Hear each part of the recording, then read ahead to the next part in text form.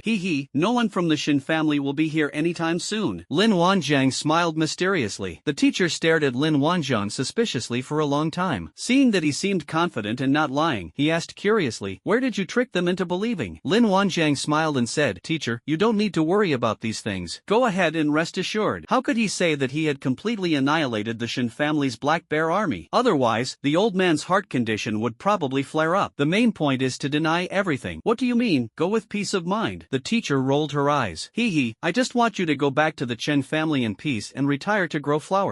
Lin Wanjiang scratched his head. Alright, I still trust you. Chen Outyen also arrived from the mine on an eagle at this moment. He was so dashing that he left the teacher speechless. After a long pause, the teacher laughed and said, "Well done, now you each have a mount." "Teacher, you're leaving today? Why the rush?" Chen Outyen frowned. "What do you think? With the new leader in power, there are many things he can't wait to do." The teacher looked around the familiar border with a hint of melancholy. "Ranhai's first move after taking over will likely target your 7th Regiment. You and Wanjiang should prepare early." Chen Outyen nodded with an air of domineering confidence. "If Chen Ranhai goes too far, I'll lead my men and set things up again." The teacher pondered for a long time before sighing. This kind of infighting was the last thing he wanted to see. He could assign these people to the 7th Regiment, and Chen Ranhai could just as easily assign them back. They even made structural adjustments and personnel changes to the 7th Regiment, but now he is powerless to change anything. Ultimately, the Chen family is not under his control. The teacher gave a few more instructions and then left. Lin Wanjian looked at Chen Outyen and laughed. "Brother Tian, you're really planning to set up a business here." Chen Outyen curled his lip. "These bastards have no regard for family ties, and I have no reason to indulge them. But how do we prop it up?" Lin Wanjiang asked, puzzled. "It sounds simple, but it's definitely not that easy to implement. We'll reapply to the alliance for a new organizational structure and become an independent corps." However, Chen Outyen said, looking at Lin Wanjiang. "But what? Don't get constipated after only saying half of it." Lin Wanjiang rolled his eyes. "Actually, setting up a legion is quite simple, but getting the alliance to recognize your legion and for the treasury to allocate military funds for you is difficult." Chen Outyen said slowly. "Once the corps is established, it just needs to be reported to the alliance for record keeping. However, getting military funding requires going through layers of approval, which is very slow and troublesome. After all, the military expenditure for a corps of 10,000 people is an astronomical figure. The alliance will not easily allocate funds in order to maintain balance among the various families. So, if we want to establish a new corps in a short period of time, we'll have to pay for it ourselves." Chen Outyen shrugged. Lin Wanjian thought it was some big problem, but it turned out to be just a matter of military spending. "Is military spending a problem? With this god of wealth right here, you want to talk to me about military spending? I suspect you're insulting me." Lin Wanjian glanced at Chen Outyen. "Alright, that's exactly what I've been waiting for, Mr. Money God Lin." Chen Outyen grinned. "Actually, I submitted the information shortly after I returned, and it was in your name, Lin Wanjiang's name. It has already been reported. The corps is called the Wanjiang Corps. You are the person in charge of the Wanjiang Corps. In addition, we must also undertake some border defense tasks. This is also the duty of the corps. I brought all the contracts with me this time. Do you want the soldiers to sign them now or wait? Could the name Wanjiang Corps be any more rustic?" Lin Wanjiang's face darkened. "It always feels a bit strange to have a legion named after yourself." It was as if he was afraid others wouldn't know that he was Lin Wanjiang. Lin Wanjiang was still somewhat puzzled. "We're so openly poaching their talent, will the Chen family release them? Won't the alliance do anything about it?" Chen Outyen smiled confidently. "The alliance doesn't care about this kind of thing. In fact, they're happy to see this happen. As for the Chen family, the soldiers signed a contract of allegiance to the alliance, and our Wanjiang Legion is essentially also a legion of the alliance. It's just a change of flag and banner, which is equivalent to changing the organizational structure. It doesn't count as desertion or betrayal of the alliance. Therefore, the Chen family has no reason not to be unwilling. They can't blame others for not being able to retain their people. Of course, the Chen family might retaliate against us and suppress us. They might even take the lead in setting obstacles for us regarding military spending. There is a high probability that the alliance will not provide us with a single penny of military funding in the near future." Lin Wanjiang understood. "In that case, let the soldiers just change their flag. What's the problem with military expenses? What about the military equipment? Can we take it with us?"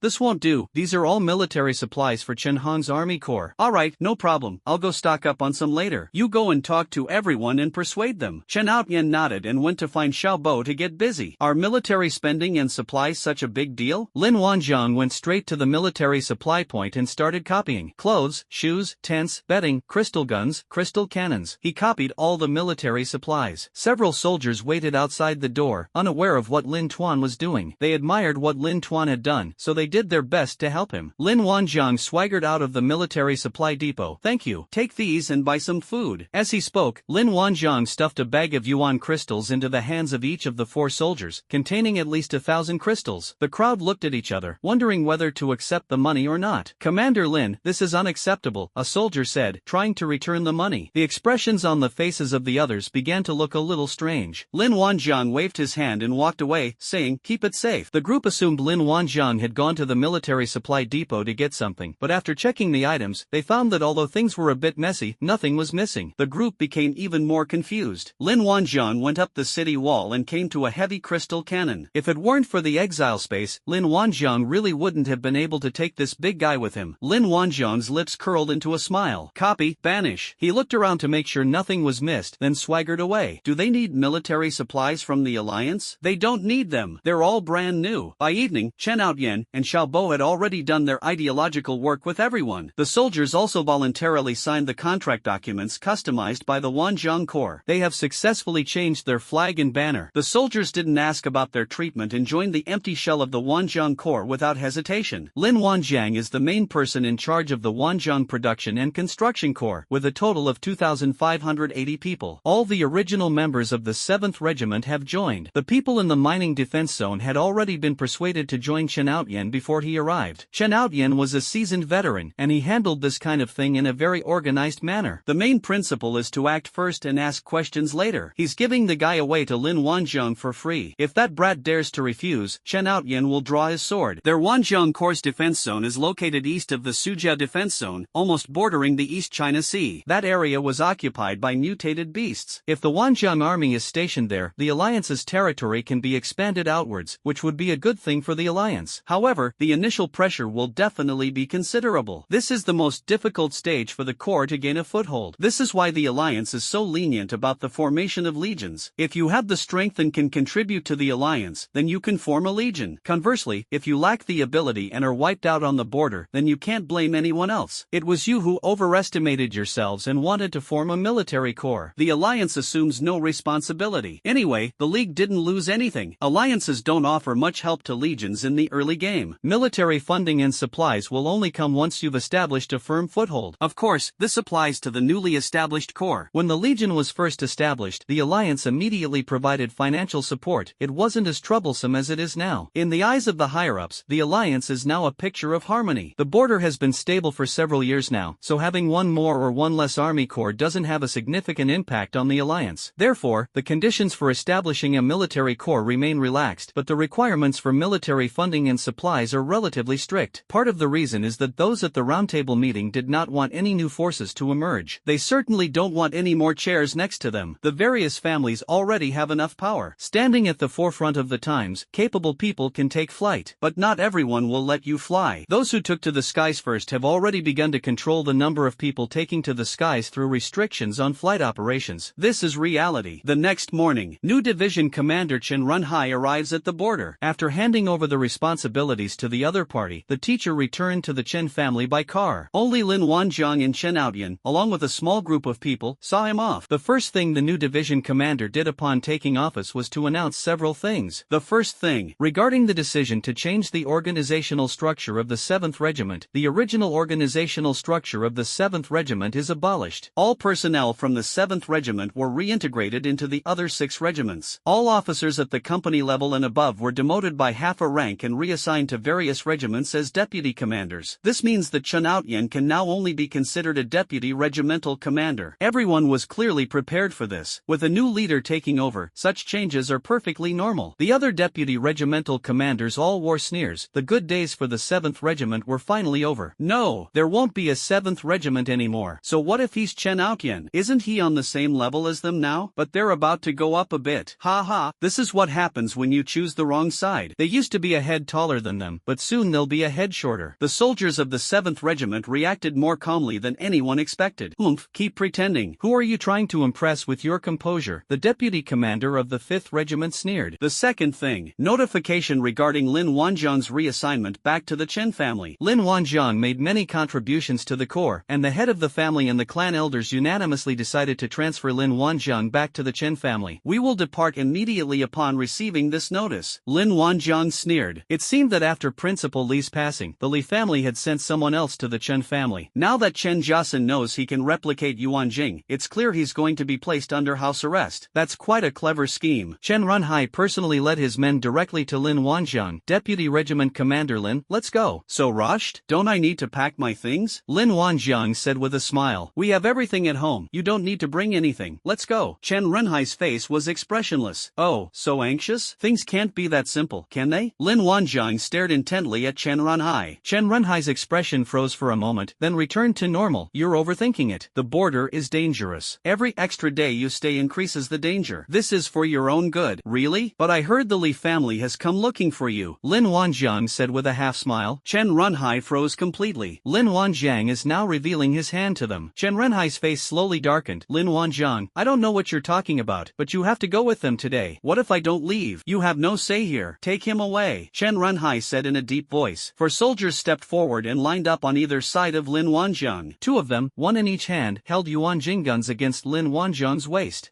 Quite clever, but in the hands of my Chen family, a little cleverness alone is not enough. Chen Runhai sneered. Alright, I'll tell you something secretly. Come here, Lin Wanjiang said, adopting a resigned attitude. Chen Runhai took 2 steps forward and stared at Lin Wanjiang. Lin Wanjiang suddenly made a move, twisting Chen Runhai's head 360 degrees. Hee, let me tell you, you're dead. Chen Runhai died. He hadn't even been in his position as division commander for a full day, and before he could even get comfortable, he was gone. It happened so suddenly. Several soldiers stared blankly at the scene, thinking they were seeing things, but Commander Chen Runhai's body slowly collapsed, without uttering a sound. Ah, one of the soldiers screamed, nearly fainting. The other 3 soldiers pointed their guns at Lin Wanjiang. You put your hands up. Lin Wanjiang glanced at them and said indifferently, do you want to die, or do you want to die? These 4 men were clearly Chen Runhai's confidants. They came to escort him, and Lin Wanjiang had no reason to let them go, so they were taken into custody. 2 of them twisted Chen Runhai's neck, while the other 2 pointed guns at him. Someone come here. Division Commander Chen Runhai has been attacked. Lin Wanjiang shouted. Lin Wanjiang shouted, and a group of people immediately surrounded him. The 2 soldiers twisted Chen Runhai's head again. The other 2 decisively pulled the trigger, shooting Chen Runhai several times through the gun. What's going on? The soldiers who rushed over were completely dumbfounded. Are these 4 traitors from other military units? They actually assassinated the new division commander. Damn it, hands up, the soldiers shouted, pointing their guns at the field. Someone has already informed the leaders of the other groups. The newly appointed division commander died shortly after taking office. This is a major event that no one can afford to bear. 4 soldiers raised their crystal guns and aimed them at the crowd. The soldiers promptly opened fire and killed 4 people. The regimental commanders and deputy commanders who rushed to the scene were all stunned.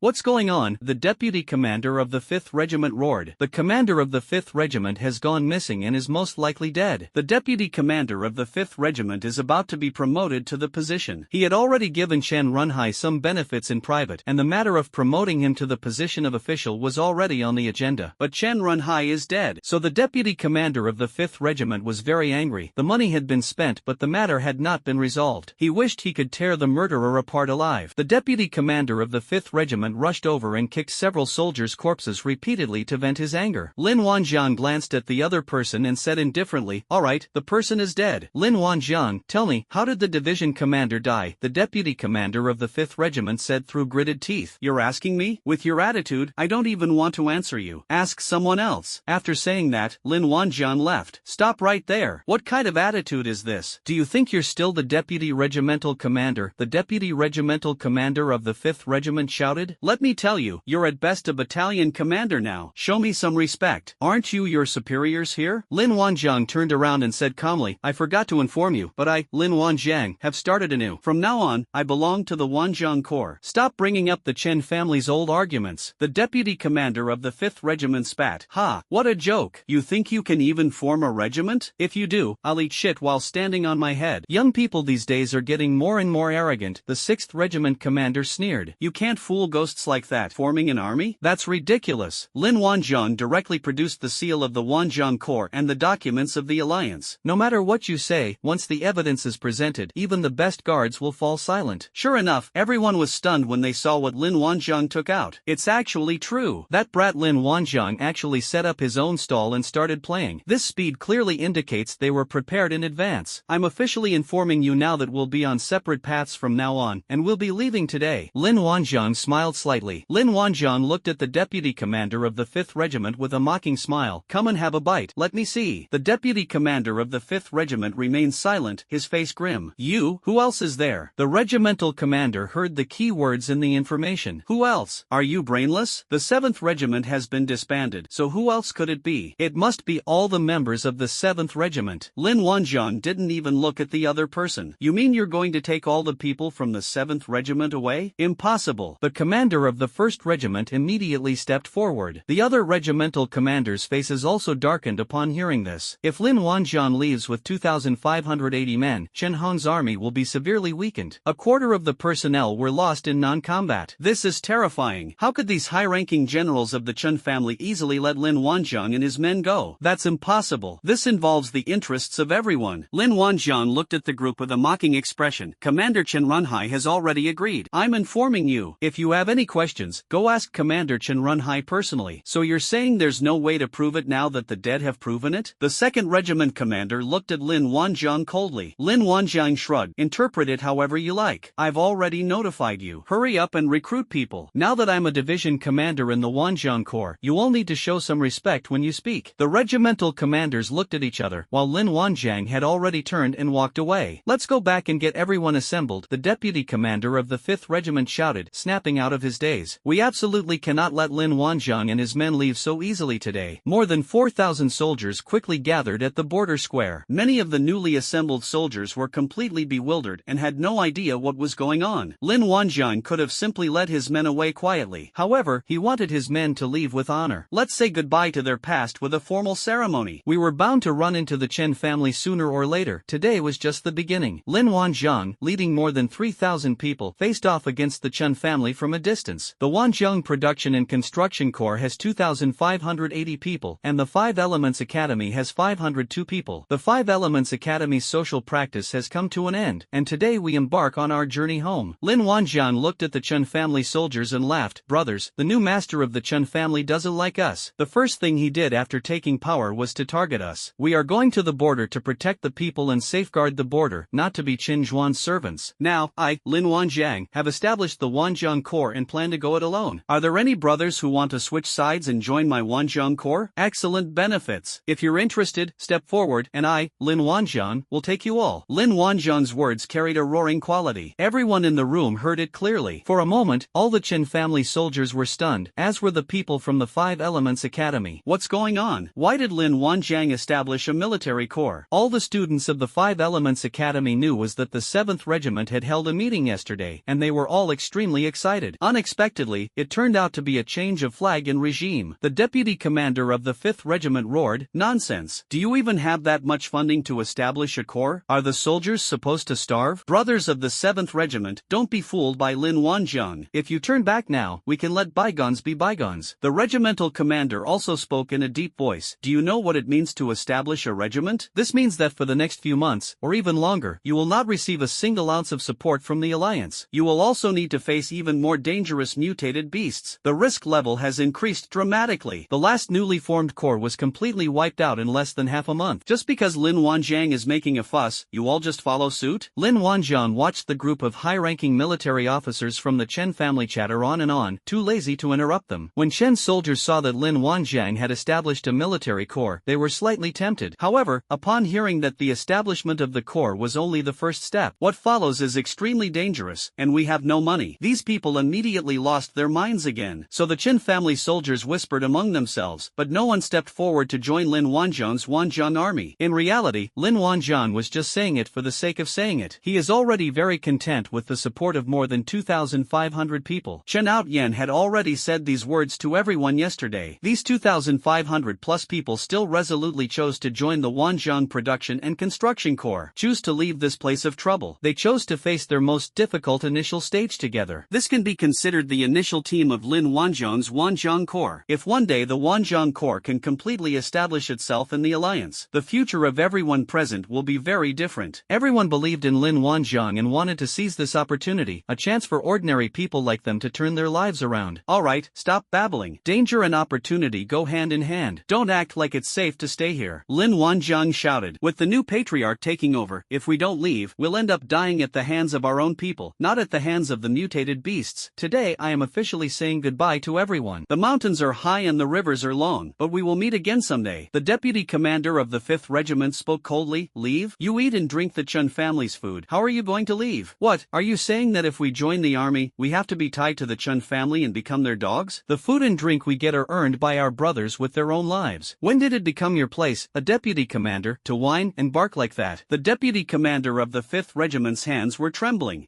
Fine. If you want to leave everything behind. Without military supplies and weapons, let's see where you can go. The entire Wanjiang Corps, unload your equipment. Lin Wanjiang said calmly. If you want equipment, here you go. Let's leave completely. More than 2,000 people put down their various military equipment without hesitation. At this moment, they had no further connection with the Chen family. Fine. Lin Wanjiang, you win. The deputy commander of the 5th Regiment gritted his teeth. The deputy commander of the 5th Regiment waved his hand. Go and bring everything back. The soldiers of the 5th Regiment rushed over immediately and soon took all the military equipment from the field. I've given you the things, goodbye. Lin Wan prepared to leave with his men. There's nothing more to say to these people. Wait. The deputy commander of the 5th Regiment pointed his Yuanjing gun at Lin Wanjiang. Since your Wanjiang Corps is so powerful, what if we don't let you go? Now that you're unarmed, how are you going to leave? Ha ha ha. The commander of the 6th Regiment waved his hand, and after a moment's hesitation, the soldiers of the 6th Regiment also raised their guns and aimed them at the Wanjiang Corps members in the field. Gradually, all 4,000 members of the Chen family raised their guns. Lin Wanjiang remained unmoved by the scene and smiled. Brothers of the Wanjiang Corps, you see? This is the Chen family. This is where we used to risk our lives. 1 second we're brothers, the next we're pointing guns at us. Next, I'm going to teach you a lesson. Let me show you just how confident I, Lin Wanjiang, am to stand up again. Lin Wanjiang spoke as he walked forward step by step. Most people don't know what tricks Lin Wanjiang is up to. The deputy commander of the 5th Regiment tightened his grip on his gun, a mocking expression on his face. When Lin Wanjiang had traveled halfway, 100 war bears suddenly appeared around him. Lin Wanjiang kept walking, maintaining a pace that was neither too fast nor too slow. With each step he took, 100 more war bears joined him. They say you have to use magic to defeat magic. Lin Wanjiang possesses real magic. The Chen family soldiers were all stunned when they saw the war bear that suddenly appeared. The number of war bears seems to be increasing continuously, just like the number of players. Sigma, degree winky face. The deputy commander of the 5th Regiment's face gradually froze. Many soldiers' legs went weak. When Lin Wanjiang arrived in front of the Chen family soldiers, there were already 4,000 or 5,000 war bears. The Chen family soldiers were completely surrounded. The soldiers on the perimeter accidentally fired their guns, but the Yuanjing gun couldn't even penetrate the war bear's armor. It was useless. This only enraged the war bear. The soldier who fired the shot was sent to see Chen run high by a bear paw. Don't move. These war bears of mine have quite a temper. Lin Wanjiang said calmly. Now nobody dares to make a move. Many people panicked. They had never seen anything like this before. Many soldiers collapsed to the ground. This is even more terrifying than a beast tide. How can a beast tamer summon so many war beasts? The world must be playing a joke on them. When did Lin Wanjiang get so many battle beasts? And they were all war bears. If the Shen family's 500 members can be considered the Black Bear Army, then what are these thousands of brown bears? The Brown Bear Army? A truly worthy Brown Bear Army. Several regimental commanders and deputy commanders were already covered in cold sweat. Lin Wanjiang, what do you want? The deputy commander of the 5th Regiment panicked completely. His hand holding the gun was trembling. They wanted to take advantage of Lin Wanjiang, but they ended up kicking a hornet's nest. He believed that as long as Lin Wanjiang gave the order, Chen Han's army would be completely annihilated today. It was a complete annihilation. Surrounded by thousands of war bears, he was terrified and had no confidence whatsoever. It's so hopeless. Lin Wanjiang walked up to the deputy commander of the 5th Regiment and patted his face. We put down our weapons, and you raise them to threaten us? Do you really think I have such a good temper? You've been too cocky lately. I don't like it. Do you know how the 5th Regiment commander died? Let me tell you, he got struck by lightning for being arrogant. Go keep him company. He's quite lonely. As Lin Wanjiang spoke, he grabbed the deputy commander of the 5th Regiment by the neck with one hand and lifted him up. The deputy commander of the 5th Regiment stared in horror, his hands gripping Lin Wanjiang's, but he couldn't break free. His feet were off the ground, and he was kicking wildly. Lin Wanjiang, put him down, and we'll let you go, the commander of the 6th Regiment said, forcing himself to speak. Lin Wanjiang ignored him, increased the pressure in his hand, and sent him on his way amidst the terrified and desperate gaze of the deputy commander of the 5th Regiment. The deputy commander of the 5th Regiment died without uttering another word. He died peacefully, without leaving any last words or harsh threats. Lin Wanjiang casually tossed it aside and walked towards the commander of the 6th Regiment. What, you're going to stand up for him? Just now, it seemed like you were the one directing everyone to point their guns, weren't you? You stay away. What do you want? We'll let you go. The commander of the 6th 6th Regiment panicked. He didn't want to die. Lin Wanjiang didn't stop, and the commander of the 6th Regiment opened fire immediately. Then Yuan Jing shot Lin Wanjiang in the chest, but sparks flew. Putting aside Lin Wanjiang's current level 5 strength, his physique is already extraordinary. Even a level 5 battle armor can't be penetrated by a Yuan Jing gun. How is this possible, Lin Wanjiang? How could you survive a bullet? The commander of the 6th Regiment retreated in terror. The immense strength of the 3rd level gave him the courage not to completely collapse. Come any closer, and I'll make my move. The commander of the 6th Regiment roared and threw a punch at Lin Wanjiang. The force was so great that it produced a sound like muffled thunder breaking through the wind. Even a wild boar would probably foam at the mouth if it took a punch like that. But Lin Wanjiang easily caught that punch with one hand, without the slightest effort. The commander of the 6th Regiment was having an existential crisis. He's a level 3 giant strength awakener. How could that be? Lin Wanjiang gently twisted his left hand. Ah! The commander of the 6th Regiment let out a scream, and his hand fell limply outward. Lin Wanjiang grabbed the other man by the neck with his right hand and lifted him up. In despair, the commander of the 6th Regiment followed in the footsteps of the deputy commander of the 5th Regiment. Not a single unnecessary word was spoken. The other regimental commanders didn't dare utter a single word at this point. At that moment, they were truly afraid. Lin Wanjiang and his group found it increasingly difficult to understand. Is this still the same beast tamer Lin Wanjiang? Now, do you have any more harsh words you want to say? Lin Wanjiang looked at the other regimental commanders. The group lowered their heads, not daring to look Lin Wanjiang in the eye. At this point, who would dare to make any harsh statements? Do you think your neck is stiffer than the two people in front of you? The members of the Wanjiang Legion stared in astonishment as Lin Wanjiang summoned the war bear divine weapon to descend from the sky. There were more war beasts than people in the arena. Joining the Wanjiang Legion is like hooking up with a powerful ally. This damn feeling of happiness and security came so suddenly. At this moment, one of the students from the 5 Elements Academy spoke up. Commander Lin, may I join the Wanjiang Legion? No problem. Report to Xiaobo. Lin Wanjiang waved his hand. The student was very excited. Commander Lin, I also want to join the Wanjiang Corps. I want to too. More and more people are speaking out. Although these people are called young masters, there are different levels of young masters. They are not the core members of Huaxia Academy. They are at most collateral branches of various families, or other small and medium-sized families. They may seem glamorous to outsiders on ordinary days, but when compared to the children of powerful families, there is still a considerable gap between them. Lin Wanjiang's Wanjiang Corps does not belong to any major family or power. However, Lin Wanjiang definitely has the strength to dominate a region. Based on his current talent for beast taming, although he may not be able to reach the top of the alliance, he definitely has the potential to become a new force. They are all 5th-year students now, and there's not much for them to do back at the academy. They'll be graduating soon. They've reached a point in their lives where they need to make crucial life choices, commonly known as job hunting. Some people don't want to go back home or to their family. They just want to make something of themselves through their own abilities. Now, they see a promising startup and are wondering if they can get on board. Lin Wanjiang turned and left, ignoring the Chen family members. He had already made an example of them, and there was no need for further bloodshed. The border still needs to be guarded. Teachers, what procedures are required for these trainees to join my Wanjiang Corps directly? Lin Wanjiang asked. We can't expect 502 people to come here, only to leave with almost half the number gone. That's right, more than 200 people chose to join Lin Wanjiang's Wanjiang Corps. Apart from some female trainees and those with a strong sense of self-reliance. For example, Lu Li and Lu Shan did not join. They wanted to go back to their families to compete for a share. The teacher in charge of the group smiled wryly. Logically speaking, we shouldn't be out this early, but we'll make an exception. Your Wanjiang Production and Construction Corps is in its early stages and needs manpower. After spending these few days together, we've all developed a bond. We are quite at ease in trusting them to you. Let's just consider it an internship at the Wanjiang Production and Construction Corps. I'll handle the relevant paperwork when I get back. Lin Wanjiang nodded. Alright then, if any students from the 5 Elements Academy want to do internships in the future, you can send them here. With Lin Tuan's words of reassurance, we are relieved. Perhaps the academy will cooperate with you again in the future, the teacher in charge of the team said with a smile. After exchanging farewell words, the group parted ways and went their separate ways. One team headed south, and the other team headed east. As for the mess on the Chen family's side, let whoever wants to deal with it do so. Chen Zhuan and Lin Wanjiang have no plans to make any moves at the moment. Even without Chen Zhuan, there are still other members of the Chen family. People's desires and ambitions will not change. In the end, it was the ordinary soldiers who died or were injured. There's no need to kill Chen Zhuan as well. He must have some ability to rise to the position. The border cannot be lost. We cannot allow the Chen family to be destabilized again. It can be said that Lin Wanjiang brought so many people from the Chen family in exchange for his life. The journey east was long, and when the Wanjiang Corps pass through the Shao family corps' defense zone, they met up with 300 cavalrymen stationed at the mine. More than 2,800 people gathered and resolutely embarked on the sunny road. Lin Wanzhong then summoned more than 2,000 warwolves, letting everyone experience what it's like to ride a wolf. Walking on two legs will cause blisters, right? He also copied the Yuanjing troop transport vehicle. But nothing beats the freedom of riding a wolf. This is a good opportunity for everyone to practice their riding skills. As a soldier in his Wanzhong Corps, how could he not know how to ride? In the future, which of his tiger and leopard cavalry, flying bear army, or any of them will not require horsemanship? Therefore, Lin Wanzhong's soldiers must know how to do it. So these newcomers don't have to ride pigs anymore? The few hundred wolf riders from the original 7th Regiment looked resentful. Was making him ride a pig just a pretext? Why don't you use it anymore? The baby is so upset. Actually, Lin Wanzhong didn't catch that many wild boars. We mainly picked the best varieties. Therefore, since so many heads are needed at once, they can only all be wolf warriors. Otherwise, with some riding pigs and others riding horses, the formation would be so chaotic. They now represent the prestige of the Wanzhong Production and Construction Corps. The newly established Production and Construction Corps' first collective migration couldn't be too shabby. Therefore, this time, the wolf warrior team was selected and deployed uniformly. The principle of dual selection remains unchanged. More than 2,400 novice riders followed behind more than 400 experienced riders as they set off. Hey, you, look! Some of the Shao family soldiers saw this scene. Wolves, a pack of wolves. The soldier was so excited he couldn't speak. His companions nearly popped their eyes out when they saw the more than 2,800 wolf riders. This must be a dream. It must be, I'm dreaming. The Chen family does have wolf cavalry, but only a few hundred riders, not nearly as many. That's several times more. The Wanzhong Corps left a profound impact wherever it went. By the time they arrived at the Su family's defense zone, their riding skills had improved somewhat, and at least their speed had increased a little. At least it looks presentable. Under the curious gaze of the Su family's soldiers, the Wanzhong Corps members stopped. Lin Wanzhong met with Su Huihuang, the head of the Su family's military force. Su Huihuang had only recently taken office. This is mainly thanks to Lin Wanzhong. The new head of the family is Su Wanwan's father, so the leaders of the military corps are naturally the core figures of their lineage. Others may not know how their lineage rose to power, but he certainly does. Su Huihuang was quite excited when he heard that Lin Wanzhong wanted to extend their defense zone to the east. Now, we finally got to see the real person arrive. Ah, young friend Lin, we've been waiting for you. Hee, Commander Su, will we have many opportunities to cooperate in the future? Lin Wanzhong took the initiative to shake hands with the other party. After all, the defense zone of the Su family was expanding eastward, and the two corps were considered friendly neighbors. Since you see each other all the time, the relationship definitely can't be too strained. Lin Wanzhong's anger towards the Su family had long since vanished after the main branch of the Su family was destroyed. The Su family of today is not the same as the Su family of the past. Su Huihuang warmly invited Lin Wanzhong to visit their defense zone. By the way, Commander Lin, since your corps is newly established, the Alliance's military equipment allocation certainly won't arrive so quickly. I can allocate you 3,000 sets of equipment first. Lin Wanzhong was slightly surprised. Su Huihuang was quite enthusiastic. However, he was not lacking in military equipment, he just hadn't taken it out yet. Hee, I appreciate Commander Su's kindness, but we have the military equipment and it's already on its way. It will arrive soon. Oh, is that so? Okay then. If you need anything in the future, Commander Lin, just let me know. We'll help each other out. Su Huihuang said with a smile. It's a shame we didn't give them a favor. However, the Su family's attitude was indeed impeccable. Their attitude was very friendly, and their purpose in making friends was very clear. Even close brothers keep clear accounts, but this guy came and immediately asked to lend out 3,000 sets of military equipment. This is no small amount. They're a good neighbor, at least better than those who scheme against each other. Lin Wanzhong then discussed with Su Huihuang the issue of dividing the defense zones between the two sides after the border defense expansion. Since the Su family's defense zone is located at the easternmost part of the northern border, and its easternmost part is connected to the lower reaches of the Yangtze River, it forms a natural defense line. With the natural barrier of the lower reaches of the Yangtze River, most mutated beasts are kept at bay on the north side, and routine patrols by the security team on the south bank of the Yangtze River suffice. The construction of the eastern defense zone by the Wanzhong Corps will definitely be pushed northward. Otherwise, this defense zone would be unnecessary. Lin Wanzhong looked at the map and finally reached a consensus with Su Huihuang. The eastern front of the Suzhou defense zone, near the junction with the lower reaches of the Yangtze River, was taken over by the Wanzhong Corps. As for how far the Wanzhong Corps can push northward in the future, that depends entirely on its own capabilities. After having a simple meal there, Lin Wanzhong and his group continued eastward. As darkness fell, they finally arrived at the easternmost defense zone in the north. From now on, this will be their battlefield. field. The moonlight shone on the river, stirring the soul. This place must have been very prosperous before the beginning of the era. Now it can only serve as a natural barrier to stop mutated beasts. The Wanjiang Corps directly took over the defense of the Su family's area. The Su family's defense line was reduced by several kilometers, which eased the pressure on them and made everyone in the Su family happy. Su Huihuang exclaimed that good things always happen when he meets Lin Wanjiang. Lin Wanjiang is truly a lucky star. It was late at night, so Lin Wanjiang didn't make everyone work. They should rest. Ordinary soldiers would indeed be tired after traveling long distances for several days. This is also a way to let everyone get used to the local environment. These were the backbone of his Wanjiang Corps. He had to cherish his own soldiers. He has no shortage of infrastructure teams. Tens of thousands of elemental beasts, having rested and recuperated for a long time, are now ready for battle. This is a massive infrastructure team. Lin Wanjiang communicated the design and specifications of the city wall to his underlings through spiritual communication, and then the underlings began to get busy. Thus began the magnificent infrastructure project to build the city walls. On one side, soldiers are roasting meat over a campfire, while on the other side, war beasts are frantically building infrastructure. Everything is proceeding in an orderly manner. If other legions saw the war beasts doing infrastructure work, they'd probably just roll over and go to sleep, changing their position to dream. Are you kidding me? As the soldiers got up and stretched, they all unconsciously rubbed their eyes. When I woke up, the world had changed. Two city walls had appeared out of nowhere. One of the new city walls, stretching as far as the eye can see, extends northward. There's another section of the city wall leading eastward, its end still faintly visible. I wasn't drunk yesterday. I remember the city wall was right where we are. A soldier murmured. I remember it the same way. Another soldier chimed in. Wait a minute, we only slept for one night. So these city walls were newly built last night? My God, this. You can tell that the city wall is very new. It's newly built. The new city wall even has a metallic sheen and downward pointing spikes on its outer layer. This is different from the old city wall. The old city wall didn't have this design, or rather, it did have one before, but it was worn away over time. Why could the city wall change so drastically overnight? This speed is undoubtedly related to Lin Wanjiang. If you were to ask who in the entire Wanjiang Corps could do that, besides their leader, they really couldn't think of anyone else. At intervals along the city wall, there is a war tiger or a war lion guarding the position. Some remaining bloodstains can be seen at the foot of the city wall. It was obviously their boss's war beast that did the infrastructure work last night. I never expected that the beasts could rival humans in infrastructure development. They could understand the city wall extending eastward because they were on the northern defense line. But why is there another city wall extending northward? This is something that people still don't quite understand. The soldiers in the distant Su family defense zone woke up as if in a dream. Looking into the distance, it appears as if a sharp sword has been thrust northward from the east. What's going on? But it looks like a city wall. My God, are the people of the Wanjiang Corps devils? Even the infrastructure powerhouse doesn't do things this way. And it's only been one night. This speed is simply unheard of. Can less than 3,000 people do this kind of work? Absolutely impossible. Sigma, winky face. While the Su family's army was still in shock, the Wanjiang army had already begun to reorganize its structure. The more than 2,800 people were divided into two regiments and a logistics support company. Each regiment has 1,300 people, and the logistics support company has more than 200 people. Chen Outyen, as the second in command of the Wanjiang Corps, originally wanted to be a hands-off manager. However, the Wanjiang Legion was newly established, its structure was not yet perfect, and it lacked experienced personnel. It still needed him, an experienced veteran, to guide it. Therefore, Chen Outyen cannot retire yet. He concurrently served as the commander of the regiment, and Lu Mu was the deputy commander. As long as Chen Outyen brings the person out, he can become the retired emperor without any problem. Lu Mu rose through the ranks, from an ordinary soldier to a deputy regimental commander. However, no one objected to appointing Lu Mu as deputy commander. After all, the title of Chief Steward Lu was well deserved. Everyone knows that Chief Steward Lu is the Grand Steward of all beasts. Even fierce tigers and lions would have to show deference to Steward Lu, otherwise we'll go hungry. Therefore, Lu Mu's position as deputy regimental commander is quite prestigious. Just asking if they'll allow the use of their war wolf mount? The 2nd Regiment is headed by Xiao Bo and its deputy head is Chen Feng. Xiao Bo was in charge of coordinating all the affairs, so it was only natural for him to become the 2nd Regimental commander. Chen Feng is also quite capable, and as the former 4th master of the Chen family, no one would object to him being appointed as deputy regimental commander. The logistics support company commander is Wen Weiliang, and the deputy company commander is Zhang Tian. No one dared to object to this. The reputation of Chef Wen had already spread far and wide. Although it was a logistics support company, no one dared to treat Wen Weiliang as an ordinary company commander. Even those of different ranks must receive the same treatment as the group leader. If it's expanded into a logistics regiment in the future, the regimental commander will definitely be Chief Steward 1. Everyone firmly believes this, unless someone is so stubborn as to refuse to eat anything made by Chef 1. It was no surprise that Zhang Tian, who made the announcement over the loudspeaker, was promoted to deputy company commander. Lin Wanjiang also thinks highly of this man. Anyone who dares to knock out the soldier on duty in the broadcasting room is no pushover. Just based on his act of shouting in public, he deserves to be in Lin Wanjiang's inner circle. Those who previously served as company or platoon officers in Chen Hong's army group will retain their positions. 80 men from the 7th Regiment who passed the test and followed Lin Wanjiang were directly promoted to company or platoon level. These people were among Lin Wanjiang's earliest and most loyal supporters. Now that he has the opportunity to train them, Lin Wanjiang will naturally focus on nurturing them. The number of soldiers in the Wanjiang Corps will definitely increase, which means there will always be opportunities. The more than 2,800 people today are the first batch of backbone members of the Wanjiang Production and Construction Corps. As the Wanjiang Production and Construction Corps grows and expands in the future, everyone will be able to move up in rank. So let's roll up our sleeves and get to work. After the organizational structure was determined, the officers of each company and platoon began to organize everyone to receive their military equipment in an orderly manner. The military equipment had already been neatly stacked in a corner of the city wall. There was so much of it that it was almost overwhelming. The fact that the military equipment arrived so quickly was unexpected by everyone. No one even knew when it was delivered. They thought they would have to resort to close quarters combat for the next few days. Now it seems completely unnecessary. Commander Lin is indeed very resourceful. He solved the military equipment problem so quickly. The group, armed with brand new equipment, embarked on a new combat career. Everyone says that joining the new recruits means enduring hardship, but it doesn't seem to be the case here. All military supplies and equipment are brand new and standard. This seems to be the kind they use on a daily basis, right? In addition, each soldier is allocated 1,000 yuan crystals per day. Boss Lin looked at me like I could go all out. Does the Wanjiang Corps look like a corps lacking military funding? Lack of funding? You're kidding. The daily consumption of so many people is more than 2.8 million yuan crystals. How can you build something like this if you don't have the funds? Everyone was in high spirits after receiving their new equipment. Lin Wanjiang demonstrated through his actions that the Wanjiang Corps had no shortage of yuan crystals and that everyone could rest assured. The first group headed towards the east city wall, while the second group headed towards the north city wall. When they stepped onto the city wall, they realized that there was something different about the new city wall. There are even pedestal-mounted heavy crystal cannons on the new city wall. How could this be? That's a base-mounted heavy crystal cannon. Given its large size, transporting and assembling it would require a significant amount of manpower and resources. How could so many have appeared out of thin air? Did they really sleep that soundly last night? Many people are starting to doubt themselves. Base-mounted heavy crystal cannons are not scarce on the border. They also often saw that there was a gate at regular intervals on the city wall. So when they saw the new city wall, they didn't immediately notice anything different. That's because there were also pedestal-mounted heavy crystal cannons on the new city wall. The layout is also a familiar style, so it doesn't feel out of place and people tend to overlook it at first glance. Now that we've realized this, how can it not be shocking? Their Wanjiang Corps even had a base-mounted heavy crystal cannon. Some soldiers curiously took a look at the crystal chamber of the base-mounted crystal cannon. When I looked at it, I almost jumped off the city wall. The crystal storage is full of crystals. This must cost over 1,000,000 yuan. The soldier looked incredulous and hurriedly ran to check another base-mounted crystal cannon. The crystal storage is also full. The soldier ran through 3 warehouses in a row, and all of them were full. That's terrifying. Are all the crystal chambers of the base-mounted heavy crystal cannons full? How many elemental crystals would that require? The soldier stared at the seemingly endless rows of orderly base-mounted elemental crystal cannons and fell into a state of existential doubt. Hey, ergo, what are you daydreaming about? So many pedestal-mounted heavy elemental crystal cannons are indeed astonishing, but we must remain calm and collected if we're going to do something big. A former company commander from Chen Hong's army corps laughed. Company commander, look for yourself. The soldier pointed in the direction of the base-mounted elemental crystal cannon. This is the base-mounted elemental crystal cannon. What are you looking at? The company commander walked over and glanced at the elemental crystal storage. Then the company commander did exactly the same thing as Ergo just now. After a moment of stunned silence, he ran to the next pedestal-type heavy crystal cannon. His mouth gaped wide, and he ran down to sit down again. Company commander, we must have composure in our hearts to accomplish great things, Ergo said, mimicking his company commander. Calm down? What calm down? I'm still going to get excited. Let me calm down. The company commander's chest heaved slightly. At this moment, he looked at the vast land outside the city walls and felt a sense of responsibility that belonged to him. It's just a mere mutant beast, take this. Then Ergo saw their company commander grinning foolishly. Ergo hurriedly went over and patted the company commander's face. Company commander, Jingchi, where did Jingchi go? Your silly grin is making me nervous. The company commander slapped Ergo's hand away. Get lost, I'm perfectly fine. He. From now on, our Wanjiang Corps will definitely be the #1 corps in the alliance. The company commander shouted excitedly. Ergo nodded in complete agreement. The Wanjiang Production and Construction Corps is constantly redefining people's understanding. Everyone in the Wanjiang Production and Construction Corps is full of energy and anticipation for the future. They saw the light. After joining the Wanjiang Production and Construction Corps, their lives seemed to be changing. Compared to their previous daily routines of mechanical duty, at this moment they seemed to have found the true meaning of life and had a goal to strive for. Let's work together to make Wanjiang Company bigger and stronger, and go public as soon as possible. A huge open space in the northern suburbs. More than 12,000 people have gathered here. Judging from their clothing, these people are all unfortunate. Or, to put it another way, people who are not wealthy. Many people had gaunt faces, dirty and messy hair, and tattered clothes. If there's anything special about them, it's their eyes. Those eyes were shining. On a makeshift stage, Zhao Shan was giving a passionate speech as always. The people below listened intently, their eyes shining. Zhao Shan did not lie to anyone. Since joining the Kowloon mercenary squad, everyone has never gone hungry. At least they managed to provide 3 meals a day. In the past, they all only ate 1 or 2 meals a day. They are all people who have suffered hardship. They can tell in their hearts who is truly good to them and can help them escape poverty and become prosperous. The fact that they stood in neat rows listening to Zhao Shan's speech said it all. Zhao Shan repeatedly mentioned their boss, Lin Wanjiang, in every speech. Lin Wanjiang is almost being deified by these people now. Boss Lin must be a savior of suffering. In a sense, isn't Lin Wanjiang a deity? Lin the god of wealth. After Zhao Shan finished his speech, the crowd dispersed in an orderly manner, and they began their new day's tasks with renewed energy. When Zhao Shan had some free time, he sent another message to Lin Wanjiang. Boss, the Kowloon mercenary squad has expanded to 12,500 people. What are your instructions for today? Lin Wanjiang was drinking water when he saw the message from Zhao Shan, and he spat out his water again. This growth rate is just too fast. Weren't there 8,000 people yesterday? How come there are 12,500 people today? Zhao Shan sighed as he looked at the message. Sure enough, the boss wasn't satisfied with the progress. He immediately replied, "That's right, boss. Growth has indeed slowed down a bit these past few days, mainly because we've encountered some resistance from family members. But please rest assured, we will overcome the difficulties and improve efficiency." Oh, what difficulties have you encountered? Lin Wanjiang asked, puzzled. Zhao Shan usually doesn't talk to me about difficulties, so if he does, the problem must be quite serious. There is a local family in Changchang. Seeing that our power is growing too fast, they have started to send people to suppress us everywhere. Zhao Shan told the truth. But don't worry, boss, we can handle this ourselves. Zhao Shan added another sentence. Okay, send me your location. Lin Wanjiang sent the last message. How could Changcheng have the power to suppress his employees? As the boss of the Kowloon mercenary squad, he had to make an appearance. After Zhao Xuanfa located the location, Lin Wanjiang appeared in front of Zhao Xuanfa riding an eagle within 2 minutes. Boss, why did you come all this way in person? Are you in the vicinity of Changcheng? Zhao Shan was a little excited and didn't know what to do with his hands. Calm down, you're a general commanding tens of thousands of men. Lin Wanjiang said irritably.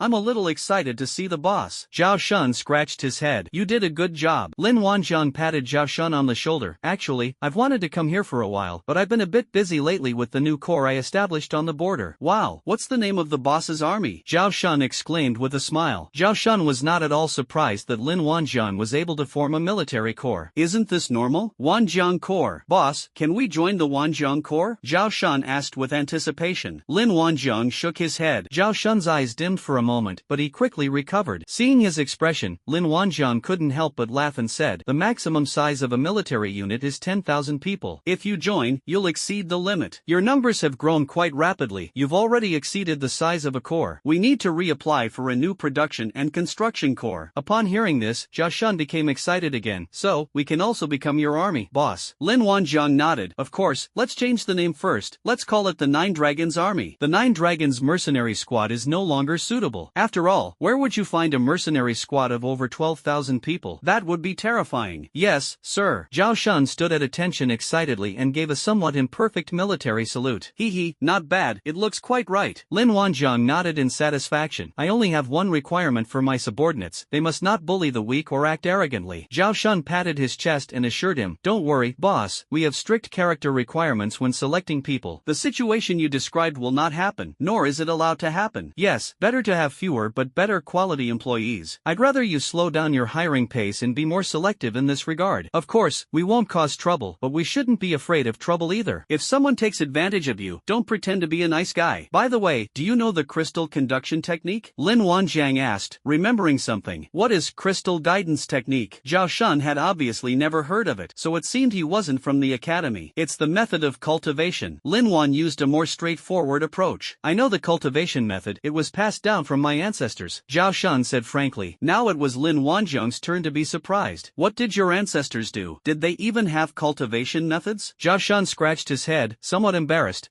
My great-great-grandfather was known in the martial arts world as Zhao the Half-Immortal. Zhao Banxian, a legendary fortune teller? Impressive, old Zhao. You must have a long family tradition in fortune telling. Lin Wanjiang suddenly realized. Zhao Shun chuckled awkwardly and scratched his head, his toes unconsciously digging into the ground until they almost dug out a 3-bedroom apartment. Is the boss praising him? Or is he praising him? Lin Wanjiang finally understood why Zhao Shun had such a strong appeal. Now it all made sense. Zhao Shun's talent for deception must be a family heirloom. If your family's secrets are not suitable for outsiders, I can teach you the crystal guidance technique. You can pass it on to your trusted brothers as appropriate, Lin Wanjiang said after a moment of contemplation. Boss, you're being too polite. Actually, I teach everyone cultivation every night. There are now more than 600 people who have officially entered level 1. I think everyone here is a person with a hard life, and their awakened talents and skills are relatively ordinary. I was afraid that they would hold you back, so I taught them the cultivation method. This way, they will be able to handle their work more easily in the future. Lin Wanjiang nodded, his opinion of Zhao Shun rising even higher. How many people are willing to share their family's secret cultivation methods? We're all brothers, so let's not talk about holding each other back anymore. Lin Wanjiang waved his hand. Are your cultivation resources enough? I'll allocate another 5 million to you. Don't mistreat the brothers, improve their meals a bit. As he spoke, Lin Wanjiang took out his phone and started transferring money without saying a word. 5 million has been successfully deposited. Zhao Shun shed 4 more lines of tears of loyalty. Boss, I, Zhao Shun, will dedicate my life to serving you, even unto death. Alright, wipe your drool. You've never seen anything like this before. How much is this? Lin Wanjiang rolled his eyes. However, he liked Zhao Shun's straightforward manner. By the way, who did you say suppressed our people? Lin Wanjiang remembered the important matter. There's a small to medium-sized family in Changchun called the Li family. Once, one of my men recruited a distant relative of the Li family, and the relative reported this to the Li family. The Li family is a local power after all, and they quickly learned of the existence of our force. The eldest son of the Li family has approached us, wanting to recruit us. We are only loyal to you, boss, so of course we can't agree to this. As a result, that guy sent people to block us at various intersections. Several of our brothers have already been injured by them, so our team's expansion speed has slowed down a lot in the past 2 days, because we also need to be on guard against retaliation from the Li family at any time. Upon hearing this, Lin Wanjiang roughly understood. What is the relationship between this little Li family and that Li family? Zhao Shun pondered for a moment and said, the Li family and the Li family seem to have some blood relation, but not much. We can only be sure that the two families are not closely related. Lin Wanjiang nodded and said domineeringly, alright, who cares if he's related or not, let's go beat him up. Zhao Shun's eyes shone brightly. It felt so good to have someone stand up for him. Long live Boss Lin. Boss, should I call a few more brothers to cheer us on? Zhao Shun had already taken out his phone to call for reinforcements. No need, you lead the way. I'm going to have a chat with the head of the Li family about life. Then Zhao Shun led Lin Wanjiang and the other man into the Li family's mansion. A group of servants couldn't stop them at all. They were sent flying without even touching Lin Wanjiang and the others' clothes. Who is the head of the family? Come out and let's talk. Lin Wanjiang shouted. The commotion they were making quickly attracted the attention of the entire Li family. Before long, hundreds of people rushed out and surrounded Lin Wanjiang and Zhao Shun. How dare you? Who are you people, barging into our Li family's home? Are you tired of living? A burly man with a thick beard said menacingly, carrying a spiked club. It's a shame he didn't become a Robin Hood-like figure. Lin Wanjiang glanced at the other party and said indifferently, what, you're the head of the family? I must say, you're quite intimidating looking.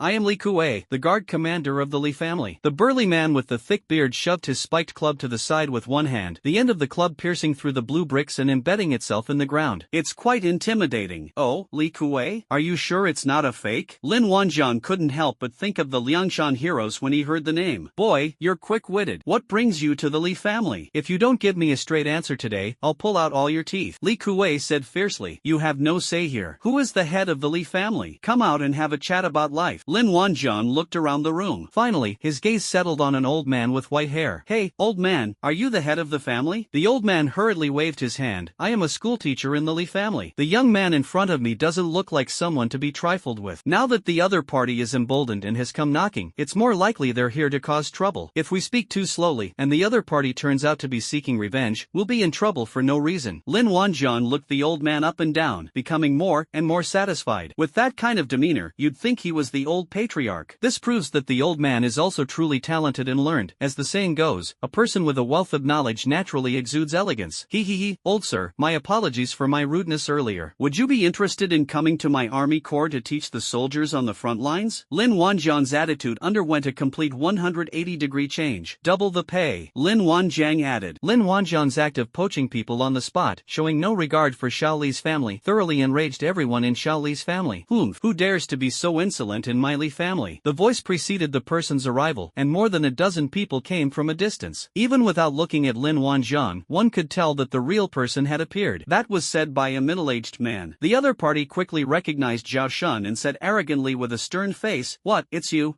You finally decided to submit to our Li family, haven't you? You are the eldest son of the Li family, right?" Lin Wanjiang looked at the other party with a half-smile, guessing his identity from his words. The old man next to this person, with his hands behind his back, must be the head of the Li family. And who are you? The eldest son of the Li family looked up at Lin Wanjiang, who was half a head taller than him. He had an arrogant and condescending attitude. "This is our boss," Zhao Shun said proudly from the side. "Oh, so you're bringing people to seek refuge with my Li family?" The eldest son of the Li family still looked up at Lin Wanjiang. "I heard you had someone beat up my men?" Lin Wanjiang glanced at him and said indifferently, "Yeah, so what if I hit him?" The eldest son of the Li family turned his neck arrogantly. "I bet it'll be a little sore from lying on your back like that." "Nothing much, your neck looks sore, let me loosen it for you," Lin Wan said, grabbing the other person's neck with one hand and lifting him up. Ugh.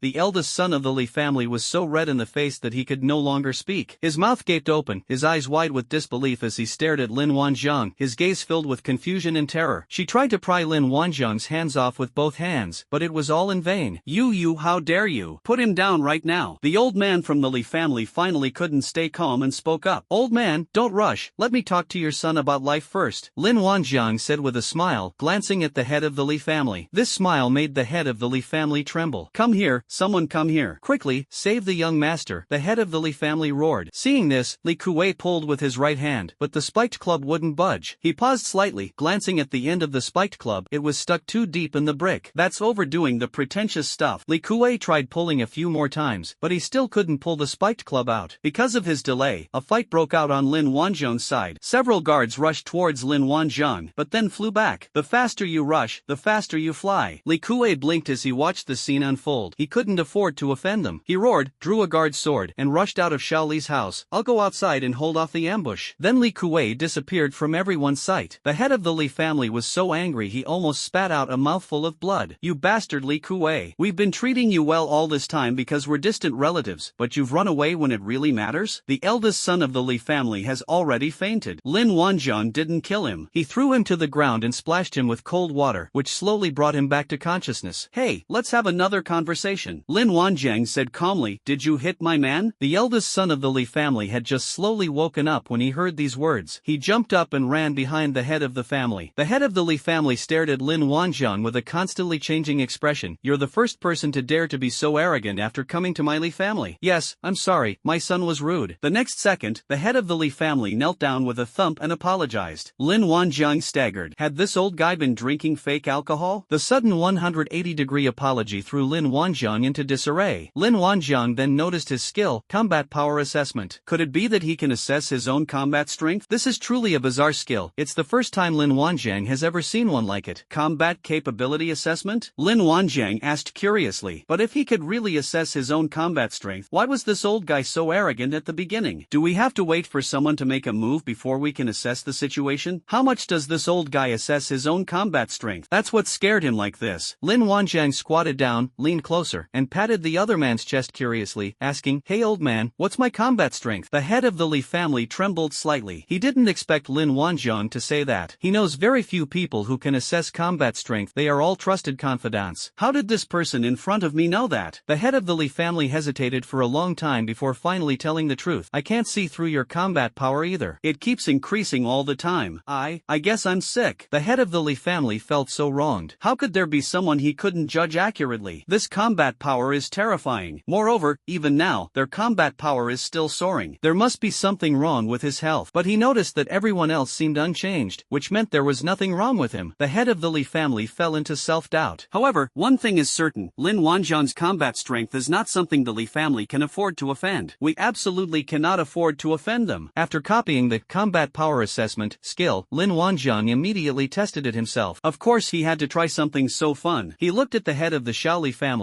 whose combat power was 5. Wow, there really are people with a combat power of 5. The eldest son of the Li family has a combat power of 800, which is quite high. He then looked at everyone in the arena, among whom Zhao Shun had the highest combat power. As for the others, they were all weaklings. I guess the guard commander had a slightly higher combat power. Zhao Shun's combat power reached 20,000. After all, Zhao Shun awakened the exile space. Their combat strength should not be underestimated. Is this all the Li family is capable of? Lin Wanjian really pulled out a sledgehammer to crack a nut. There isn't a single one who can fight. He took out a mirror and looked at himself, only to be startled by his own reflection. 5,200,000, and that's not all. Plus 1,520,1000. Plus 1,520,2000. This combat power value jumps almost every second, and the combat power keeps soaring. No wonder the head of the Li family looked like he was questioning the meaning of life. Who wouldn't be stunned when they first see a combat power value of over 5 million? This must be due to old age and failing eyesight. The head of the Li family had lived to a ripe old age, and had never seen a human with such high combat power. What's more, this combat power value is constantly increasing. Thankfully, he doesn't have a heart condition, otherwise he would have been terrified. The moment Lin Wanjian made his move, he finally realized that this combat power was indeed real. The person in front of me seemed relaxed and at ease, clearly holding back. The Li family has really kicked a hornet's nest this time. The head of the Li family knelt on the ground, trembling with fear, lest he incur Lin Wanjian's slightest displeasure. The eldest son of the Li family looked at his kneeling father in disbelief. He knew his father's situation. Since his father has given in so completely, it's clear that this person in front of them is not someone they can afford to mess with. But how is that possible? This person is so young. However, considering that the other party was the mastermind behind Zhao Shun's group, it was indeed impossible to judge them by common sense. The eldest son of the Li family was also quite straightforward. He raised his head and knelt down with a thump. Boss Lin, I'm sorry, you are so magnanimous. He may be arrogant in his daily life, but he's not stupid. They understand the basics of assessing the situation. Given this complex social environment, their ability to develop into a small or medium-sized family was not entirely due to their connection with the Li family. One must be strong to forge iron. The other patriarchs and eldest sons of the human clans all knelt down. How could they dare to stand? Everyone except the old teacher knelt down. Looking at the crowd, Lin Wanjian suddenly lost interest in making a move. What's the fun in playing with a bunch of weaklings? Alright, I won't make things difficult for you. I'm in a good mood today, so just give my men some compensation and that'll be it. Lin Wanjian said calmly. Upon hearing this, the head of the Li family was overjoyed. Thank you so much, Boss Lin. Compensation is the least we can do. But how much should we pay? You can pay as you see fit. I don't want this kind of unpleasant thing to happen again. Lin Wanjian said, turning to leave. Old Zhao, you stay and collect the money. I'm leaving now. Yes, boss, take care. Zhao Shun's eyes were full of admiration. The problem was solved with just a few words. Boss is awesome. Lin Wanjian walked to the door and then turned back. The head of the Li family was about to get up as he watched Lin Wanjian's departing figure, but he knelt down again. Mr. Lin, is there anything else you need? The head of the Li family said with a beaming smile. Lin Wanjian looked at the old teacher and smiled. Sir, what do you think? Giving the soldiers on the front lines some cultural knowledge won't be a waste of your talent. The elderly teacher smiled and nodded. Since you are teaching frontline soldiers, I, Zhou Zhang, am willing to go. Mr. Zhou, you are very kind. In that case, is there anything you would like to take with you? Lin Wanjian was quite pleased. This week, Mr. Zhang's combat power is 10,000. His internal energy cultivation skills are indeed remarkable, and his cultivation level should also be quite high. His main advantage is that his innate skill, preaching and instructing, is not a combat skill. Otherwise, his combat power would be several times higher. Mr. Zhou patted his waist and belly and laughed. No need, I can leave any time. In that case, please, sir. Lin Wanjian said respectfully. Now even ordinary people on the front lines can learn some cultural knowledge. Just knowing how to fight isn't enough. Now that we have the resources, we must make up for it with our academic studies. Mr. Zhou didn't stand on ceremony and walked out of Xiao Li's house first, followed by Lin Wanjian. After everyone saw that Lin Wanjian had completely left, they got up. Ahem. Zhao Shun coughed lightly. The Li family was so frightened that they almost knelt down again. Even after Lin Wanjian left, the head of the Li family didn't dare to speak too loudly.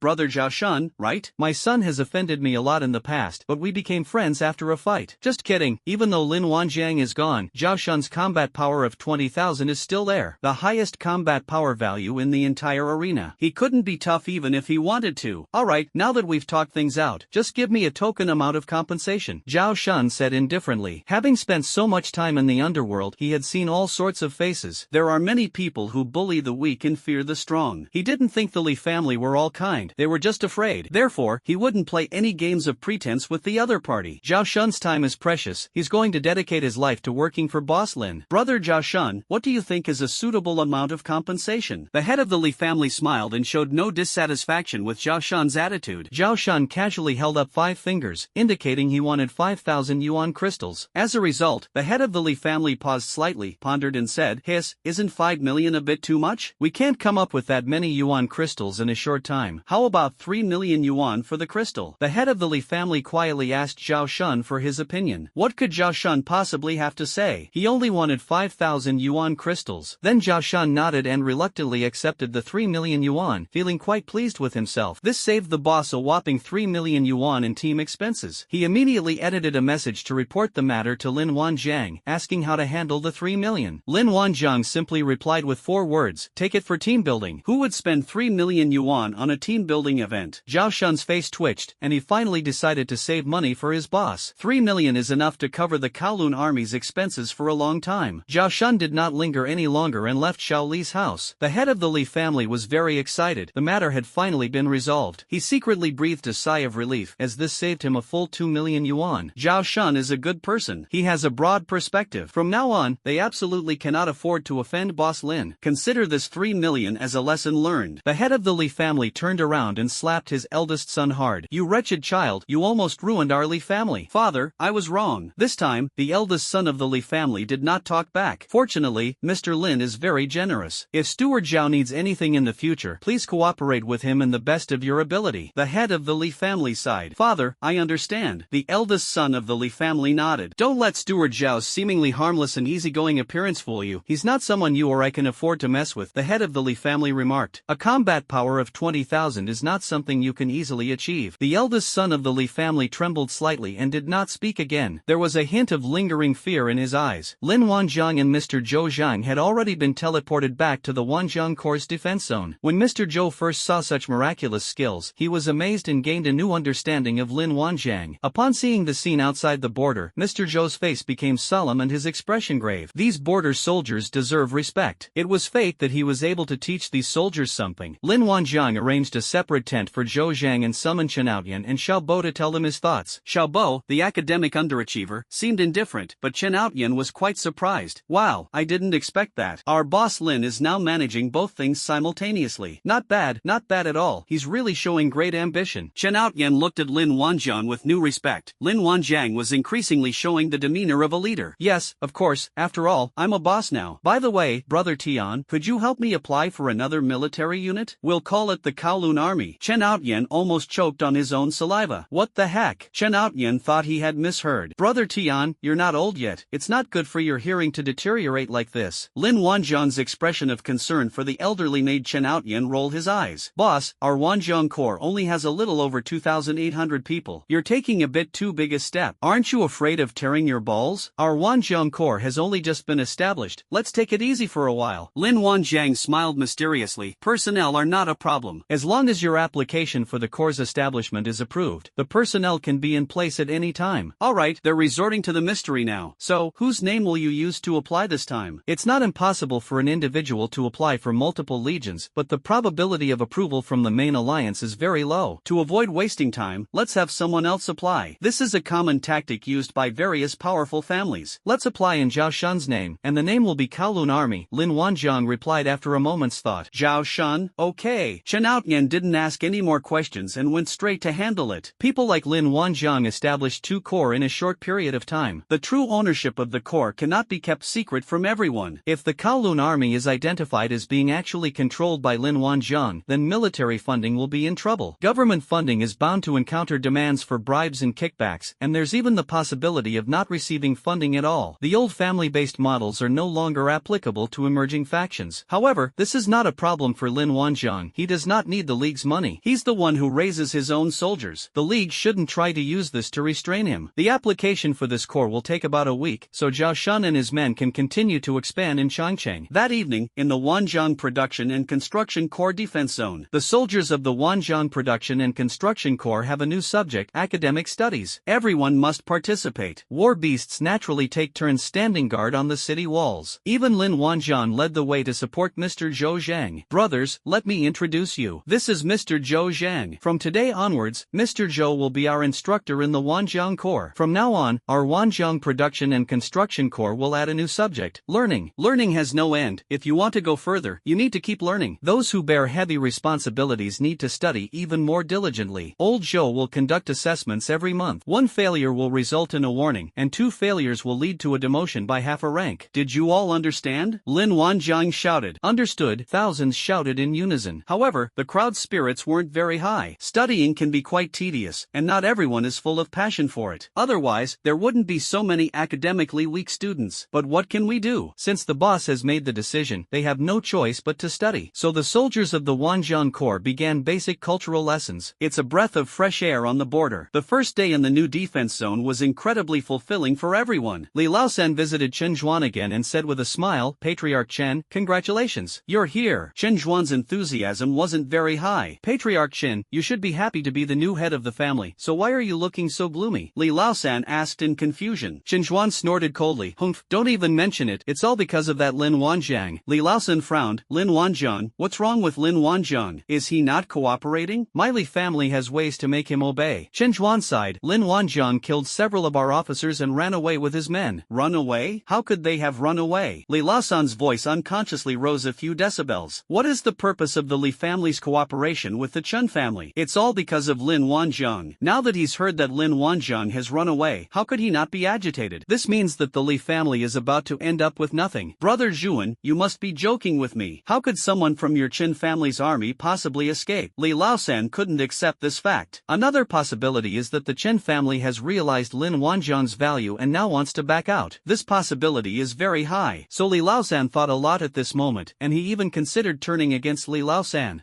Could it be that your Chen family wants to back out?" Li Laosan said with a dark face. "Third brother, I have no reason to lie to you about this. It's no secret now." Chen Zhuan gritted his teeth. "Lin Wanjiang established the Wanjiang Corps and abducted more than 2,000 members of my Chen family." Upon hearing this, Li Laosan's expression softened slightly. "Wanjiang Corps? How could a mere youth like him know how to handle such things? Don't even mention it. My Chen family is so unfortunate. Chen Feng and Chen Outyan took people and left with him. It's probably all Chen Outyan's doing." Chen Zhuan wished he could devour Chen Outyan alive. He knew about and tacitly approved of his men's attempt to assassinate Chen Outyan. Who knew Chen Outyan would be so lucky? So many people surrounded him for a long time but couldn't kill him, and many of them even went missing. They were presumably killed by Chen Outyan, including the commander of the 5th Regiment. Now, because of Chen Outyan, his big plans have been ruined. Therefore, his hatred for Chen Outyan has escalated to the point of being so incompatible that it's either him or Chen Outyan. "Wanjiang Corps," Li Laosan whispered, then turned and went out to make a phone call. If the Wanjiang Corps really exists, it should be easy to find out. With just one phone call, we'll know whether Chen Zhuan's words are true or false. He did hope that Chen Zhuan hadn't lied to him. If the Chen family is determined to have Lin Wanjiang all to themselves, it won't do the Li family any good. If the two powerful families really clash, it won't be good for either of them. It's unlikely that the Li family will get any benefits from the Chen family. Li Laosan quickly dialed a number. "Hey, is there a new regiment being formed recently?" "Third Master, wait a moment." After a minute of silence on the other end of the phone, a reply came. "That's right, there is a group called the Wanjiang Corps, and the person in charge is named Lin Wanjiang." "Where is the defense zone of the Wanjiang Corps?" Li Laosan pressed. "The area along the lower reaches of the Yangtze River north of Nanjing is their defense zone," came the patient reply from the other end of the phone. "Alright, I got it." Li Laosan hung up the phone in annoyance. It seems Chen Zhuanan wasn't lying to him. Lin Wanjiang really did get incredibly lucky. This saved him from a terrible ordeal. Now that he is the head of a military unit and has already gone to his own defense zone, it won't be so easy to make a move against him quietly anymore. If they openly send troops to seize people, that would be a very serious offense. The League will not allow an internal war to break out right now. In small-scale conflicts, the Alliance can pretend not to see them. However, the Alliance cannot stand idly by in the face of such a large-scale conflict between military units. This involves the interests of the entire Alliance. Li Laosan was a little annoyed. Everything was planned out, and all that was left was to collect the Yuan crystals, but now it seems that things are still a long way off. Li Laosan shook his head, went inside, and asked, "Do you have any ideas on how to deal with the Wanjiang Corps? Knowing that Lin Wanjiang was in the Wanjiang Production and Construction Corps, Li Laosan would not let any opportunity slip by. Since the Chen family has been let go, now is not the time to pursue the matter too much. The most important thing is to join forces and take down Lin Wanjiang first. After pondering for a while, Chen Zhuan said, since he can replicate yuan crystals, it proves that their military budget is definitely not a problem. So it seems that trying to trip up the Wanjiang Corps in terms of military spending won't work. Li Laosan nodded. Didn't you say he only has a little over 2,000 men? That's only about 2 regiments. Let's see if we can make something of it. You don't know, Lin Wanjiang can summon battle beasts. Chen Zhuan rubbed his temples. Summoning a battle beast? How is that possible? He's not a beast tamer. Li Laosan's understanding of Lin Wanjiang was still stuck in the past. Chen Zhuan rolled his eyes. Your Li family isn't very well informed. Lin Wanjiang joined our Chen Hong Legion as a beast tamer. What? How is that possible? Li Laosan's mouth dropped open. Chen Zhuan sighed. He has a rare dual skill. That's the only explanation. But even if he is a beast tamers are very weak in the early stages. How long has he been with your Chen family? Li Laosan realized, even if he doesn't lack yuan crystals, good battle beasts are not so easy to control. The Wanjiang Legion wouldn't suddenly become so powerful just because Lin Wanjiang is a beast tamer, would they? Chen Zhuan didn't know how to describe it to Li Laosan. This is exactly what's giving me a headache. He has too many battle beasts. Perhaps we had some misunderstandings about beast tamers before. When news came from the north, he initially thought he had misheard. Thousands of identical warbears, no one could accept that fact. Chen Zhuan even suspected that the people from the northern border were collectively deceiving him in order to evade responsibility. Therefore, he could only speak vaguely in front of Li Laosan. Li Laosan probably wouldn't believe that Lin Wanjiang had many war beasts. Instead, he would think that the Chen family was making excuses. Are you saying that Lin Wanjiang's war beasts made up for the enemy's numerical disadvantage? Li Laosan blurted out, looking at Chen Zhuan's expression. Do you think I'd believe that? Chen Zhuan remained silent. He didn't expect Li Laosan to believe it anyway, since he didn't really believe it. Let's not discuss how many war beasts he had. Chen Zhuan changed the subject. He left all his military equipment behind when he left. So that means his Wanjiang Corps is now unarmed? Li Laosan's eyes lit up. Chen Zhuan nodded. Exactly. The Alliance's military supplies certainly won't be available so quickly. Let's join forces and cause him some trouble, so that his Wanjiang Corps won't get any military supplies at all. At that time, won't they be completely at our mercy? The border is dangerous. I don't believe that the Wanjiang Corps can stand firm without military equipment. After hearing this, Li Laosan finally smiled. He should have said he didn't have any military equipment earlier. If he didn't have any military equipment, we could have taken him by force without much resistance. As long as casualties among ordinary soldiers are kept within a reasonable range, the Alliance will not pursue the matter. As if a ray of light had appeared in the darkness, Li Laosan suddenly had all sorts of ideas. We should at least take some action while the Wanjiang Corps is out of military equipment. Yes, my thoughts are similar to yours. We need to do both things at the same time. Chen Zhuan agreed. Go back and tell your father to step in and suppress this Wanjiang Corps. At the very least, make sure their military supplies and funding are properly secured. Each of our 2 families will send 2 regiments, citing the need for joint defense in the newly established Wanjiang Corps, to the Wanjiang Corps' defense zone. Alright, this matter should be dealt with sooner rather than later. I won't go back. I'll call my father right now and tell him about the situation, Li Laosan said as he went out to make another call. The next day, in the morning, Chen Outyen approached Lin Wanjiang. The Alliance Logistics Department sent a letter early this morning saying that there are some problems with the procedures for our Wanjiang Corps, and the military supplies cannot be delivered for the time being. That's it? That's all? Lin Wanjiang said indifferently. Chen Outyen rolled his eyes. Forget it. Talking to this guy about supplies seems like a waste of his emotions. Moreover, the Wanjiang Corps does not need any military supplies from the Alliance. I just wanted to tell you that perhaps the Chen family is up to something, Chen Outyen said irritably. I expected that. It's not just the Chen family, there should be other families involved. Lin Wanjiang said nonchalantly. I must say, the Alliance is quite efficient. It's hard to tell whether Lin Wanjiang's words were a sarcastic remark or a compliment. Anyway, the funding is slow, so they cut money first. Lin Wanjiang continued generously. Just get me the official positions and make sure we have a regular military designation. As for equipment and funding, they can give us what they want, or we can support ourselves. And they shouldn't interfere with us anymore. Only someone with a huge mind at home would dare to be so arrogant. If all the major families did this, raising their own troops, how much financial expenditure could the Alliance reduce? Perhaps then people's lives will be a little better. Chen Outyen nodded, showing no surprise whatsoever. By the way, you're building the city wall northwards. Is it to expand your territory north of the Yangtze River? Lin Wanjiang readily admitted, yes, these were once part of China. Let's try to reclaim as much as we can. I'm worried that if we expand our territory, those people in the alliance will get jealous. Chen Outyan expressed his concerns. After all, dividing up the cake is something everyone is best at. As long as Lin Wanzhong's expansion of territory is attractive enough, there will definitely be people who are tempted. What humanity lacks most right now is living space. The lower reaches of the Yangtze River are themselves fertile plains suitable for human habitation. Lin Wanjiang had clearly anticipated this situation. We expanded our territory ourselves, so it won't be so easy for them to take it. Don't worry, we'll deal with whatever comes our way. My beast corps is no pushover. Besides, with General Chen here, I'm not worried at all. Chen Outyan's combat power reached 60,000. He was the second most skilled fighter in the Wanjiang Corps, after him. Clearly, Chen Outyan's cultivation level is also quite high. In addition, his mastery of metal-type skills makes his combat strength truly astonishing. Alright, don't try to fool me. I'm still waiting to retire. Lin Wanzhong's chicken soup had no effect on Chen Outyan whatsoever. Right, we can arrange for the soldiers to go outside the city walls for some training. The cavalry should look like cavalry. Chen Outyan had an idea and made a suggestion. He said he was retiring, but he always cared about the Wanzhong Production and Construction Corps. Lin Wanzhong nodded. Actually, part of the territory I designated was for training troops. The war wolf cavalry can't just run around there. They still need to go out into the wild to train. While they were thinking about how to train their troops, the Chen and Li families had already assembled 4 regiments of soldiers and were heading towards the Wanzhong Corps in a grand procession. Chen Outyan and Lin Wanzhong discussed the idea of training troops for a while before putting it into practice. Then came the scene of more than 2,600 riders galloping across the border. Now everyone is riding on the backs of warwolves, wielding melee weapons, and then chasing after some small mutated beasts. It looks a bit chaotic no matter how you look at it. Large mutant beasts are not always present. The little mutant beast was completely terrified when it saw so many war wolves. For a time, the war wolf cavalry seemed invincible. Indeed, there is no one who can withstand a single blow. Even so, no one dared to be careless in the slightest. Although they were just small mutated beasts, they were intimidated by the imposing aura of the war wolf. But who knows if some huge tiger with piercing eyes and a white forehead will suddenly appear. Since everyone only has one life, they remained very cautious. But I must say, this kind of driving across the border gives one a subtle feeling of wanting to let loose and be free. This was also the first time that everyone had officially gone outside the city walls. Although we had gone out of the city walls before, that was to clear out the corpses of mutated beasts. That feeling was completely different. Now, they have broken out of the city. It evokes a sense of heroic grandeur, as if one were about to shatter the heavens. The Wanjiang Production and Construction Corps is training and developing in an orderly manner. The city wall is also constantly extending. The northern wall has reached Hongzhou Lake, and the eastern wall is about to reach the East China Sea. It can be said that the Wanjiang Production and Construction Corps, with a mere 2,800 people, has undertaken an enormous garrison project. Of course, Lin Wanzhong could simply put on a show and build some city walls as long as it didn't look like he was slacking off to outsiders. But this is not Lin Wanzhong's style of doing things. Since we're going to do infrastructure construction, let's do it well and start by building the city walls. Anyway, he won't get tired. When the war beasts are tired, give them physical and mental recovery treatments. The battle beast's consumption is replenished with elemental crystals. Therefore, infrastructure construction is the easiest thing for Lin Wanzhong. He has done something for the benefit of humanity. Since you're capable, do more work. He also needed a larger territory to train his troops. Although the city wall had been built up to the East China Sea, Lin Wanzhong did not allow his soldiers to approach it, simply because there are mutated beasts in the sea. Moreover, the mutated beasts in the sea are not so gentle. During the construction of the city wall, a warwolf that was proficient in earth elemental magic was swept away by a giant tentacle that emerged from the sea because it got a little too close to the coastline. Lin Wanzhong instantly lost control of the warwolf. The warwolf was clearly dead. It was only then that he realized that the sea might actually be 1,000 times more dangerous than the land. The ocean has always been shrouded in mystery, and this is even more true of the ocean after its transformation. Perhaps this is why the Alliance has not dared to set foot in the coastal areas for so many years. It was from that moment that Lin Wanzhong began to face this problem squarely. After all, I never had the chance to get close to the sea before. Therefore, after he built the city wall to the East China Sea, he did not send anyone there. Moreover, even if there are mutated beasts patrolling, they will stay far away from the coastline. Many of the mutated beasts in the sea are beyond human comprehension. If you can't afford to offend them, you can always avoid them. However, Lin Wanzhong became interested because of this. The ocean is a forbidden zone for others, but it's not the same for him. Others can't get close to the sea because they're weaklings. With his combat power of over 5 million, the ocean is practically his backyard. So, while everyone in Wanzhong was training, he slipped away to the seaside by himself. He mainly wanted to eat fish. As he gazed upon the vastness of the sea from the coastline, the massive tentacle reappeared. Lin Wanzhong's eyes lit up. Such thick thick octopus legs. I wonder what they taste like. Lin Wanjiang flew directly towards the octopus leg, grabbed it, and lifted it upwards, pulling the entire giant octopus out of the water. Wow, it's huge. Lin Wanjiang was dumbfounded. This was even bigger than a giant rhinoceros, and its tentacles were tens of meters long. Wow, that's amazing. Can octopuses really grow this big? Lin Wanjiang suspected that the contents of the previous books might be deceptive. With its ability to entangle and its enormous size, Lin Wanjiang was almost reluctant to eat this octopus. Okay, I'll take him on as my underling for now. Fire the first shot for their own marine world. After communicating with it mentally, Lin Wanjiang received a message. Its size was only average. There are even bigger octopuses. Upon hearing this, Lin Wanjiang almost started a barbecue, but he managed to restrain himself in the end. This octopus was lucky, at least it didn't become food. Lin Wanjiang acquired his first marine war beast, a mutated giant octopus. Next, Lin Wanjiang gave the octopus brother the order to hunt. Half an hour later, the little octopus returned with a full load. A large tentacle was holding several lobsters the size of small goats. A large tentacle was holding several stone balls as big as tables. Lin Wanjiang looked at the diligent little octopus brother with great satisfaction. I rewarded it with a pile of feed. This unheard of land delicacy delighted the little octopus. Little octopus brother really likes it. That's a change of address. Then it worked even harder and brought Lin Wanjiang a lot more seafood. Lin Wanjiang remarked, "Isn't this more efficient than fishing? Looks like his buddies are in for a seafood feast tonight." During this time, Lin Wanjiang was not idle either. He personally went into the sea and controlled some mutated fish to act as his underlings. With his mastery of water attribute skills, he felt right at home in the sea. There is no issue of holding your breath. It's just that the movements are a tiny bit clumsy compared to those on land. Overall combat power may have been reduced by about 30% because some skills are indeed much less effective when used underwater. For example, what would it be like to use fire-based skills underwater? Lin Wanjiang tried it, and it felt like constipation. Therefore, Lin Wanjiang's overall combat strength has declined somewhat. But does having over 5 million combat power or over 3 million combat power have any impact on him? It had no effect whatsoever. To many mutated beasts, Lin Wanjiang was still a demon king. With a combat power of over 3 million, not just anyone can mess with them. A great white shark the size of a large container truck lunged at Lin Wanjiang and bit him, knocking out half of his teeth. It was so aggrieved. "Big brother, if you're so capable, why didn't you say so earlier? It just opened its mouth. Is that really a big deal?" Since sharks can grow their teeth back anyway, Lin Wanjiang didn't mind its disrespect and accepted it as his subordinate. Lin Wanjiang communicated with the shark spiritually, and the shark led him to its kin's gathering place. Then Lin Wanjiang's mouth almost twisted into a grin. There were over 100 great white sharks. Isn't this better than recruiting followers one by one? These great white sharks have a combat strength of tens of thousands, which is quite impressive. One of the great white sharks has a combat strength of up to 150,000. This was the strongest great white shark Lin Wanjiang had ever seen. Of course, he hadn't actually seen many great white sharks. Lin Wanjiang's eyes are bright. That great white shark's skill, Dominator's Domain. This was the first time Lin Wanjiang had ever seen this type of skill. Anyway, he had never heard of it. The fact that a great white shark has such high combat power is enough to prove that this skill is extraordinary. Otherwise, why is it that everyone else's combat power is in the 5 digits, but its is in the 6 digits? He's not particularly handsome. Therefore, Lin Wanjiang's eyes lit up. It's really hard to find a good talent or skill. I've chosen you, great white shark. When the great white sharks saw Lin Wanjiang approaching, they became restless and scattered, surrounding him completely. The great white shark that had awakened its domineering domain seemed to be the leader of this group of great white sharks. Its gaze was cold and menacing as it stared at Lin Wanjiang. The next moment, Lin Wanjiang could feel that the temperature around him seemed to have dropped a few degrees. The combat power of the great white shark leader in front of them had increased again, from 150,000 to 300,000. In addition, the combat power of the other great white sharks also increased dramatically, almost doubling. Lin Wanjiang felt that his strength was being suppressed to some extent, or perhaps only slightly, but he wasn't sure exactly. It seems this is the Overlord's domain skill of that great white shark leader. A great white shark with a combat power of 300,000. Perhaps if someone saw this, they would have to run for their life. But Lin Wanjiang was practically drooling. That giant octopus only had a fighting strength of 50,000 in the water, so this great white shark is incredibly powerful. Among the beast followers Lin Wanjiang recruited, the one with the strongest combat power was undoubtedly Brother Chicken. The pheasant has a combat power of 500,000, and its combat power is constantly increasing, because Lin Wanjiang provided it with an ample supply of crystals. Although Chicken's combat strength is not as ridiculously high as Lin Wanjiang's, this combat strength is based on overall strength. Lin Wanjiang possesses numerous skills, thus his overall combat strength appears to be slightly higher. But Brother Chicken is pure. If some special method methods aren't used, even Lin Wanjiang might not be able to defeat Shanji. Chicken Brother is Lin Wanjiang's #1 henchman. If defense stats could be tested, the giant turtle would definitely be on the list. The giant turtle's absolute defense and summoning skills are truly divine. Its combat power is not very high, it mainly focuses on defense. Now, this great white shark from the Overlord's domain is about to become his second-ranked henchman in terms of combat power. Lin Wanjiang felt excited just thinking about it. This will be a great help to him in opening up a new world in the ocean. Then Lin Wanjiang winked at the great white shark commander and used mind control. It doesn't seem to be working? Why is this usually foolproof mind control ineffective against this great white shark leader? Can the Conqueror's domain grant immunity to negative status effects? No, it must be because of the wrong posture. Then Lin Wanjiang moved closer and used his mind control again, but the great white shark commander's gaze towards him remained completely unchanged. Oh my god! Lin Wanjiang was immediately displeased. Then he tried to mind control other great white sharks, but that also failed. Is this Overlord's domain really that powerful? It's even ineffective against negative psychological effects? Lin Wanjiang is standing here like a clown, looking around curiously. Lin Wanjiang communicated directly with the great white shark leader telepathically. Hey, big brother, from now on, follow me, and I'll protect you. How about it?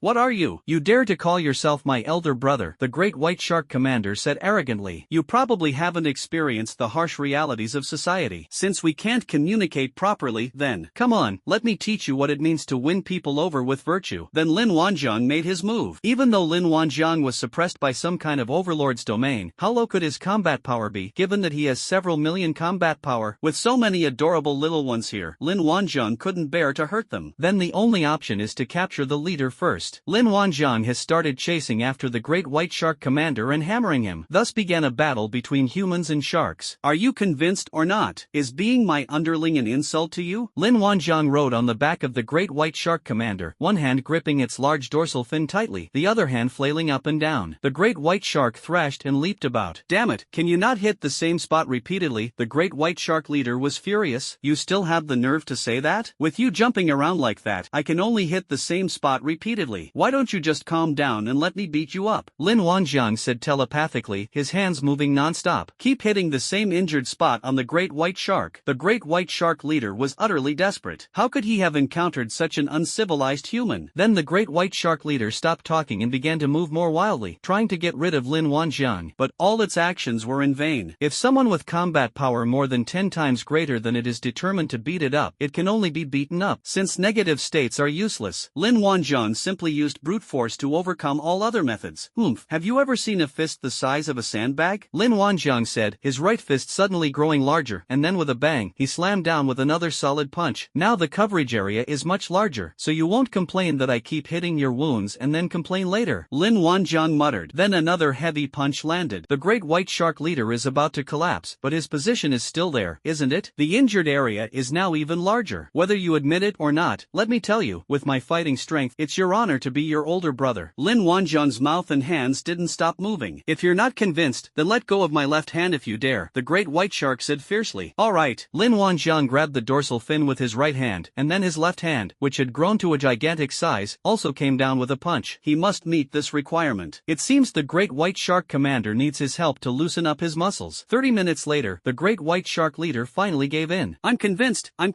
I acknowledge you as my boss. Fine, I give up. It's just a little bit more on this side. It has to be symmetrical. Just bear with it a little longer. With that, Lin Wanjiang delivered another heavy punch. The great white shark commander was in so much pain that tears streamed down his face. It was absolutely intentional. But it can't beat them. There's nothing it can do. In the end, Lin Wanjiang and the great white shark leader reached a consensus. Lin Wanjiang successfully tamed the beast and took the great white shark leader as his subordinate. With the great white shark leader subdued, the other great white sharks were easily subdued by Lin Wanjiang. After the great white shark commander withdrew his overlord domain skill, Lin Wanjiang didn't even need to lift a finger to easily deal with the great white shark swarm. As for the Dominator's domain skill, he had already successfully copied it when he mounted the great white shark. Dominator's domain, immune to all negative status effects. Within the domain, allies' combat power is increased by 100%, while the enemy's combat power is suppressed by 100%. This is an enhanced version of Berserk, which even has the immunity and suppression states that Berserk doesn't have. As expected of the Overlord's domain, it is indeed simple yet domineering. Little by, from now on, you'll live a life of luxury with your big brother. Lin Wanjiang transmitted telepathically. As he spoke, Lin Wanjiang began to treat treat Xiaobai's injuries. Although he didn't use his full strength, it was still quite powerful. Little White was indeed tough and resilient. I bet if a little white thing bites your bones, they'll turn to dust. 300,000 combat power is no joke. One bite can break through all laws. The great white shark commander had a resentful expression on his face. The king of a dignified tribe ended up as a nobody. Lin Wanjiang wandered around in the sea for a while, but didn't go very far. He always felt that the changes in the mutated beasts of the sea were much greater than those on land. Along the way, he discovered that the combat power of the mutated sea beasts was quite high. Moreover, they all seemed to be quite large, at least compared to mutated beasts on land. Of course, the advantage of this is that you can eat your fill of seafood. You could eat a whole lobster and still not finish it. Lin Wanjiang didn't think much of it. After all, the ocean is full of mystery. He brought some more seafood and then teleported back. He, as the person in charge, cannot disappear for too long, and he can no longer slack off like before. Now that he's the boss, he can't touch his own fish. That evening, everyone in the Wanjiang production and construction corps enjoyed a seafood feast. This is considered an employee benefit. With the exception of a few people, none of the others present had ever eaten seafood. Seafood is something that large families can only eat occasionally. The ocean is now a no-go zone for humans, but some people still risk their lives to catch seafood. After all, it's a quick way to make money. This job is fraught with danger, so seafood is extremely expensive, and usually only large families can afford to eat it occasionally. Moreover, the variety is relatively limited. Unlike tonight, Boss Lin brought a wide variety of seafood, all of which were large, plump, and exceptionally fresh. To keep the seafood fresh, Lin Wanjiang specially prepared a small area in the exile space and filled it with seawater and seaweed. In this way, he can eat fresh seafood anytime, anywhere. It was a joyous night, and Mr. Zhou joined in the young people's revelry. Feeling the vibrant energy of everyone, old Zhou was also very happy. These people have a bright future. He saw something different about these people than ordinary people. This was something he had never seen in his decades of teaching. It's a sense of contentment with the present and a yearning for the future. These two things seem simple, but achieving them is incredibly difficult. The Wanjiang production and construction corps had only 2,800 people, but he felt that these people had more imposing presence than 28,000 people. He has seen too much in his life. This was the first time he had ever seen an army like this. The Wanjiang corps deserves his final moments of dedication. He secretly resolved he must teach these young people well and dedicate all his knowledge to them. While everyone was enjoying the seafood, old Zhou picked up the Yuanjing megaphone and began to give a lecture. They really didn't want to miss a single second, and weren't they worried about whether the audience would have indigestion? Suddenly, everyone felt that the seafood didn't taste so good anymore. This was absolutely intentional. That's definitely because he can't eat that much seafood. However, this time, Master Zhou introduced a new course, Zhou's combined attack techniques. Upon hearing this novel term, everyone became serious. Even Lin Wanjiang listened attentively. Why is the teacher starting a new course again this week? This course doesn't contain the content he originally planned, but just hearing the name makes it sound incredibly awesome. It turns out that Mr. Zhou had such a hidden trick up his sleeve. No wonder people say, having an elder in the family is like having a treasure. Could the old gentleman be planning some kind of surprise for him this week? It must be. To improve the effectiveness of the course, Mr. Zhou invited Lin Wanjiang to assist him. Mr. Zhou handed Lin Wanjiang a knife and said with a smile, "Mr. Lin, try breaking this knife." Lin Wanjiang, looking curious, took the knife and easily bent it with both hands. Mr. Zhou took the bent knife from Lin Wanjiang and showed it to everyone. Fellow students, a person is like a knife. No matter how powerful he is, his abilities are ultimately limited. You see, one knife is easy to bend, but what if there are 10? As he spoke, Mr. Zhou handed Lin Wanjiang 10 knives. Lin Wanjiang took another folded piece, and then, all 10 knives bent at once. Mr. Zhou's face twitched involuntarily, and he couldn't even finish his sentence. Then he handed Lin Wanjiang 20 knives. Lin Wanjiang hugged it and bent it forcefully, and then, 20 more knives bent. Get out, get out. Bring someone else up. Even Mr. Zhou was getting agitated. How can we teach this class? Finally, Lin Wanjiang scratched his head and left the stage somewhat embarrassed. The soldiers grinned. Old Zhou personally selected an ordinary soldier to serve as a demonstration. An ordinary soldier picked up a knife and tried to bend it, but the knife didn't bend. Old Zhou almost broke down. Finally, seeing that old Zhou's face had turned black, the soldier panicked or something, and used all his strength to finally bend the knife. As for the 10 knives, the soldiers certainly couldn't bend them. Old Zhou's expression softened slightly, and he continued his lecture. The strength of one person is limited. They can be easily bent or broken. But when 10 people band together, it's like 10 knives, forming a powerful collective that's hard for others to shake. The kind of military formation coordination you usually learn can also be considered a kind of coordination. But if the formation is broken, it will degenerate into a chaotic scene of everyone fighting their own battles. The Zhou family combined attack technique compensates for this deficiency. It is a combined attack technique in which a small number of people work together to achieve greater destructive power. There are 5-5 combos, 10-10 combos, and even 100-100 combos. Of course, their power also varies. That's the principle behind the Zhou family combined attack technique. Mr. Zhou spoke eloquently. This combined attack method requires the cultivation of the same origin technique, but fortunately, everyone cultivates the crystal guidance technique, so it is not a problem. Under Mr. Zhou's explanation, everyone felt as if a door had been opened. In fact, Lin Wanjiang had wanted everyone to work together for a long time, so he had Guzi consciously train them. However, this coordination is different from the so-called combined attack technique. The combined attack technique is a true fusion of elements, and its power is incomparable to that of simple combinations. If the combined attack technique works, the Wanjian Legion is truly about to undergo a qualitative change. Lin Wanjiang's eyes lit up. He really wanted to hug Old Zhou and take a bite out of him. Old Zhou has given him a great gift. He really found the right person. Combination attack techniques are not something that can be mastered overnight. Therefore, Lin Wanjiang plans to give everyone enough time to learn. Sharpening your axe won't delay your woodcutting. You'd better learn it during the day tomorrow too. As Lin Wanjiang listened to Elder Zhou's in-depth explanation, he gained a clearer understanding of this combined attack technique. He had even higher hopes for the combined attack technique. He could already imagine the increase in the combat power of thousands of people. It's a pity that this combined attack technique can't be used on the war beast. This requires the coordination of different techniques, and more importantly, the interaction between techniques of the same origin. War beasts cannot cultivate, so they cannot cultivate combined attack techniques. An hour later, the group began practicing their combined attack technique. As the most idle person in the entire corps, Lin Wanjiang had no choice but to cook himself, since he was an expert in cooking. The soldiers' nutrition must be kept up. The next day, Lin Wanjiang ordered everyone to focus on practicing the Zhou family's combined attack technique. He also prepared hot porridge for everyone, but the ingredients of the porridge were not specified. As long as it's good for your health, that's fine. Does it matter whether it's feed or not? Probably not. He's eaten it before, and it tastes pretty good. The group started by learning the simplest 5-on-5 attack technique, and they have already begun practicing in groups of 5. In his spare time, Lin Wanjiang expressed his gratitude to Mr. Zhou. Mr. Zhou, I don't know what to say about bringing out such a precious combined attack technique. I, Lin Wanjiang, owe you a great favor. Old Zhou waved his hand. Hee, this is my own choice. I have high hopes for you kids. If I don't agree, I won't teach you no matter how much you explain. I hope this helps. The Zhou family combined attack technique is a family secret passed down within the Zhou family and is never passed on to outsiders. This was an exception for Old Zhou. The main problem is that the Zhou family has no male heirs left, and there is no chance to pass on this technique. We can't just watch this technique die out in his hands. Therefore, after meeting the members of the Wanjiang Corps, Old Zhou made up his mind. During a casual conversation with Old Zhou, Lin Wanjiang learned that Old Zhou's ancestors had produced several great generals. He has also used this combined attack technique to defeat powerful enemies on many occasions. The fact that this technique has been passed down for so long proves its extraordinary nature. It has stood the test of time. The Wanjiang Corps members were all practicing crystal guidance technique. As long as they practiced it in conjunction with the Zhou family combination attack technique, this combination attack technique would easily produce results. This will allow everyone to truly cooperate from the very source of the technique, rather than merely having a form without substance. Lin Wanjiang noticed movement in the west, so he climbed the city wall alone to investigate. On the west side, billowing smoke and dust could be seen, indicating that a large troop of vehicles was marching. They're obviously targeting his Wanjiang Corps. With such a large entourage, Lin Wanjiang could easily guess who the visitors were without even thinking. Aside from the Chen, Li, and Shen families, there shouldn't be anyone else for the time being. Judging from the commotion, there are probably 5,000 or 6,000 people here, and they don't seem to have any good intentions. Lin Wanjiang looked at the Wanjiang Corps members who were still diligently cultivating, and did not disturb them. After all, studying should come first. This was an opportunity for everyone in his Wanjiang Corps. The next instant, Lin Wanjiang vanished from the spot, his eyes icy cold. Since they're still haunting us, let's teach them a lesson they won't forget. He doesn't consider himself a good person, and repeatedly provoking him is challenging his bottom line. Lin Wanjiang's yuan crystals are not so easy to obtain. Do you want him to be a tool? Let's see if these 5 million plus combatants agree. Anyone who dares to try to capture someone with over 5 million combat power to use as a tool is really asking for trouble. When Lin Wanjiang reappeared, he was already not far ahead of the group. Lin Wanjiang shouted in a low voice, "Who goes there?" Upon hearing this, the convoy slowed down and eventually came to a stop. The other party seemed to be confirming the identity of the person blocking the way. Finally, everyone in the convoy got off the vehicles in a rush. Lin Wanjiang, who was in charge, did not recognize him. I doubt anyone he knows would dare to come. After witnessing Lin Wanjiang's might, who would dare to come looking for death? Are you Lin Wanjiang? Someone shouted from the other side. We heard that your Wanjiang Corps was just established and that your personality personnel and equipment are not yet in place, so we came here specifically to assist in the defense. Lin Wanjiang laughed and said, "There's no need for assistance. We can handle it ourselves. Please go back." A group of people were sent back before they even reached the Wanjiang defense zone, and before they could even drink a sip of water. "Lin Wanjiang, we've come all this way, and you're just telling us to go back? Isn't that a bit heartless?" "That's right, we're here to help you." "What kind of attitude is this?" someone echoed. "Alright, let's not beat around the bush. What are you doing here? I'm all alone here, no need to hide anything." Lin Wanjiang sneered. "I'm too lazy to waste my breath arguing with the other party." However, he had already secretly started recording. Evidence must always be preserved. There was a moment of silence on the other end, then the person who had spoken earlier spoke again. "Lin Wanjiang, you took so many people from the Chen family, you should at least go to the Chen family to show your respect. Our patriarch wants to see you." "If your patriarch wants to see me, let him come over himself. I don't have time to see any of your patriarchs," Lin Wanjiang said, pursing his lips.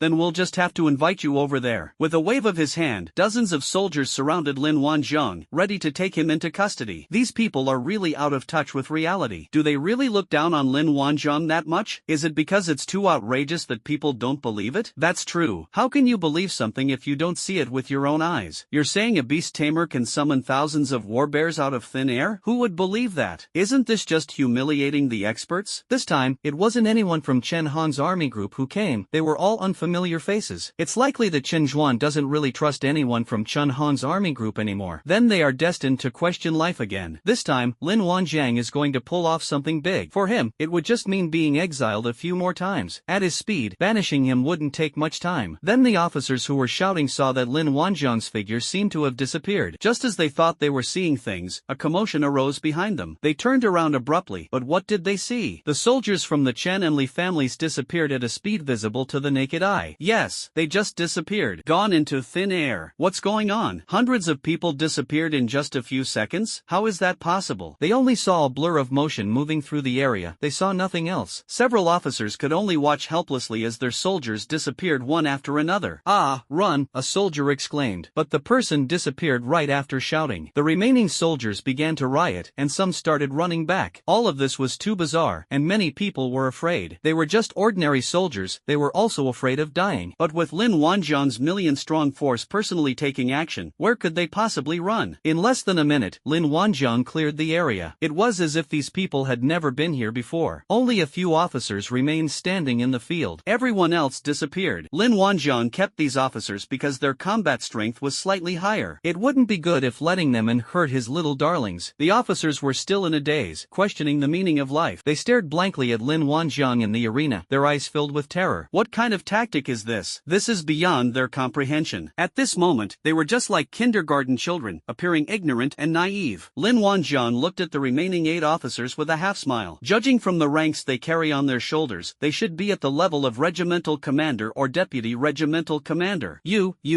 Lin Wanjiang, are you a human or a ghost? A deputy leader of the Chen family asked, trembling. It's no wonder he asked that question. When a person doubts life to a certain extent, wouldn't they start to think in that direction? Anyone who suddenly loses thousands of people around them would be unsettled. It's a testament to their mental fortitude if they don't faint from fright.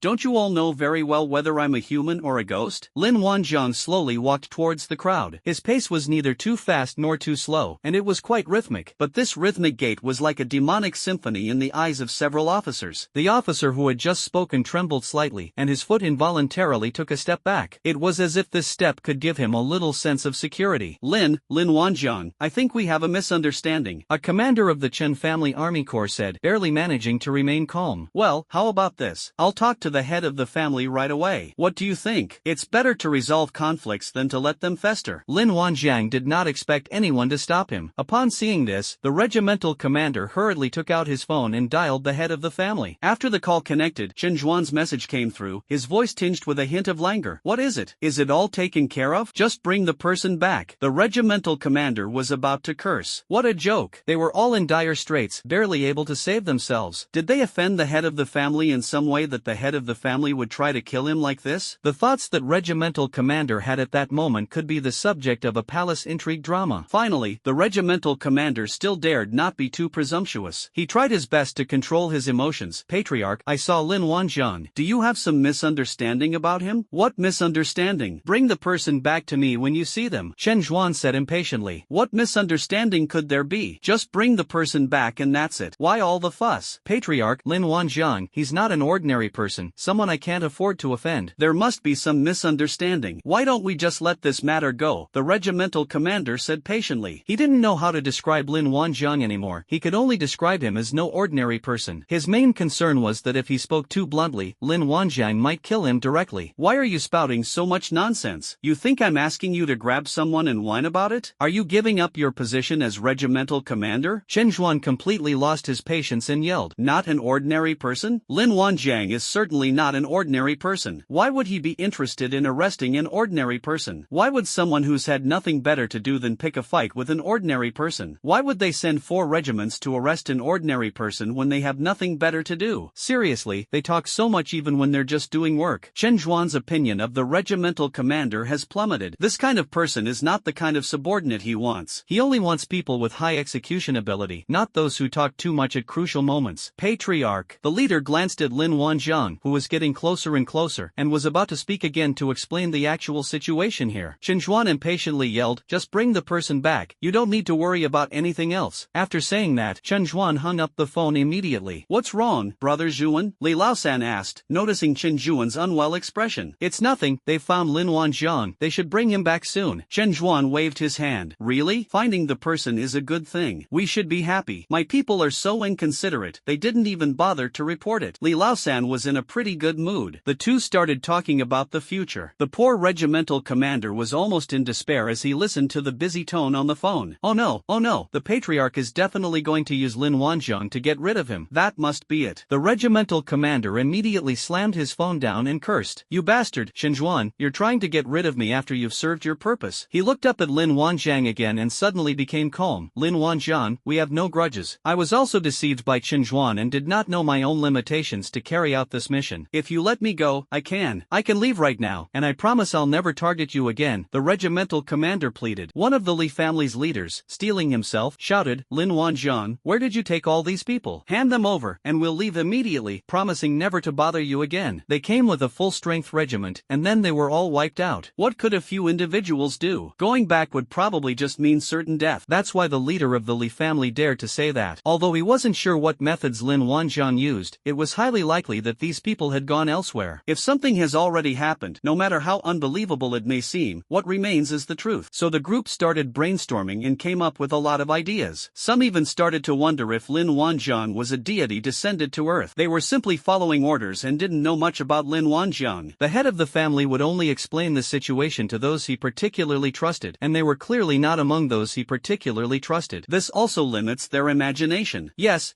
Lin Wanjiang, let us go. We are not low-ranking, and we can definitely speak up for you. One after another, the regimental commanders hurriedly spoke up. Lin Wanjiang let them talk without interrupting. Let you go? That's probably impossible. This time, he's going to make an example of someone, so I have to apologize. You've all left your last words, right? Now get ready to go. Lin Wanjiang grinned. That laugh sent chills down everyone's spines. Now everyone understood that Lin Wanjiang was not going to let him off the hook today. Lin Wanjiang, spare me. I can join your Wanjiang Corps. A deputy regimental commander knelt down. I'm scared, really scared. He didn't want to die like this. No need, thank you. Your deaths will be of greater use. Lin Wanjiang said no more and immediately attacked. Villains often die from talking too much, but that also depends on their strength. Besides, Lin Wanjiang isn't a villain. Although the combat strength of the regimental commanders and deputy commanders was slightly higher, they were clearly not at Chen Outyan's level. An afterimage appeared again in the field. Then came a series of muffled thuds, bang bang bang. They all died on the spot before they could even put up a fight. Lin Wanjiang is currently short of staff, but he doesn't accept just anyone. To be frank, the people in front of him are only temporarily wary of him. He's not naive enough to think he can truly win people over with virtue. These people are considered to be at the core of the Chen and Li families, so why keep them around? Lin Wanjiang took Yu Enjing's phone from one of them, searched through the contacts, found the name of the family head, and dialed it. The moment the call connected, Chen Zhuan's impatient voice came through. How many times do I have to tell you? Just bring the person back. Don't ask any other questions. Hee, Chen Zhuan, I have some bad news for you. All your men are gone. The Chen family has lost 2 more regiments. If you keep jumping around like that, I'll go through the phone line and reunite you with your old master. After saying that, Lin Wanjiang hung up the phone, leaving Chen Zhuan completely bewildered. What is this person saying out of the blue? Both of the Chen family's regiments are gone? Did I receive a scam call? What's wrong, Brother Zhuan? Li Laosan, standing to the side, side, spoke up in confusion. When Chen Zhuan received the call, he felt as if he had been hit over the head with a club. Chen Zhuan didn't speak, but a bad feeling came to his mind. He hurriedly dialed the number of another regimental commander. The phone was busy. Is she getting angry? That shouldn't be the case. Chen Zhuan muttered to himself, then dialed another person's number. Li Laosan looked at Chen Zhuan with some suspicion. He also had a bad feeling, so he took out his phone and dialed a number. But the phone was busy. Now Li Laosan couldn't sit still any longer and hurriedly dialed another number. But it was busy again. Brother Zhuan, what's going on? We can't get in touch with the people over there? Li Laosan asked anxiously. You're asking me? Who should I ask? Chen Zhuan's expression was not good, and he spoke a little louder. You don't know? You received 2 phone calls and you didn't know? Old Li shouted, getting a little angry. The person on the other end of the phone inexplicably said that all the people we sent were gone, and he even wanted to come over and hit me through the phone line. Chen Zhuan hadn't lost his temper yet and recounted the contents of the phone call. Everyone's gone? How is that possible? Li Laosan asked in disbelief. Have you managed to contact anyone from the Li family? Chen Zhuan had obviously also noticed the other party making a phone call. Li Laosan was speechless. He really couldn't get in touch with the people there. The two of them looked at each other, completely at a loss. This is too strange. I just received the call not long ago, and now I can't get through? Should we send someone over there to take another look? Li Laosan asked, somewhat uncertain. If everyone really dies, how will he explain it to the old man? He preferred that there might be some misunderstanding and wanted to send someone to find out more information. No need, I have people in the Su family's defense zone. I'll just send someone to check it out. As he spoke, Chen Zhuan started flipping through his contacts. Lin Wanjiang exiled more than 6,000 soldiers but did not kill them immediately. They are all ordinary people, and most of them know nothing. To put it bluntly, they're just cannon fodder for the big family. After these people came in, it suddenly got dark, and seeing so many war beasts, they were so frightened that they became withdrawn. At the strategist's urging, everyone laid down their weapons, because the dog said, surrender, and you won't be killed. One of them was killed for failing to put down the Yuanjing cannon, and he felt wronged even in his dying moments. Didn't they say you wouldn't be killed if you surrendered your weapon? He wasn't carrying a gun. Everyone now obediently squatted to the side, waiting for the dog's next instructions. They must obey, or they will die. They didn't want to die. They didn't know anything. Lin Wanjiang ignored them, deciding to let the dog scare them first. Lin Wanjiang doesn't have time to deal with these ordinary soldiers right now. Let them question their existence inside for a while. Let's wait until they clearly understand their own position before we talk about it. He also needs to take care of his little darlings from the Wanjiang Production and Construction Corps, Northern Border, Mining Defense Zone. The students of Huaxia Academy did not leave the Northern Territory. Mainly, the Northern Territory was too safe now, and these young masters felt that the Northern Territory was still a bit exciting and did not want to leave. It's a rare opportunity to come here. A few days isn't enough. They found a new kind of fun in the mines, hunting mutated beasts. Therefore, Huaxia College postponed the students' return to school. The original 1 week has been extended to 1 month. However, the young master of the Lin family was too ashamed to stay at the border any longer and returned home first. The young master of the Lin family had been captured by Zhang Ying and wandered around the depths of the mountains for several days. Lin Wanjiang only knew that when Zhang Ying sent him back to the border, he was already somewhat dazed. He was still in a state of shock and existential doubt. For several days, I was caught in the air, relieving myself in the air, and my crotch was already a disaster area. When he was thrown back to the border, although his physical injuries were treated, the psychological blow was not so easy to heal. His filthy and disgusting appearance made him lose all face, so he had no interest in staying on the border anymore. He'd already embarrassed himself enough. Now, even the thought of Lin Wanjiang's calm face gives him nightmares. Indeed, dealing with evildoers requires a steely approach. One day, the young masters felt a bit bored. Hunting ordinary mutated beasts every day didn't give them any sense of accomplishment. One of the trainees who had awakened their flying abilities suggested, how about we go for a trip in the mountains? Hunting wild boars and rabbits every day is so boring. Hey, that's a great idea, a student immediately chimed in. He's probably just bored out of his mind and looking for some excitement. Staying here every day isn't exciting enough. I don't think the mountains are as dangerous as people say. That's how young people are. Once a topic is started, it's easy for them to resonate with others. For those of them who have no worries about food and clothing, life is as mundane as water. Aren't they just looking for a series of thrills? So everyone immediately agreed. But the academy won't let us leave the city walls, a student asked, somewhat uncertainly. However, the student was immediately rebuked. You think you're a good student? Just because the academy doesn't let you participate, you won't participate? Would you eat shit if they told you to? The student dared not speak anymore. If he continued, he would be unable to remain in this circle. We can't let too many people know about this. We need to find a few trustworthy people, but not too unreliable ones. 5 or 6 young people started brainstorming and offering suggestions. About an hour later, later, in the northern defense zone of the mine, an 11-man team set off into the depths of the mountains. One of them had a group camouflage skill, so the 11 people just walked away without anyone noticing for a while. When the 11 men left the mine's defense zone, they were all in high spirits, as if they were fish returning to the sea. They're free. The situation at the border isn't as bad as people say. They've traveled so far, and haven't even encountered a decent mutated beast. It seems that all the rumors about how dangerous the border was before were lies, just a way to scam the Alliance out of funding. Over this period of time, many members of the family have had this idea. Even the wolf riders led by Lin Wanzhong seemed more ferocious than the mutated beasts outside. That's why they had the courage to run out of the city wall defense zone to seek thrills outside. Moreover, the talents and skills they awaken are quite good. Having lived a privileged life for too long, it's easy for them to have the illusion that they are very strong. To be fair, they are indeed quite strong, at least much stronger than ordinary soldiers. They're arrogant, and they have some reason to be so. The group moved quickly, trying to get back before dark. Although they were quite brave, they weren't brave enough to spend the night in the mountains. Having ventured deep into the mountains, the group planned to hunt down a particularly ferocious mutated beast. Then I can show off in front of the female students and make a name for myself. Wouldn't that be great? By noon that day, the 11 people had reached the outer edge of the mountain range and had indeed not encountered any danger. This emboldened the group even more. They had already encountered danger along the way, so in their eyes, the north was nothing special. In fact, the reduced danger level in the northern mountains is related to the two recent beast tides, one large and one small. Of course, it also has some connection with Lin Wanzhong. Lin Wanzhong went into the mountains many times to expand his war beast army. Any war beast with a bit of good looks, any war beast with a bit of strength was taken away by him. Not many ferocious mutated beasts will come over in a short period of time. Fierce mutant beasts all have their own small territories. When the overlord of a territory disappears, it takes some time for the traces it left behind to fade away. It was fortunate that they arrived at the right time, which allowed them to approach the mountains so openly. The academy talks all sorts of nonsense, saying there are all sorts of dangers. What a load of rubbish. Xiao Qi sneered dismissively. Exactly, we haven't seen a single mutated wolf along the way. It seems the claims about the border are exaggerated, the flying youth chimed in.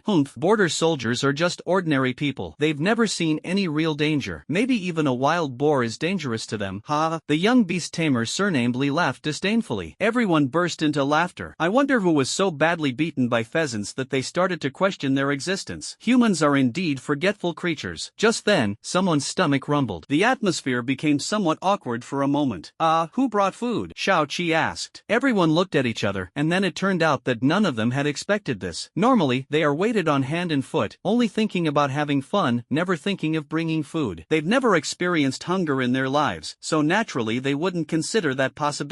They rummaged through their yuan crystal storage boxes and found a whole bunch of odds and ends, but nothing of it was food. How about we catch a few wild animals and roast them? Someone suggested. Do you have fire? We don't have any fire-type awakeners either. Another person asked the crucial question. Then they sadly discovered that no one was there to start a fire. A group of people went on a picnic, but they didn't bring any food or fire. What were they going to do? Hey, we can make fire by rubbing sticks together, a very clever person suggested. Isn't that what the books say? The ancients also used this method. However, it rained this morning. Now that the rain has stopped, where can we find dry wood? Then they looked around at the still slightly damp ground and trees and fell into deep thought. Would rubbing sticks together to start a fire be effective against damp wood? Believe it or not, a really smart guy actually started to disregard the superstition and give it a try. Hard work pays off. Even an iron pestle can be ground into a needle. The wood, unable to withstand the friction, finally started to smoke. Seeing this, another clever fellow ran over carrying several mutated rabbits. So, shouldn't we be plucking the hairs? It's okay, as long as it's grilled to fill my stomach, it's fine. But after everyone waited, the wood just smoked but wouldn't catch fire. Half an hour later, everyone was in despair. Why eat barbecue? Why be hungry? You won't starve if you skip a meal. Their ultimate goal today is to go into the mountains to hunt down ferocious mutated beasts. Eating will only waste their time. Yes, eating will take up their time. So everyone decided not to eat it. They gave up on starting a fire by rubbing sticks together and gave up on roasting rabbits. The idea that you can have a barbecue anytime, anywhere when you're hungry is a lie. A group of people trekked through the mountains for more than an hour, not knowing how many mountains they had crossed. Finally, someone started complaining of being tired. The physical exertion was considerable, considering the distance from the mine was not short, and they didn't eat lunch either. My stomach was empty and my steps were unsteady. I can't go on, I can't walk anymore, one person said weakly. Oh dear, me too. The inability to spread the disease left another person speechless. Soon, 5 or 6 people didn't want to leave anymore. The stomach growled again, much more loudly than usual. It seems everyone is indeed hungry. For ordinary people, skipping a meal is the norm. They won't starve, so they're used to it. But for people who have never experienced hunger, missing a meal can be incredibly frustrating. Why don't we go back? Some people in the group started to back out. No, we've been in the mountains for so long, we're bound to have gained something. Wouldn't it be shameful to leave now? Xiao Qi objected. Yes, we can't leave yet. I haven't caught a battle beast yet. The young beast tamer surnamed Li was also unwilling to leave like this. He's come all this way, he absolutely has to grab the beast. Look at Lin Wanjiang, his battle beasts are all incredibly powerful. Then look at myself, I don't even have a battle beast that I can show off. He wants to catch one. That's right, we agreed to help Li Xing catch a war beast. How can we leave now? The flying youth didn't want to retreat now either. Just as everyone was at a loss for words, someone shouted, "Shoo, be quiet, listen to what's that sound?" The crowd fell silent. The sound is coming from that direction. Let's go check it out. Xiao Qi perked up and led the way. Let's go. Li Xing, the young beast tamer surnamed Li, hurriedly followed. A group of people headed towards a cave in the direction from which the sound came. The sound is coming from inside. Should we go in? Some people were undecided. Xiao Qi pondered for a while before finally speaking. That sound sounds like a mutated beast cub. Let's go in and take a look. This cave is so big, could it be some kind of large mutated beast? Would it be dangerous for us to go in rashly? Some people began to hesitate. When nothing happens, everyone boasts and brags, but when something really does happen, not everyone dares to take responsibility. Knowing that the cave might be dangerous, it's hard to guarantee that some people won't back down. Don't forget why we came here. Wouldn't it be better if we had large mutated beasts? Then we wouldn't have to run around everywhere. Xiao Qi glanced at the speaker. Actually, he's a bit unsure himself right now, but he was the one who shouted the loudest, so he can't be the first to back down. Moreover, they were already close to the cave. If there were any large mutated beasts inside, they would have already rushed out and attacked them. Therefore, it is highly likely that the cave is safe. Xiao Qi nudged the person next to him and said, "Come on, let's go in and take a look." "Oh, what are you afraid of? Let's go," Li Xing urged. "Let's go. Whoever backs down is a coward," the young pilots shouted excitedly. There are still some people who don't want to go in. "Hey kid, are you chickening out? If you're chickening out, don't follow us anymore." Xiao Qi glanced at the man.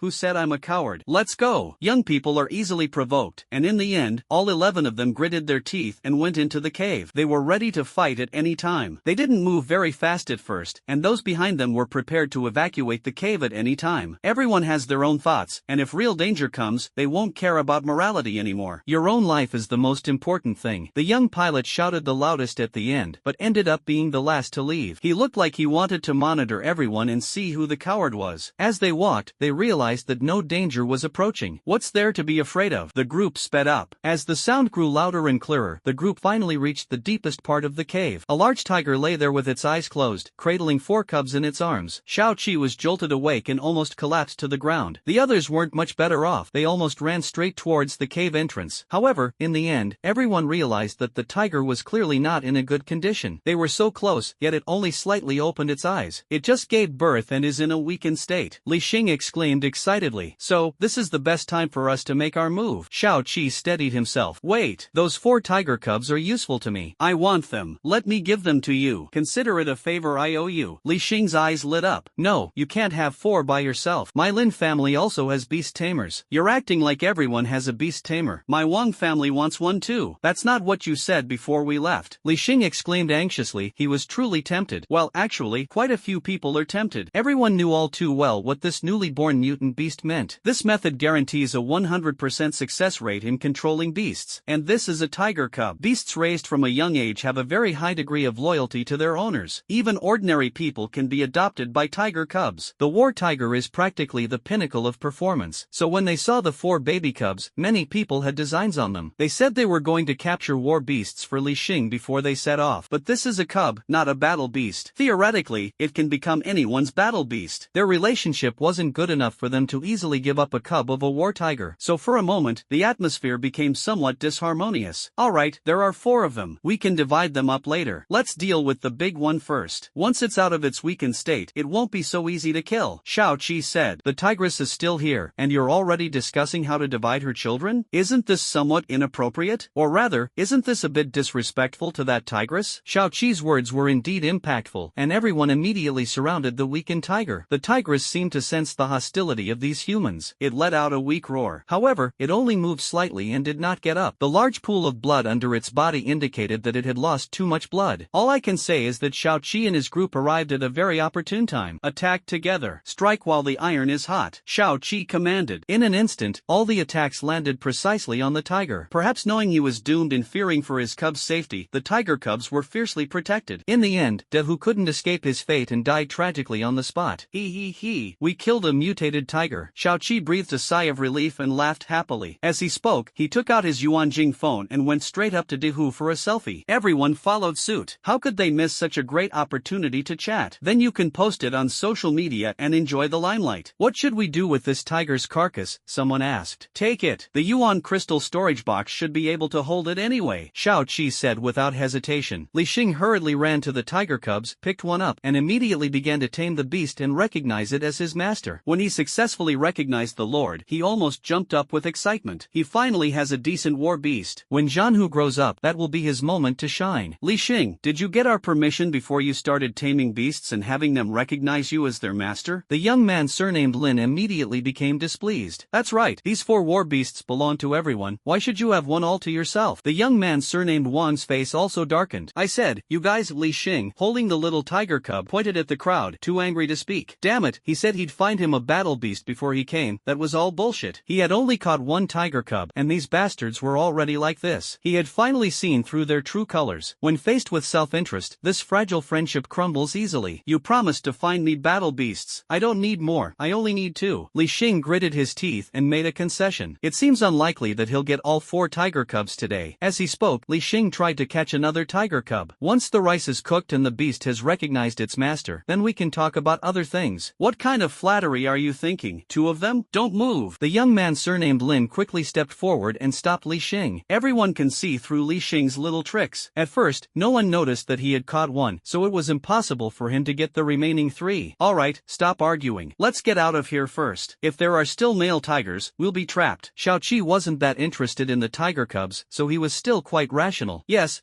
let's go first and then discuss how to divide it. Someone chimed in. So everyone carried the tiger cub and left the cave. Let's head back. It's getting dark, the young pilot suggested. He always had a bad feeling. He was even prepared to fly at any time. This time, no one raised any objections. They came in a hurry and didn't prepare anything. They had already gone hungry at noon. I was a little nervous just now, so even now that I've relaxed, I'm feeling a bit weak. It is indeed quite dangerous if you cannot leave the mountain after dark. They like seeking thrills, but they're hungry right now and don't have time to think about those things. When a person is hungry, there is only one thought in their mind: to eat their fill. When a person is full, countless thoughts will arise in their mind, such as wanting to do something reckless. The group quickly headed south. About half an hour later, a huge tiger roar came from the north. The tiger roars in the mountains, and all the beasts tremble. The sound carried far, and there was a sense of frenzied rage in it. The people running in the distance heard this sound and their hearts trembled. Sure enough, there was another male tiger. Now they ran even faster, still holding onto the tiger cubs. If the tiger were to chase after us, who knows who might be left behind. If it's determined to fight to the death, no one can guarantee they'll escape unscathed. Nobody has ever encountered something like this before, and nobody dares to make any guarantees. At this point, everyone still valued their lives. What if this tiger finds out we stole his cub and comes after us? One of the trainees exclaimed in a panic. Pa,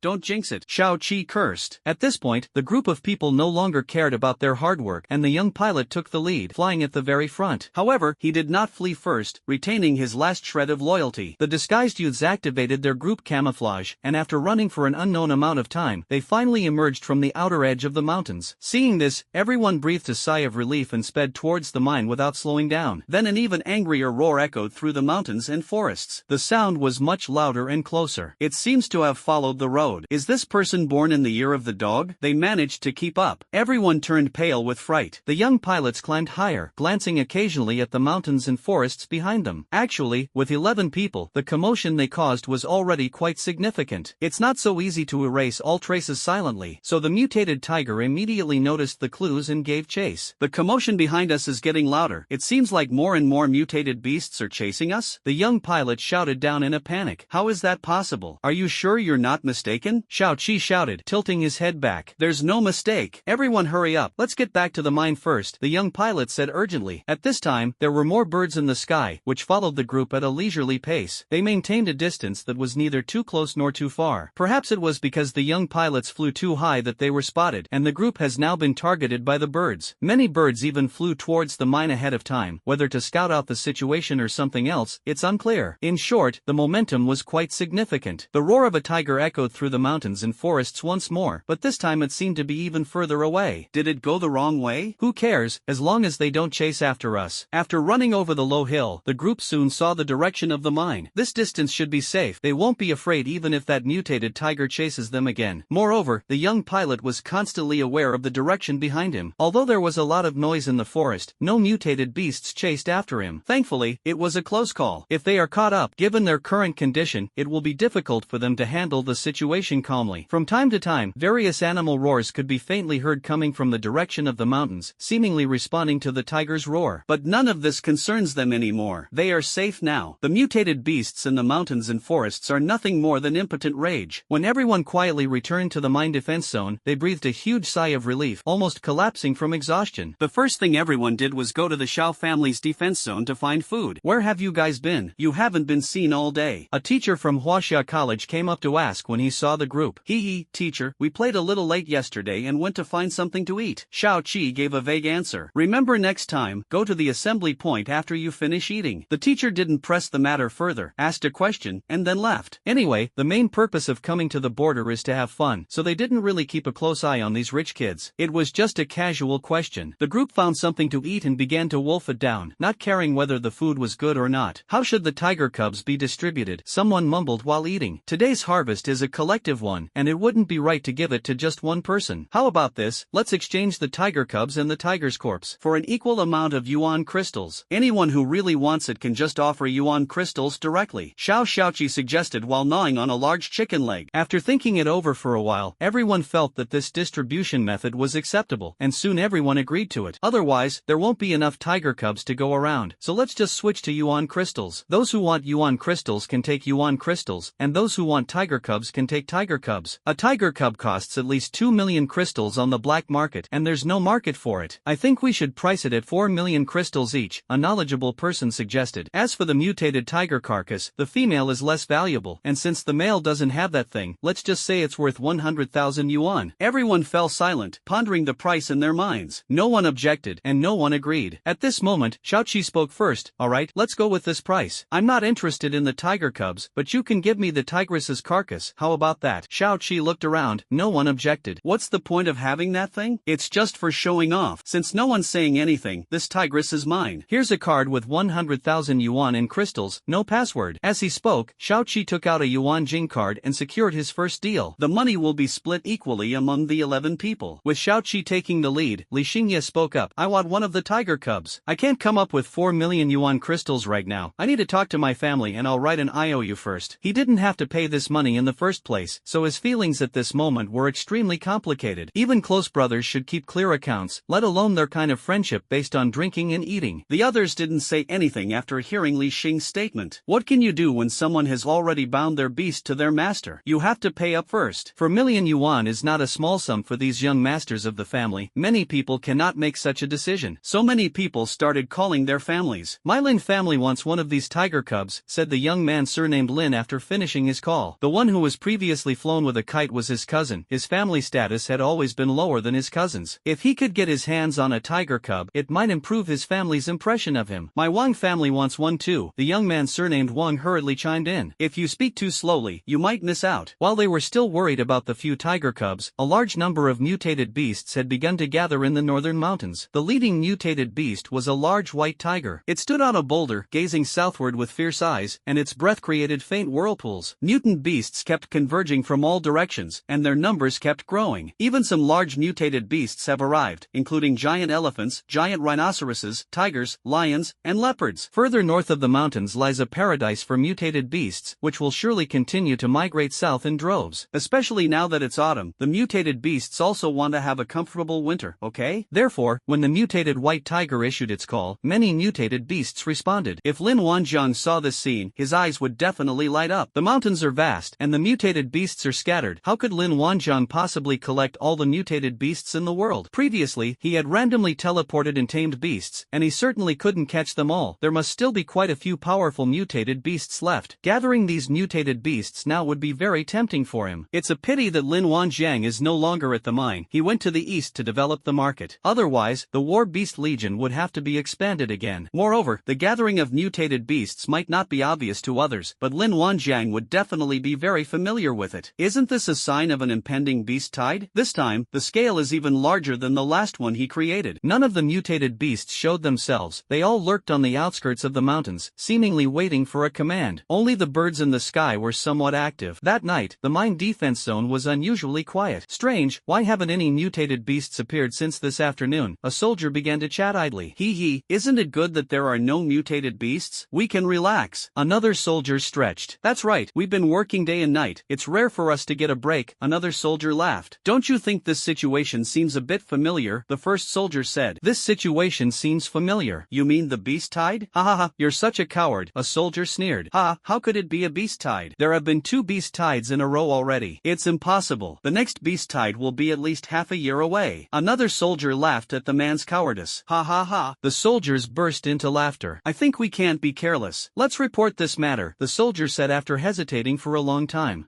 You think the higher-ups can't see this? Do you think it's your place to report it? You've been scared out of your wits by the beast tide. Indeed, as the soldier said, the higher-ups were aware of this anomaly, so they personally inspected the area to prevent a repeat of the previous incident. They didn't take it seriously after the inspection. After all, it's only been half a day, so it doesn't prove anything. Can't the mutant beasts have a meeting or a meal together? If someone tells them that a beast tide is coming, they'll definitely be ridiculed for a while. What a joke. Is this what a beast tide looks like? That's not how it's recorded. Even in a beast tide, it's impossible for there not to be a single mutated beast. This must mean something has happened on the other side of the mountains or further north. But wouldn't it be better for them if no mutated beasts came to bother them? Ideally, this should be done every day. They will also be able to relax a lot more. Today is a rare good day. Let's relax first. The mining area remained as calm as yesterday, with no mutated beasts appearing. Moreover, news has come from the border that this situation has occurred in many defense zones. Upon hearing this, the people in the mine defense zone relaxed even more. Fortunately, it's not just here. It turns out the entire north is like this. Then they can rest assured. If the entire border is like this, something must have happened in the north. Ideally, it would be a dogfight among the mutant beasts. They'd be happy with that. The busy days at the border have been followed by a brief period of peace. Many soldiers were already humming tunes. To them, this was called a holiday. Shao Qi and the group of people who went into the mountains yesterday gathered together to discuss the unusual situation outside. Do you think this might be related to us? Shao Qi had a bad feeling as he looked at the distant mountains. I don't know if it was because he was beaten by the pheasant that he developed all 5 senses. Brother Qi, you're overthinking it. We just killed a tigress. How could that have anything to do with us? Li Xing curled his lip. It's just a tigress. Killing her is fine. What trouble can the remaining male tiger cause? The young man surnamed Lin echoed. Yeah, it didn't chase after us, did it? If it had, we would have had an extra serving of tiger penis wine. Ha. The young man surnamed Wang grinned lewdly. Sigh, I hope I'm just overthinking it. By the way, Shi Fei, didn't you say yesterday that there was a lot of noise in the mountains and forests? Shao Qi looked at the flying youth. Yes, it looked like there was a lot of commotion from the sky. I don't know why they didn't break out of the forest, said Shi Fei, the young pilot, puzzled. As someone who witnessed it firsthand, he actually agreed with Shao Qi's feelings. He also felt that something was not right. The mutated tiger's furious roar yesterday was no joke. It felt like the other side was about to tear them apart. That roar was terrifying. It didn't seem like they were going to give up easily. They should at least show their face. Could it be calling for help? Shi Fei wasn't quite sure either. In short, this matter felt a bit strange to him. Hey, why don't you 4 who got the tiger cubs send them back to your families first? Shi Fei suggested. Firstly, with the tiger cub by his side, he always felt that something bad was about to happen. Secondly, what if the tiger cubs don't survive? Well, the money hasn't arrived yet. That's 16 million yuan. No, the little tiger cub can't withstand long journeys. I've decided to keep it with me. As a beast tamer, Li Xing naturally wanted his battle beast to stay by his side. He wanted to build a bond with the tiger cub from a young age, especially now that it was starting to recognize people. Li Xing couldn't possibly let the tiger cub leave. I've already notified my family to come, the young man surnamed Lin said. After all, he wasn't a beast tamer, and he didn't insist that the tiger cub recognize him as its master. Our family members are on their way, the young men surnamed Wang and Lu said. Li Xing, isn't it a bad idea for you to keep it with you like this? What are you going to say later? You can't keep the tent closed every day, and the little tiger cub is constantly crying for food, but you don't have any to feed it. Shao Qi frowned as he looked at Li Xing. I ordered some animal milk from the kitchen. I'll make do with this for now. So what if they find out? I'll just say I bought it. Li Xing had clearly planned ahead. Then it's settled. If anything happens to this little tiger cub in the future, you can't renege on your promise. Yuan Jing, a young man said calmly. We talk about money, not feelings. Fine, keeping the little tiger cub by my side is my my personal decision, and I won't renege on this payment, Li Xing said through gritted teeth. Seeing that he had already said that, no one tried to persuade him any further. In any case, it would take several days for the others to come and take the tiger cub away. These past few days have been particularly tough for them. Last night, everyone put the tiger cub in the tent, and thankfully these military tents are specially made. The sound insulation is quite good, and it didn't attract anyone's attention. But this can't go on every day. The main problem is that they don't know how to feed tiger cubs. What do these things eat? Yesterday, everyone gave them some rice porridge, and they really didn't know what they were supposed to eat. So everyone wanted to get rid of them as soon as possible, lest they starve to death, and that would be a huge loss. They're starving to death. Should the buyer pay or not? They probably won't take it out. This is a 4 million yuan crystal, not something else. Only a fool would pay this money if the tiger cub died. Therefore, this concerns the interests of everyone. Everyone wanted to secure the yuan jing, a type of crystal, for themselves. After all, each person received more than 1.4 million yuan crystals. Even though they come from a large family, they don't have that much pocket money. They really valued this substantial income. For the next 2 days, the border area remained eerily quiet. Apart from the occasional birds flying in the sky, not a single mutated beast appeared. Wanjiang Core Defense Zone. Everyone was focused on practicing the Zhou family's combined attack technique and was unaware of the situation outside. However, Lin Wanjiang knew this. He looked north with some suspicion and muttered, "Is another beast tide coming?" Lin Wanjiang noticed it on the first night the mutated beast disappeared. However, he was busy cooking seafood feed porridge at the time and didn't have time to deal with such trivial matters. His level 5 culinary skills are superb, and the food he cooks contains several times more energy than Lao Wen's, so Lao Wen was honorably laid off to learn combined attack techniques. Now, Chef Lin Kaishan is the head chef. What could be more important than him cooking for his brothers? What could be more important than helping the war beasts improve their strength? Lin Kaishan is going to take on the role of chef and lead his brothers to rise up. No, I mean rise up. He now feeds everyone 5 meals a day, and every meal is seafood feed porridge. Now, under his meticulous, force-feeding approach, the improvement in everyone's strength over the past 2 or 3 days is visible to the naked eye. Saying it's equivalent to 2 or 3 months of training might be an exaggeration. However, it is more than enough to be equivalent to 2 or 3 weeks of training. That's still a conservative estimate. Several brothers from the 5 Elements Academy were fed by Lin Wanjiang to the 3rd level in just 2 or 3 days. It's also possible that they've never had such delicious seafood porridge before. Lin Wanjiang looked at the fruits of his labor and felt a great sense of accomplishment. It's like the feeling of an old farmer watching his ducks grow day by day. 2 or 3 days have passed. He only took a closer look at the unusual situation of the mutated beast suddenly disappearing. Although he wasn't afraid of the beast tide, he still wanted to find out what was going on first, to avoid wasting his precious time cooking. The group's training of the combined attack technique is also at a crucial moment. They shouldn't waste too much time on things like the beast tide. Lin Wanjiang teleported away and disappeared on the spot, reappearing far to the north. He saw the mutated beasts continuously converging in one direction. That direction, isn't it the northern part of the mine? Lin Wanjiang casually grabbed a leopard and communicated with it telepathically, asking, "What are you going to do?" "We received the summons from the Tiger King and came here specifically to join him." Leopard could tell at a glance that the person in front of him was not someone he could mess with, so he spoke the truth directly. After all, it's like picking up a chick. Even the most brainless creature knows it can't mess with this person. Tiger King? There's such a thing as a Tiger King? Why are you all listening to it? Lin Wanjiang asked, puzzled. The leopard glanced at Lin Wanjiang with an expression that looked at an ignorant human. Then it got beaten up. "If I ask you a question, you should answer honestly. Don't let your eyes dart around," Lin Wanjiang said, trying to win over the leopard with his virtue. Yes, yes. The leopard was now completely reassured. This 8 directions summoning order is a tacit agreement among the major ethnic groups, and it is also for the purpose of protecting the interests of the major ethnic groups. As long as the 8 directions summoning order is issued, the ethnic groups within a radius of 1,000 miles must go to support it unconditionally. That's amazing. Does that mean that if anyone issues this summons order, you guys will have to make a trip? This was the first time Lin Wanjiang had ever heard of such a thing. He didn't communicate much with the other mutated beasts, and he didn't even talk about this with the battle beasts. Therefore, it's normal that we have limited information on this topic. The leopard's eyes were about to mock Lin Wanjiang's ignorance again, but after catching a glimpse of Lin Wanjiang's ambiguous smile, it wilted. Only when one's strength reaches a certain level can a summons be issued, and issuing a summons requires an urgent reason and a generous reward, Leopard added. Oh my god, you guys are into payment too? Lin Wanjiang was both amused and exasperated. What kind of compensation? 1 meal per animal? Of course there has to be a reward, otherwise who would be willing to go? The leopard rolled its eyes. Lin Wanjiang gave him a sharp rap on the head. Speak properly and don't let your eyes wander. The leopard was so aggrieved. The reward is yuan crystals. Just this time, the place place we're going to has a lot of yuan crystals. That's a kind of reward. Lin Wanjiang suddenly realized, so that's how you can play it. Isn't that just painting a rosy picture for everyone, with the promise of something only coming when the goal is achieved? If they don't capture the mines, won't all their efforts have been in vain? However, mutant beasts don't have such complex thinking as humans. They are simple and pure. That's why there are so many beast tides. By the way, what reason did Tiger King give for summoning you? Lin Wanjiang asked the crucial question. It said that its wife was killed and its cubs were captured. The leopard answered truthfully. Lin Wanjiang understood now. So it was that tigress. Lin Wanjiang didn't take her away when he saw she was pregnant with cubs, but he never expected that she would be killed. Unexpectedly, it was actually part of the Tiger King's harem. He had gone into the mountains several times without encountering this mysterious white tiger, but this time his fate had finally arrived. He had reserved this tiger, and someone beat him to it? That's outrageous. His beast core is missing a tiger girl. Humph, who dares to run into the mountains now? Are you referring to those things from Huaxia Academy? Border soldiers wouldn't be so idle as to do something like that. No wonder, with his wife and children gone, it's no wonder the Tiger King was angry. Since they weren't coming for them, there was nothing to worry about, and he couldn't be bothered to care anymore. Anyway, he didn't have a good impression of the people in the mines. If you dare to raid someone's hideout, you should be prepared for retaliation. Perfect. Let those spoiled brats from Huaxia Academy know what a beast tide is, so they'll stop acting like they're the only ones who matter. Alright, go help out. I won't take you on as my underling this time. See you another time. Lin Wanjian then let the other party leave. The Tiger King has issued a summons to all directions, and there will surely be many mutated beasts going there. If he goes, he can definitely recruit a large number of followers. However, they are on their way to help the Tiger King find his child, which is a very important matter. Everything has to wait until they finish their urgent business before we can talk about anything else. Therefore, Lin Wanjian was very principled and let them deal with their personal problems first. Lin Wanjian captured several more mutated beasts to inquire about the situation, and what they said was almost identical to what the leopard had said. It seems this is true. This time, their operation is targeting the mines. The mine has absolutely nothing to do with Lin Wanjian. That was the place where the four major families joined forces. Since they have the ability to stab other women and kidnap their cubs, they should just wait to be retaliated against. This is perfectly understandable. Even if Tiger King doesn't take action, Lin Wanjian will find out and teach those people a lesson. Now that Tiger King has made his move, he can just go and clean up the mess. After understanding the general situation, Lin Wanjian went back to cook. The war beasts and the adorable little guys from the Wanjian Legion still need some snacks. Since even if a mutated beast tide occurs, it won't affect their defense zone, it doesn't matter. Several officers in the mining defense zone also began to get restless. This inexplicable silence made them start to feel uneasy. One night might be considered a coincidence, but it's been going on for 2 or 3 days now. They also began to become more alert. What happened to the mutated beast? Why hasn't it arrived yet? At this moment, everyone's feelings were like those of a young girl on her period. If they don't come, I miss them. If they do come, I feel uncomfortable. Should we send someone to the north to take a look? But who should be sent? Several legionary officers discussed the situation in the north, and they felt it was indeed necessary to investigate. But who should be sent? Look, what's that? An officer exclaimed in surprise as he looked north. What's going on? A massive tidal wave of mutated beasts surged toward the mine. This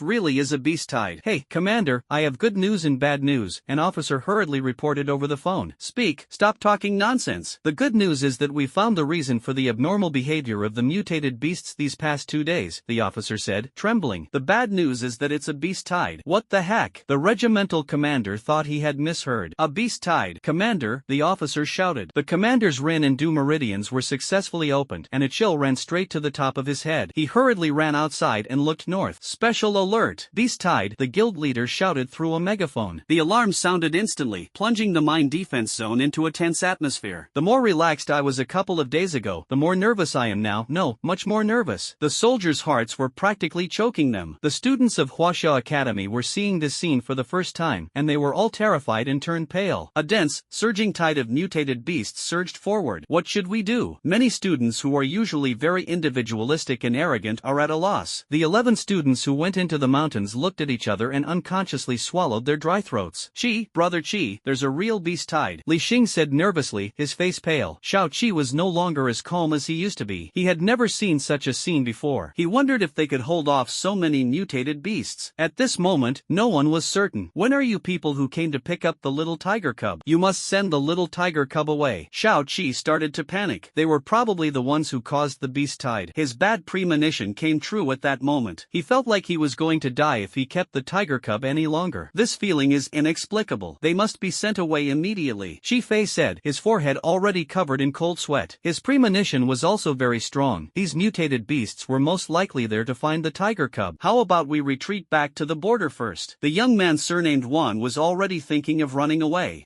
Are you sure it was us who caused this? It can't be that coincidental, can it? The young man surnamed Lin didn't want to admit the fact. Alright, stop fooling yourselves. It's most likely that we did it. But everyone has to keep their mouths shut and never admit it. Shao Qi looked around, very serious. Everyone nodded. They also knew the seriousness of the situation. This has caused a beast tide of this scale. If the matter is investigated, their families may not be able to protect them. Let's run. I don't want to stay here, someone chimed in. Come on, Shiji, go to the logistics department and get 2 cars, Li Xing added. They wanted to seek thrills, but they went too far with the thrill. The overwhelming beast tide, like a dark cloud looming overhead, extinguished any desire for excitement in them. They knew they could die at any moment. The beast tide is still far away, and they still have time to escape. But if they wait until the beast tide gets closer, they won't be able to escape even if they want to. This mine is completely isolated and helpless. Shao Qi was also decisive. Follow me. Okay, let's go take care of the little tiger cubs. Li Xing and the others ran towards the tent. The 11 instigators, without the slightest hesitation, fled the scene as disaster loomed. They no longer cared about the lives of the other people at the mine. These soldiers bought them some time to escape. Vice Principal Su of Huaxia College and several teachers in charge of the group acted decisively and have already begun organizing the students to prepare for evacuation. These trainees cannot afford to fail. They must leave immediately. Whether or not there is a beast tide is irrelevant to them. The reason they came to the north was because the north had just experienced a beast tide and was in a relatively safe phase. Who knew another beast tide would occur? Man proposes, God disposes. If they had left a few days earlier, they wouldn't have encountered this situation. This has truly opened their eyes. Even the teachers were terrified by the sheer number of mutated beasts and couldn't muster the slightest thought of resistance. They simply ran. A few minutes later, Shao Qi and his group of 11 people took the lead and sped off towards the northern border without saying goodbye to anyone. 11 people are missing, a teacher counting the students exclaimed urgently. How could there be missing? Double check. Vice Principal Su shouted. Hurry up, everyone else get on the bus first. The teacher who was counting the number of students hurriedly went off again. Being short-handed at such a critical moment is a real problem. Isn't this just wasting everyone's time? These people are really used to being undisciplined and lacking in organizational discipline. Teacher, Shao Qi and Li Xing are missing, a student hurriedly said. At this point, it was crucial for everyone to be able to evacuate immediately, so everyone was very concerned. They could even feel the ground trembling slightly. If there's this much noise from so far away, it's hard to imagine what it will be like when the mutated beast tide approaches. The sirens blared, jolting everyone to their core. Seeing the soldiers' slightly trembling hands, they knew the situation was serious. Fortunately, they could still run, but these soldiers could not retreat even a single step. They no longer dare to say that the border is safe. Principal, there are 2 cars over there. Could it be that Shao Qi and the others left first? A flight cadet shouted as he flew up to search. Damn it! Vice Principal Su cursed. Everyone get on the bus, we're leaving right now. The mine guards had no time to pay attention to the students from Huaxia Academy. While they were requesting reinforcements, they were also on high alert, ready to fight to the death. Lin Wanjiang had notified them in advance last time, so they were prepared and even brought in auxiliary troops, which allowed them to successfully deal with that small beast tide. More importantly, most of the powerful mutated beasts had been taken away by Lin Wanjiang, so the last time was a close call. However, this beast tide came suddenly, and the number of mine guards was limited, consisting only of the usual number of guards, which was definitely not enough to deal with this beast tide. So it would be a lie to say the mine's defenders weren't panicked, but they couldn't retreat. Chirp, chirp, chirp. At that moment, a dense barrage of crystal cannon fire rang out. The beast horde is within firing range. The group from Huaxia Academy sped up their pace even more. The rapid-fire bursts of elemental crystal cannons felt like death knells, making them increasingly tense. The lead convoy has already set off, speeding towards the border. Upon hearing the commotion behind them, Shao Qi and his group quickened their pace. Faster, faster, even faster. Shao Qi shouted. Stop rushing us, we're going to crash if we go any faster. Shi-Fei said anxiously as he drove. Look up at the sky. What's that? Someone shouted. Wow, so many birds. Li Xing felt a chill run down his spine. We're being watched. Everyone was extremely tense at that moment. Can we shake them off? Shao Qi shouted. What are you thinking? How could we possibly shake them off? Shi-Fei's hands were trembling as he drove. Fire, quick, Shao Qi said, taking out his Yuan crystal gun and firing it into the sky. The others also pulled out their crystal guns and fired wildly into the sky. These guns were obviously stolen by them. Those who didn't shoot much on a regular basis naturally had very poor marksmanship. Shooting at stationary targets is fine, but shooting at high-speed high-speed moving targets is out of the question. 9 men fired wildly into the sky, but they couldn't even shoot down a single bird, though they did manage to knock down a few feathers. This won't do. This can't go on. There are more and more birds. Li Xing shouted. The shout made everyone even more tense than before. Humph. So what if there are a few more birds? They don't pose any threat to us. What's the panic? Xiao Qi shouted boldly. Actually, he was the first to fire. The road is blocked. Qi Fei, who was driving, cursed and suddenly slowed down, looking around. How is this possible? Quick, go around to the side and take a look. Xiao Qi looked at the messy pile of rubble in front of him in disbelief. The car can't get through. It must have been those birds. These birds probably also have expertise in earth-related elements. There have been many birds these days, and they didn't pay much attention at first, but they never expected that they were there to disrupt their journey. Qi Fei turned the car around, trying to go around it, but the road was still blocked by rubble and dirt. They ran eastward for a long time, but the road was still blocked, and the car couldn't move. Their direction is several kilometers away from the border, and the only way to get through is to get out of the car and run. What should we do? The road is damaged. Qi Fei ran around in a panic, his forehead covered in sweat. Come on, get out of the car, run back, we're not far from the border. Xiao Qi opened the car door and got out. The others also got off the bus. Just then, a sharp eagle's cry echoed from the sky. The tiger cubs were held in the arms of the group of people. They were so big that they couldn't be hidden, so it must have been seen by birds in the sky. As everyone got off the car, the birds in the sky began to attack them in an orderly fashion. Don't linger, run. Xiao Qi took off running. If you run faster than others, you'll experience less pressure. They can't outrun the birds in the sky, but it's always possible to outrun others. Hang in there, it will only take them about 10 minutes to reach the border. The 4 people carrying 4 tiger cubs were noticeably slower than the others, and they were quickly left behind. At this point, no one had the mind to care about anyone else. These birds seemed to be heading straight for the 4 tiger cubs. Being away from the 4 people reduced the pressure on the others considerably. This is not the time to talk about brotherhood. Let's each try to survive. Anyway, if they want the tiger cubs, they have to bear the consequences. Li Xing and the other 3 were almost in tears. Carrying a tiger cub had indeed slowed their progress, but they were unwilling to give up the tiger cub. They spent 4 million yuan to buy this. Wait for me, Li Xing shouted anxiously, but nobody paid any attention to him. More and more birds are flying around, almost forming a large dark cloud. Although most of the birds were not very powerful, their numbers were astonishing, which made their scalps tingle and kept them busy dealing with them. There were also some birds with slightly higher attack power mixed in, which was what gave them a headache. The young man surnamed Lin was slashed across the back by a bird, leaving a large gash that bled profusely. He stumbled, and in a moment of crisis, he lifted the tiger cub high, intending to use it to shield himself from the bird's attack. At that moment, he felt a numbness in his hands, as if he had instantly lost all feeling in both of them. Then he felt his hands lighten, and the little tiger cub was gone. Looking at his hands again, he saw that his wrists were severed at the base, and blood was gushing out. The tiger cub has been snatched away by a large eagle. The intense pain nearly suffocated him. The young man surnamed Lin stared in disbelief at his hands, which had lost their palms. Ah! The cries of pain were so piercing. However, no one had time to care about him. Everyone else was too busy to help themselves. The birds were endless, and the others were also injured. The young man surnamed Lin continued running forward. A strong will to survive surged into his heart. At that moment, he was completely lost and had no idea what to do. It can only keep running forward due to inertia. He completely regretted it. I regret going into the mountains. I regret buying the tiger cubs. I regret it. His only thought right now is that he's going to die. He had run several kilometers, and by the time he reached the border, he had lost too much blood. Survival is now a luxury for him. He was hoping for a miracle to survive. Help me! Help me! He cried out in panic, but none of his buddies even glanced in his direction. After the tiger cub was released from his grasp, the attacks he received decreased. Birds would still occasionally fly over and land on him. His clothes are now stained red, and the bleeding from his hands hasn't stopped, nor does he have any hands to stop the bleeding. The young man surnamed Lin felt his feet getting heavier and heavier, and his vision began to blur. He gradually fell behind, watching helplessly as his companions rapidly disappeared into the distance. His strength was rapidly draining away, as if he were being crushed by a mountain. Finally, he fell forward. Only a trail of blood remained. If his bleeding had been stopped in time, he might not have died. After all, once he reached the border, he would be safe, and at the very least, his life would have been saved. But he collapsed alone. Besides Li Xing, the young man surnamed Wang and others had already thrown away the tiger cubs. At this moment, nothing is more important than your own life. Without the little tiger cub to drag them down, they left Li Xing far behind. Wait for me, Li Xing shouted as he ran.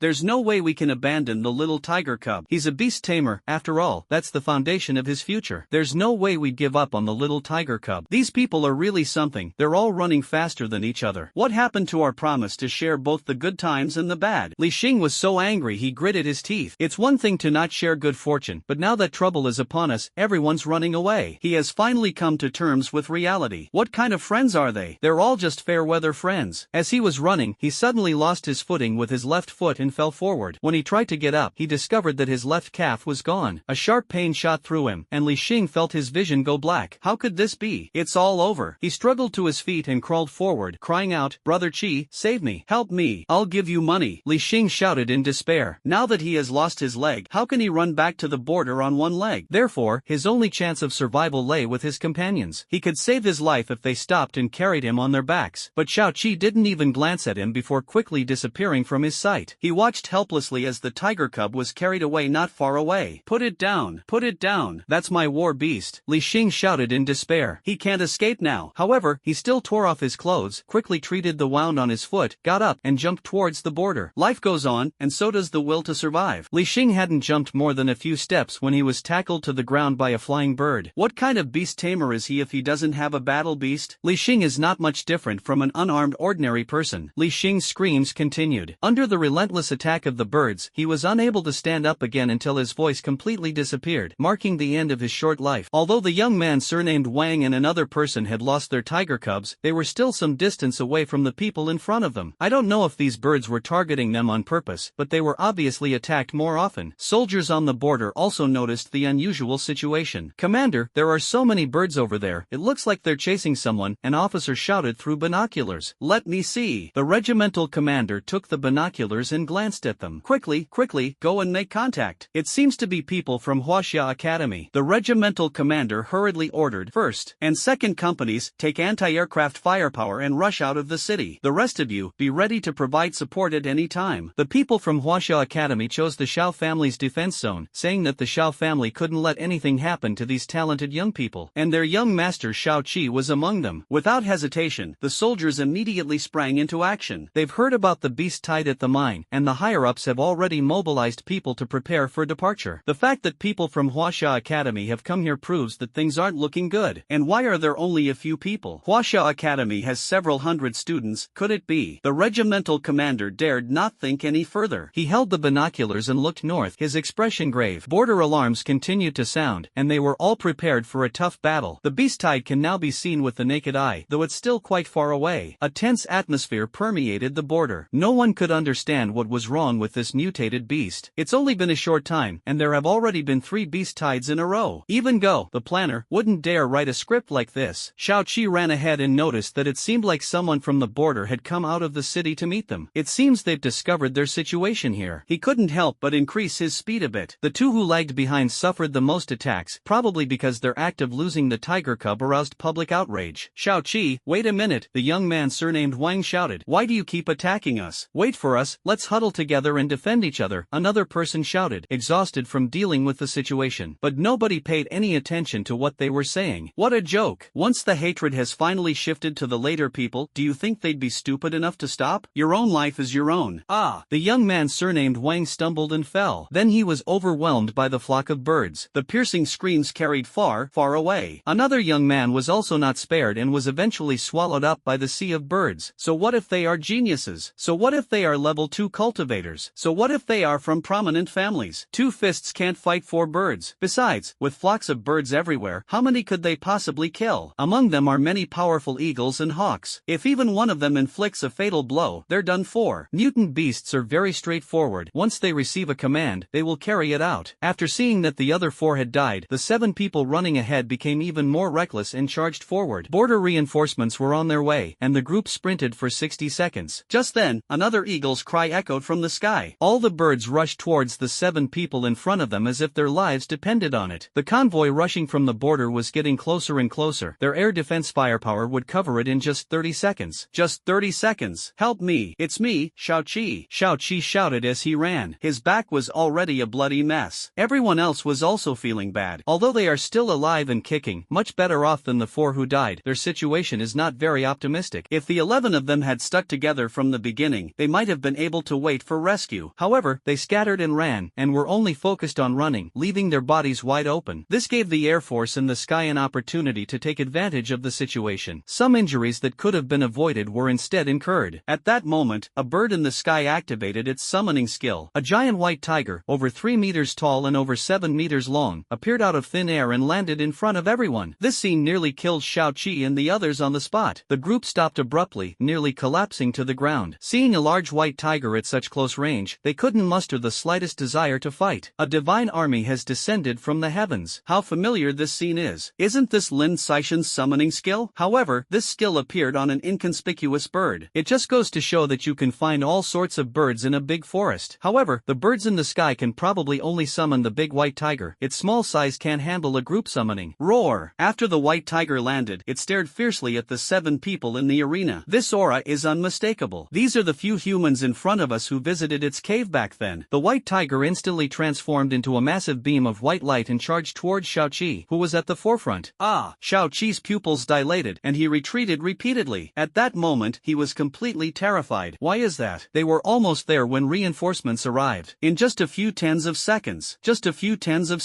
He was unwilling to accept it. Xiao-Qi's entire head turned into a pool of minced meat. He was clearly the fastest runner, yet he was the first to be decapitated. In a few flashes, the white tiger killed all 6 others. All of them were decapitated. Dead beyond dead. Absolute overwhelming strength. Thus, the great white tiger's grudge of losing its mate was avenged, and the little tiger cub was also retrieved. However, the anger in the white tiger's eyes did not completely dissipate. Roar! It looked at the mine not far away and roared to the sky again. Flocks of birds surged toward the mine like dark clouds, not lingering there, nor paying any attention to the human army that came to its aid. White Tiger glanced back, ignoring the pursuing soldiers, and in a few flashes, he also sped towards the mine. The Huaxia Academy convoy encountered obstruction, and several Earth Attribute awakened individuals were clearing the road. The others dared not get out of the car. The birds flying overhead like dark clouds were enough to send chills down their spines. At that moment, the rapidly running White Tiger collided head-on with the group from Huaxia Academy. Many students were still confused as to what was going on and why there was a large white tiger here. The great white tiger has already gone on a killing spree. Several Earth Attribute awakened individuals clearing roadblocks were brought to their knees in a single encounter. Upon seeing the convoy, the white tiger did not hesitate at all. It opened its mouth and suddenly spat out a beam of white light. A white light instantly enveloped the 5 buses that were lined up in front of them. 5 buses gradually melted away, along with the people inside. The white light shot out a long distance before slowly dissipating. If the convoy had been in a straight line from the start, the people from Huaxia Academy would probably all be gone. Do you believe in light? You can't deny it. All 5 cars and people have melted away. There were at least 30 or 40 people in that car, and they just disappeared like that. A full third of the people were gone just like that. The people in the convoy behind were stunned by what they were seeing. What kind of tactic is this? What kind of strength is this? Such is the divine power of the white tiger. This is way too terrifying. Some trainees have already run off the bus without permission because they feel it's not safe to stay on the bus. Didn't you see that the car and the person in front disappeared at the same time? This method is too bizarre. The white tiger continued its movements, and once again spat out a beam of white light from its mouth. "A run," someone exclaimed. But many people crowded at the train door, scrambling to get off, and in the end, not a single person managed to get off. A beam of white light enveloped everything, and everything instantly began to melt away. For more vehicles vanished on the spot, leaving behind a pile of dust and water mixture. Some drivers have already started turning their cars around and driving away. Just kidding, staying where you are now will only lead to your demise. This large white tiger is not something they can contend with. Vice Principal Su and the others were on the first bus. They didn't even have time to say a word before it was all over. They were level 3 awakened ones and their instructors. They just vanished like that. It disappeared without even a trace. Most of the students were only level 2 awakeners, no match for the great white tiger in a single round. The white beam of light spewed by the great white tiger was eerie. They had never heard of such a method before. The female trainees were too scared to move, but some of the male trainees had not completely lost their composure. They secretly pulled out their yuan crystal guns and started firing wildly at the white tiger, but it stood there motionless. Some students gritted their teeth and threw their skills out the window, but they were some distance away, and their level 2 attack skills were like tickling the white tiger. It is completely incapable of causing any real harm to them. Some skills become ineffective at long distances. For example, control skills are completely useless. Cages, freezing, weakening, all of these were neutralized with a mere tremor of his body in the face of absolute power. This was truly just a shudder. Only then did they realize that this white tiger was far more terrifying than they had imagined. We can't beat them. We can't beat them at all. If this white tiger were a human, its cultivation level would be at least level 4, or even higher. Otherwise, this crushing effect could not be achieved. The trainees were somewhat desperate. If they had known they would encounter the giant white tiger on the way, they would have preferred to stay at the mine and fight off the beast beast tied together. With no one in command and more than half of its personnel killed or wounded, the students of Huaxia Academy are no longer able to put up an effective resistance. The crowd was like headless flies. The remaining vehicles went their separate ways, everyone with only one thought in mind: go catch up with the others. If several hundred people could have initially united to resist, perhaps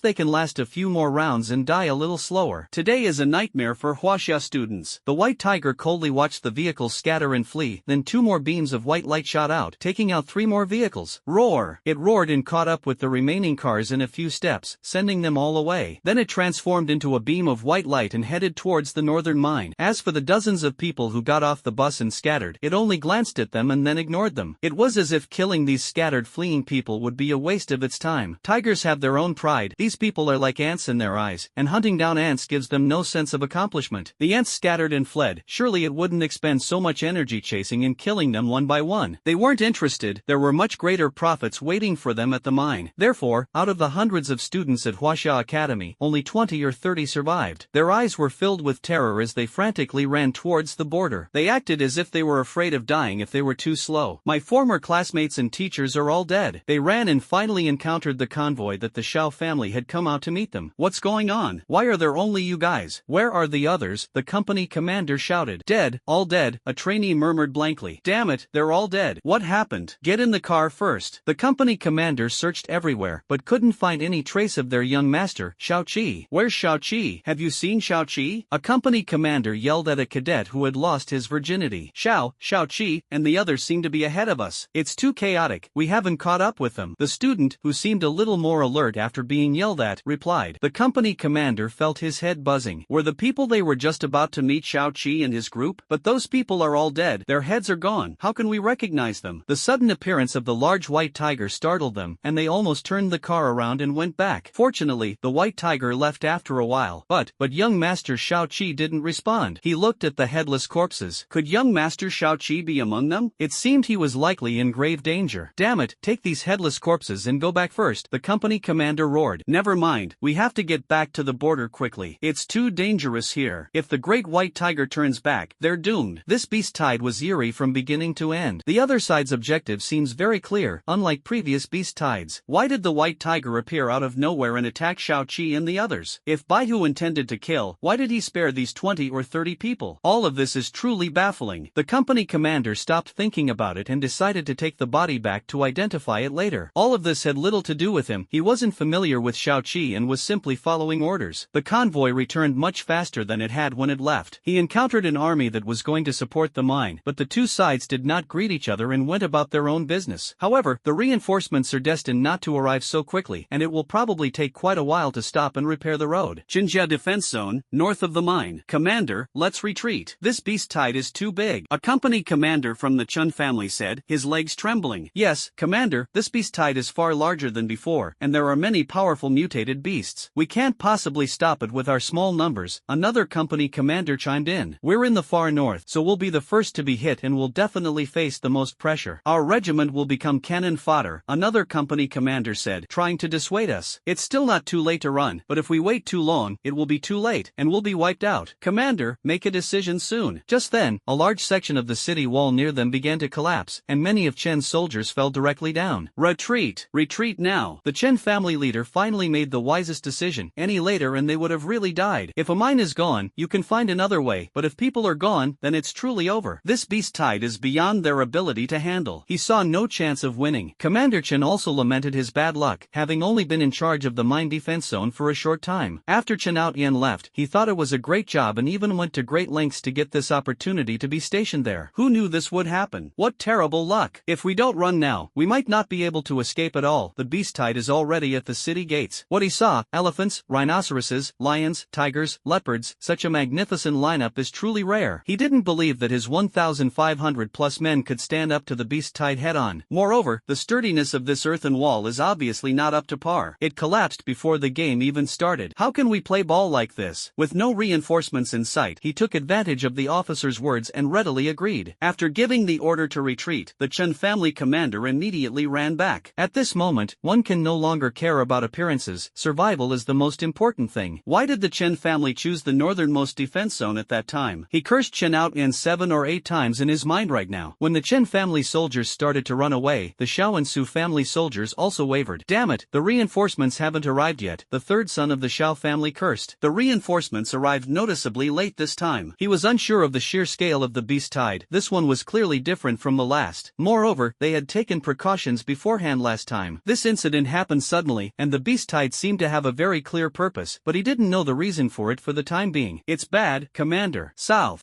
a soldier reported, panting heavily. Have reinforcements arrived from the south? Zhao's third son asked hurriedly. No, a large flock of birds from the south have also rushed in, and there's a huge white tiger too, the soldier said, somewhat flustered. Where are the reinforcements on the other side of the border? Have you seen them? Zhao's third son shouted. No, we haven't seen any reinforcements, but there seems to be a convoy on the road in the distance, but it's stopped and hasn't come over. Damn it, those bastards from the Chun family actually led the way and ran away. How are we supposed to defend ourselves now? The third son of the Xiao family cursed and paced back and forth anxiously. The Chen family must have done this on purpose, deliberately seeking revenge for their previous delays in assisting with defense. Regimental commander, why don't we retreat too? Without reinforcements, staying here will only lead to our deaths. We can't hold out this time. The guard company commander swallowed hard and risked his life to advise. The third son of the Xiao family felt his blood pressure spike. If the Chen family doesn't run away, and instead holds the line at the front, the pressure on their flanks will be much less. We'll hold on until reinforcements arrive, we're confident. But since the Chen family took the lead in running away, there's nothing more to say. The Xiao family isn't exactly innocent either. All 4 mine owners have a stake, so there's no reason for the Xiao family to fight to the death. They are not lacking in the courage to fight to the death, but it also depends on whether it is worth it. To knowingly be outmatched yet still try to stop a chariot is simply overestimating one's own strength. Even if one dies, it will be in vain. They've managed to survive on the border for so long. They would have died long ago if they didn't have some survival skills. Pass down the order. Everyone retreat. First back to the border. Zhao's third son hurriedly gave the order. The same order was issued in the defense zones of Su and Lu. Are you kidding me? All your teammates ran away, and you're staying here to cover their retreat? How could that be? We're all just here because our interests are aligned. The only thing everyone regrets now is that they were a step too slow in retreating. If they had acted as decisively as Huaxia Academy from the beginning, they would have run back to the border long ago. It wouldn't be as time-sensitive as it is now. The defense forces in the mine area were caught in a crossfire and all retreated south. The first batch of mutated beasts in the northern part of the mine has successfully destroyed the earthen wall and poured in. Some of the soldiers who retreated slowly were eaten on the spot, the kind where not even a bone fragment remains. The mutated beasts charged straight in and quickly occupied the area that was originally Chen's territory to the north. They did not encounter any effective resistance, only the first few rounds of shelling. This was their most successful attack in nearly 6 months. The beast tide did not stop. Some surged up the mountain, while others surged towards other defense zones. This mine is a place that many mutated beasts have long coveted. There used to be a great demon king here, and they couldn't conquer this place. It seems that the great demon king is no longer here. The birds that fly in the sky have already relayed all the information about this place back to us. As a result, many mutated beasts were greatly encouraged and charged forward with all their might. The soldiers of the 4 major families retreated frantically to the south, and by sheer coincidence, they ran head-on into a giant white tiger. Without a word of warning, the great white tiger, disregarding all martial ethics, shot out several beams of white light. The retreating soldiers suffered a devastating blow. Wherever the beams of white light passed, everything melted away. Even the earthen walls turned to dust. The Lu family in the southern border defense zone was the first to suffer a major blow. In no time, an entire battalion of the Lu family's regiment was wiped out. What's the point of fighting? Run! Where did this white tiger, this god of death, come from? How could it appear from the south? Is this a plan to encircle and kill them in the mine from both the north and south? Dense flocks of birds swooped down from the sky and began their attack. Counterattack! Counterattack using the terrain, roared a new regimental commander from the Lu family. He had just arrived to take over Lu Rong's shift when a beast tide broke out, and he felt like dying. How come you're so lucky? Didn't everyone say that the mine defense zone was a lucrative job? Didn't they say they were so bored they couldn't even see a single powerful mutated beast? You're kidding me. Why didn't he get this treatment when he came here? Actually, if he had arrived earlier, when Lin Kaishan was still alive, he could have enjoyed the same treatment. After all, Lin Kaishan would never miss out on a powerful war beast. But now, times have changed. So-called mine safety is an old story. How can this place be safe if Lin Kaishan isn't here? Such a large elemental crystal mine must be coveted by countless mutated beasts. This is also one of the reasons why the Great White Tiger's 8 Directions call can summon so many mutated beasts. The elemental crystal ore itself has a huge attraction for mutated beasts. A few days ago, the mutated beasts were gathering strength while also probing the situation at the mine. They only launched their attack after confirming that the Great great demon king of the mine and his war beasts were not there. This is such a great opportunity. It's like God is helping them. Historical facts have proven that once a defeat is established, it is very difficult to mount an effective resistance. Once the soldiers desert, even a wild boar can overrun an entire company of soldiers. When two armies meet on a narrow path, the brave will prevail. Only those with courage have the power to fight. Otherwise, even if you wield a divine weapon, it's no different from holding a fire poker. The order to retreat had already been given, and everyone was thinking about how to escape. Why would they stop and fight back at this point? If a tiger is blocking your way, then go around it. Anyone who doesn't run is a fool. Therefore, no one listened to the Lu family commander's order to counterattack. At this point, running away is the only way to survive. If you run too slowly, you'll only get trampled. They might not die in the mouth of a mutated beast, but they'll probably die at the feet of their own people. Alternatively, if they are overtaken by the horde of beasts, they will only face certain death. Only someone with a screw loose would stay and fight back. They're going to die sooner or later anyway, so running away is the only way to give them a sense of security. When the regimental commander from the Lu family saw that he couldn't get orders to work, he gave up and ran away first. If we don't run, we'll be surrounded. The white tiger shot out several more rounds of white light before stopping. I don't know if it's because the consumption was a bit too high. Unlike Lin Wanjiang, it cannot have a continuous supply of elemental crystals. It relies entirely on its internal energy. Although its powerful white light swept across the battlefield, causing considerable casualties among the soldiers, a large number of soldiers still scattered and fled. With several thousand people determined to escape, it's unlikely that you can completely stop them. However, the white tiger's obstruction only made the already somewhat chaotic soldiers even more disorganized. The four major families suffered heavy losses, with more than 6,000 soldiers in 4 regiments, and they still showed no intention of fighting. Xiao Laosan had already taken a car and sped off towards the border from the east side entrance. Roar! The white tiger roared again. The people who fled were terrified. The next telepathic message reached the ears of the fleeing soldiers: lay down your weapons and retreat to the mine, or die. They didn't know where the voice came from or how it appeared in their minds. Some people continued running, ignoring the sound. But those who continued running were soon beheaded. A soldier saw a large eagle swooping down on him and knew he was about to be killed. He quickly stopped, closed his eyes, and shouted, "I surrender. I'm not running away." He shouted this as if clinging to his last shred of hope. My body was prepared to withstand the attack. Oh no, I'm going to die. Ah, my life is over. Ha! The soldier waited for a long time, but he didn't feel any pain at all. Is the process of dying really that long? Don't they feel pain before they die? Is it just to give him the last moments of his life to reminisce? That's how it's portrayed on TV. It must be true. The soldier closed his eyes peacefully, reflecting on his short life. Before I was 17, I ate 2 meals a day. After I enlisted in the army at 17, I ate 3 meals a day. Ah, what a simple and unpretentious life. It doesn't seem like there's that much to reminisce about. Why haven't I felt any pain yet? This death process is taking way too long. The soldier slowly opened his eyes and found himself still standing there, perfectly fine. He looked himself up and down and found that he didn't have any major injuries. Ha, he's alright. He wasn't attacked at all. Ha ha ha. These birds really didn't attack him. The voice that appeared in my mind said it was real. I'm so lucky to have escaped death. They really do spare your life if you surrender. The soldier felt like he had survived a disaster. It's better to live a miserable life than to die a good death. Just being alive is enough. He didn't care why the mutated beasts weren't killing him. He was just lucky to be alive. This phenomenon quickly spread, and people soon discovered that those who ran the fastest were often the ones who died the fastest. Gradually, more and more people stopped. The third son of the Xiao family, who was fleeing in his car, finally stopped and surrendered. His car was suddenly lifted into the air by a pillar of earth that emerged from the ground. There's no way to escape now. Finally, more than 2,000 soldiers were forced to stop, lay down their weapons, and survived. Those who ran fast and disobeyed all died. The beast tide surged in and captured everyone. The 4 commanders of the 4 major families in the mine were all captured alive. How can a living person be captured by a mutated beast? This is the first time I've ever heard of this. I have no idea what these mutated beasts are up to. And what are these mutant beasts doing? With such a massive beast tide, it would have been more than enough to storm the border. What a joke! After capturing the mine, the beast tide came to an abrupt halt and stopped around the mine. Is this beast tide for real? They came solely for the elemental crystal ore. But if they were after the Yuanjing mine, they should have said so earlier. Why capture them? On the border, Commander Xiao, holding binoculars, looked at the distant beast tide with utter bewilderment. Not only the Xiao family, but also the high-ranking military officers from other families were completely bewildered. Is this a fake beast tide? They were all prepared, but the beast tide stopped on the way? The mines have all fallen. Let the reinforcements come back first. Teacher Xiao sighed. Commander, this beast tide is strange. Third brother and the others haven't been able to return. He just said they were captured. A leader of the Xiao family regiment said said with a frown. Can we still contact the third brother and the others? Teacher Zhao's eyes brightened. He just sent a message saying that more than 2,000 people have been captured, but they are not in immediate danger. He told us not to make any rash moves, but no one answered when I called. The leader of the Xiao family registrar recounted what had just happened. Little did he know that his phone call almost gave Xiao Laosan a heart attack. He sent the message secretly, but then the phone rang. Countless mutated beasts stared straight at him, and he almost cried. He had already cursed the regimental commander's ancestors for 8 generations in his mind. Of course, they might have the same ancestor, but he still cursed them. Why can't I just send a text message? Why do I have to make a phone call? Is this an attempt to kill him? Now that's bad. I can't even be an inside man anymore. In the end, Xiao Laosan could only awkwardly hand the phone to a gorilla standing nearby. The gorilla grabbed the phone and crushed it. Before leaving, the gorilla gave Xiao Laosan a big pat on the back, meaning you better behave yourself. Xiao Laosan was so wronged. Luckily, he was in good health, otherwise he would have suffered a simultaneous attack of high blood pressure and heart disease. Commander Xiao paced back and forth deep in thought. What do you think these mutated beasts want with so many of them captured? One of the regimental commanders asked uncertainly, could it be that they're afraid of our heavy elemental crystal cannons covering them? And I must say, the probability of his statement is quite high. The heavy crystal cannons in Zhao's defense zone have a coverage area that extends right up to the vicinity of the mine. With so many mutated beasts gathered together, they are indeed a huge target, and heavy elemental crystal cannons love this kind of densely packed units. However, if there are humans in the mine, they cannot easily use heavy firepower. In this way, the mine seems to be under the control of the mutated beasts. Unless the 4 major families abandon the personnel of the 4 regiments, disregard their lives and deaths, and force them to perish with the mutated beasts. However, this situation is generally unlikely to occur unless there are special circumstances. This kind of thing is taboo, and it's a major taboo. If any commander dared to order the bombardment of the mine, disregarding the lives of those people, he would probably lose the hearts of the people immediately. There were more than 2,000 people, including many core family members. More than 2,000 people are involved, which is a huge number, as many of them are related by blood or marriage. So, the intelligence level of the mutated beasts in this beast tide is not low. They even thought of this. Commander Xiao stared into the distance, unable to calm down for a long time. Mutant beasts have always been perceived as mindless animals. Even the most powerful beasts have ways to deal with them. But if the intelligence level of animals approaches that of humans, this is simply too terrifying. If the intelligence of mutated beasts increases, then humanity will have no advantage whatsoever. A thug isn't scary. What's scary is a thug with education. This time the mutated beasts were able to capture soldiers, but what about next time? Commander Xiao didn't dare to think any further. They can't make any rash moves at the mine for the time being. We can only wait and see. Of course, border defense work must be done well. Who knows if creating these mutated beasts was part of a covert scheme? They cannot relax for a single day while they are still outside the city. By the way, have you identified Chier's physical condition yet? Commander Xiao asked, changing the subject. Found him. Bring his belongings here. A regimental commander waved to his men. Sigh. Commander Xiao sighed. He really hoped that Xiao Qi would also be captured, so that at least his life would be saved. Although Xiao Qi is not his biological grandson, he watched Xiao Qi grow up. There's still some affection involved. A short while later, Xiao Qi's cell phone and 2 Yuanjing storage boxes were presented to him. The item is here. We cleared his phone password, and nothing else was touched, the soldier reported, bowing. Commander Xiao took the phone left by Xiao Qi and started looking through it. However, the amount of information in this chat log seems a bit large. There's a group called the Tiger Killing Squad, with 11 members. The more Commander Xiao read the chat logs, the higher his blood pressure became. This group was created by Xiao Qi and his 11 friends before they went into the mountains. Before heading into the mountains, they were still bragging in the group chat. After capturing the tiger cubs, they chatted a lot in the group chat. Words like tiger cub, tiger mother, and mountain range kept appearing before Commander Zhao's eyes. Commander,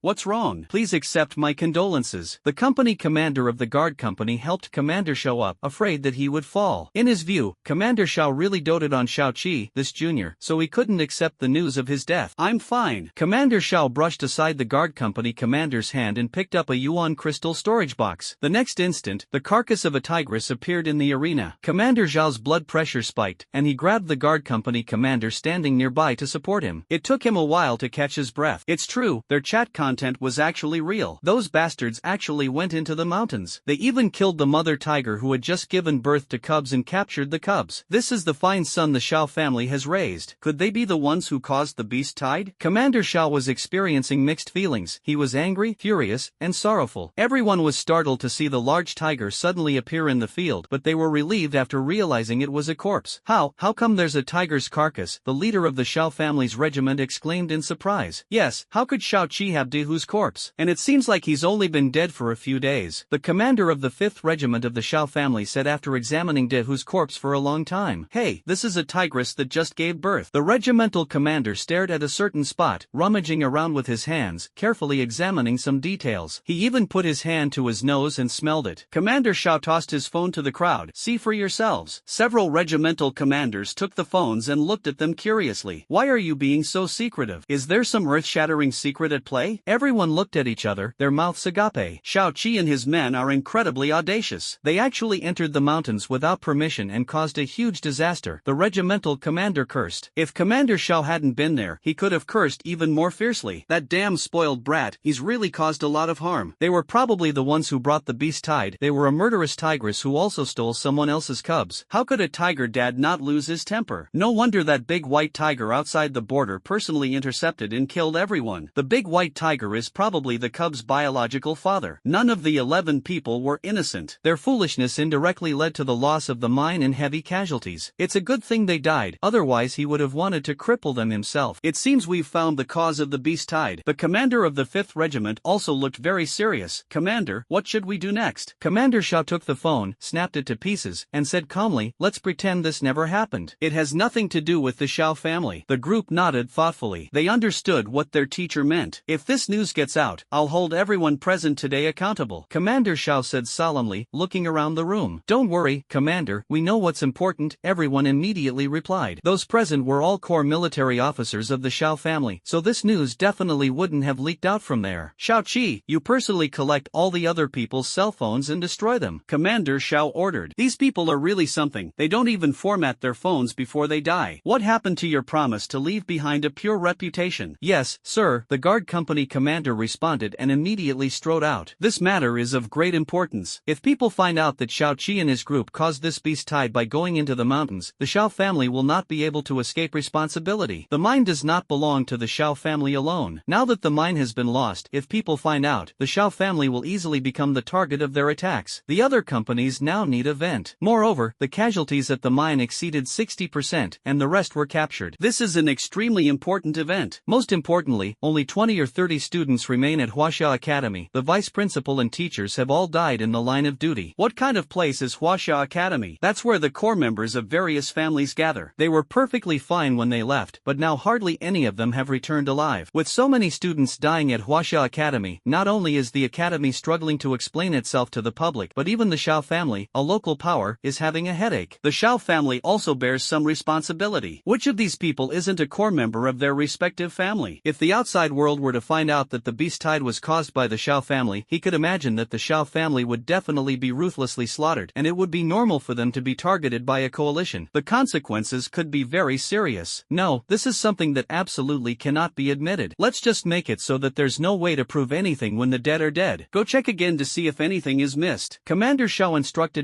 this matter must be kept strictly confidential. I have memorized everyone present, and no one is allowed to leak this information. Understood. Several regimental commanders stood at attention, saluted, and then withdrew. This is no fun at all. They've brought this whole mess upon their own military unit, and it was Shao Qi, that bastard. After giving all the instructions, Commander Shao sighed again and stared blankly at the distant mine. Who would have thought that the mine would be gone because of a few kids? Things just happened too coincidentally. What bad luck. What should be done about the mine? Commander Shao was in a real bind. At that moment, a name popped into Commander Zhao's mind. Lin Wanjiang. Yes, Lin Wanjiang. It remains to be seen whether Lin Wanjiang can quell the beast tide at the mine. He had previously learned in detail about Lin Wanjiang's performance in the mine. Lin Wanjiang can be described as an extraordinary man, with an absurdly high level of skill in controlling beasts. You could ask for his opinion. Maybe he has a solution. Commander Shao scrolled through his phone's contacts and found that Lin Wanjiang's number was not there. They weren't familiar with each other. After thinking for a while, Commander Shao dialed a number. The voice on the other end of the phone said, "Commander, what are your orders?" "Fourth brother, didn't you have contact with Lin Wanjiang before? Do you have his contact information?" Commander Chen asked calmly, having composed himself. "Lin Wanjiang? What happened to Lin Wanjiang? Isn't the third brother in charge of the mine?" The fourth brother was puzzled, wondering what had happened. He has been transferred back to his family home for quite some time now. Alas, something's happened at the border, a beast tide. Commander Shao couldn't explain it clearly for a moment. A beast tide? How could there be a beast tide? tide. It hasn't been that long. Xiao Laoxi's words were filled with disbelief. It's hard to explain in a short time. Do you have Lin Wanjiang's contact information? Commander Xiao didn't have time to say more and went straight to the point. Lin Wanjiang and his group formed the Wanjiang Corps and went east. I don't have his contact information, but I do have Chen Outyan's. Xiao Laoxi thought back for a moment and realized that Zhao Lin Wanjiang was not among them. Then send me your contact information, and I'll contact him personally. After the two ended their call, Commander Xiao dialed Chen Outyan's number, but all I heard on the other end of the phone was a busy signal. Commander Xiao looked at the number and dialed it again, but it was still busy. Are you having fun? Are you that busy? There will indeed be a lot of things to do when the Corps is newly established. Commander Xiao understood. Actually, Chen Outyan was indeed quite busy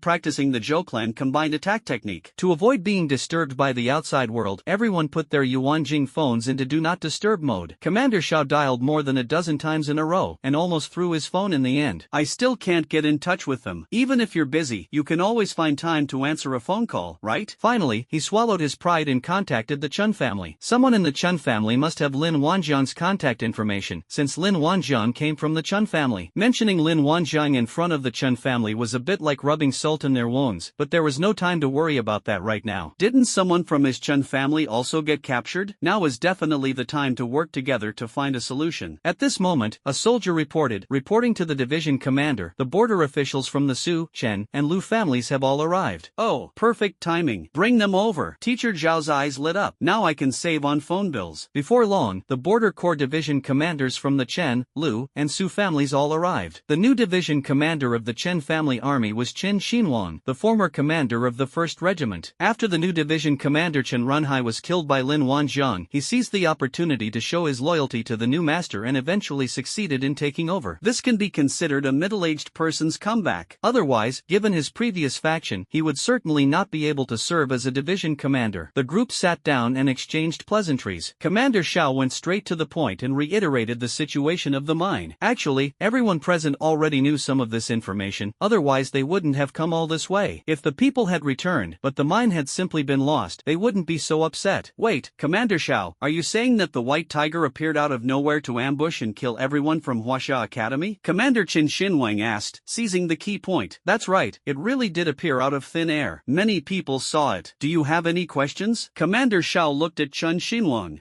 I've seen this kind of method of mutated beasts appearing out of thin air used on one person. Chen Xinwang said thoughtfully. Oh, who is it? The people present became interested, and the Lu family commander leaned forward and spoke. Lin Wanjiang's beast taming skills are quite unique. He can directly summon war beasts. Many of my Chen family soldiers have witnessed this firsthand. Chen Xinwang answered truthfully. Do you think this giant white tiger might be the work of Lin Wanjiang? Chen Xinwang asked slowly, looking at the crowd. Impossible. Brother Lin Wanjiang is building a new defense zone in the east. It's impossible. Commander Su stood up without hesitation to defend Lin Wanjiang's reputation. Commander Su, please don't get agitated. Chen Xinwang smiled slightly. I didn't say it was Lin Wanjiang. I was just stating a possibility. Look, Lin Wanjiang had a very unpleasant falling out with the students from Huaxia Academy before, and this time almost all of Huaxia Academy's students were wiped out. Do you think it's such a coincidence? Why does the Great White Tiger target students from Huaxia Academy instead of others? We have to be bold in our suspicions. After all, this beast tide is fierce and full of strange things. We can't rule out the possibility that someone is behind it. After finishing his speech, Chen Xinhuang smiled and took a sip of tea, leaving everyone to digest the information slowly. Lin Wanjiang, this time I'll see how you get yourself screwed over. He was even a little impressed with his own cleverness. Before Lin Wanjiang left last time, he actually threatened them, making them feel extremely humiliated. He's held on to this grudge for a long time. Moreover, he had always disliked the people in the 7th Regiment, and indirectly disliked Lin Wanjiang as well. Chen Zhuan, the head of the Chen family, even hinted at his intention to capture Lin Wanjiang. So, as a lackey who had just ingratiated himself with the new master, he naturally had to share the master's burdens. Now that he's heard about such a great opportunity, he'd feel bad if he didn't try to pin a blame on Lin Wanjiang. Moreover, his analysis is based on solid evidence, not just baseless speculation. This tactic is clearly Lin Wanjiang's tactic. However, he believed it wasn't Lin Wanjiang who did it, because someone was causing trouble for Lin Wanjiang, and he wouldn't have had the time to be here.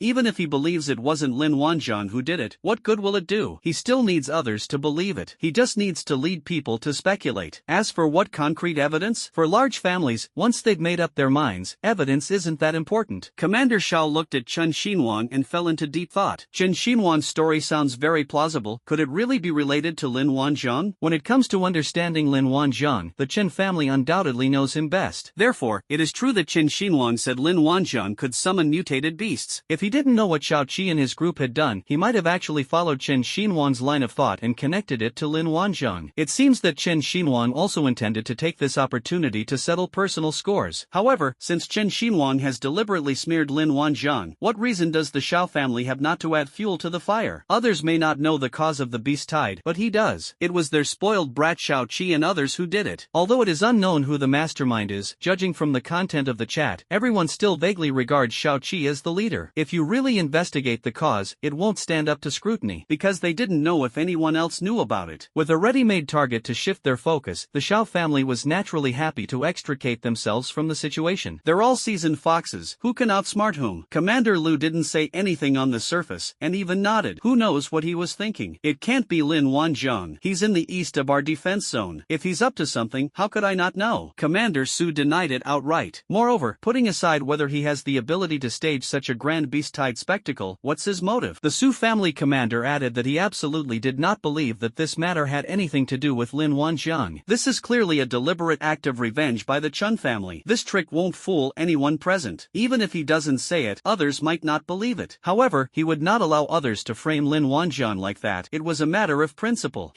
Commander Su, don't forget, the mine has been lost. Chen Xinhuang laughed again, seizing the key point. Lin Wanzhong's army corps had just been established, and the alliance's supplies hadn't arrived yet. He was penniless. With such readily available resources as elemental crystal ore, anyone would be tempted, right? That's the biggest motivation. Chen Xinhuang stopped there, laying out the thought process for everyone. Come on, just think in the same direction I'm pointing. The road has been paved. You don't need to use your brains anymore. Alright, stop trying to sow discord. Lin Wanzhong is a man, not a god. Commander Su's face turned cold. Have you ever seen anyone capable of creating such a massive beast tide? Chen Xinhuang's intentions are despicable.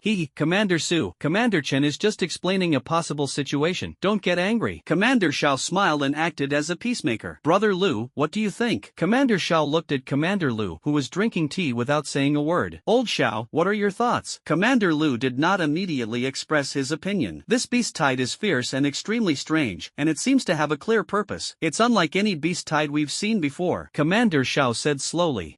Commander Shao also thinks Lin Wanzhong has a problem, right? Chen Xinhuang said with some delight. I don't know if Lin Wanzhong has any problems, but since everyone says his beast taming skills are so amazing, I think he might have a way to solve our current crisis, Teacher Shao said with a long laugh. His attitude seemed ambiguous. It seems like Lin Wanzhong has a problem, but it also seems like he doesn't. Commander Shao, are you saying we should go beg Lin Wanzhong? Impossible. Chen Xinhuang waved his hand, his attitude resolute. He's the prime suspect right now. Maybe this is a trap he set up, waiting for us to beg him so he can make exorbitant demands. Commander Shao originally intended to ask Lin Wanzhong for help in finding a solution. Because this matter was mainly caused by their second-generation scion, Shao Qi, he was quite concerned about it. But now that other families are actively trying to pin the blame on him, he has no reason to stop them. If it can be confirmed that Lin Wanzhong was responsible, then the Shao family can be completely extricated from this matter. They are also victims. Now that the Chen family is determined to oppose Lin Wanzhong, the Shao family will not get involved. Dogs fight, and they'll get into trouble. Let the Chen family go and provoke the Wanzhong corps first. With such a huge accusation leveled against him, Lin Wanzhong must have some reaction, right? If Lin Wanzhong steps forward to find a way to resolve the beast tide in order to prove himself, that would kill two birds with one stone. This is much better than the Shao family having to personally invite someone. Furthermore, the Shao family and Lin Wanzhong didn't have much of a relationship to begin with. Asking for help is wishful thinking. People may not actually help. Even if Lin Wanzhong agrees to help, the Shao family will owe him a huge favor. The hardest debt to repay is the debt of gratitude. If Lin Wanzhong asks him to borrow military equipment, should he lend it or not? If I ask him for my share of the mine profits, will he give it to me or not? Therefore, it would be best to get Lin Wanzhong to appear here with the least cost and the most effective result. It seems the Chen family really needs to stir things up.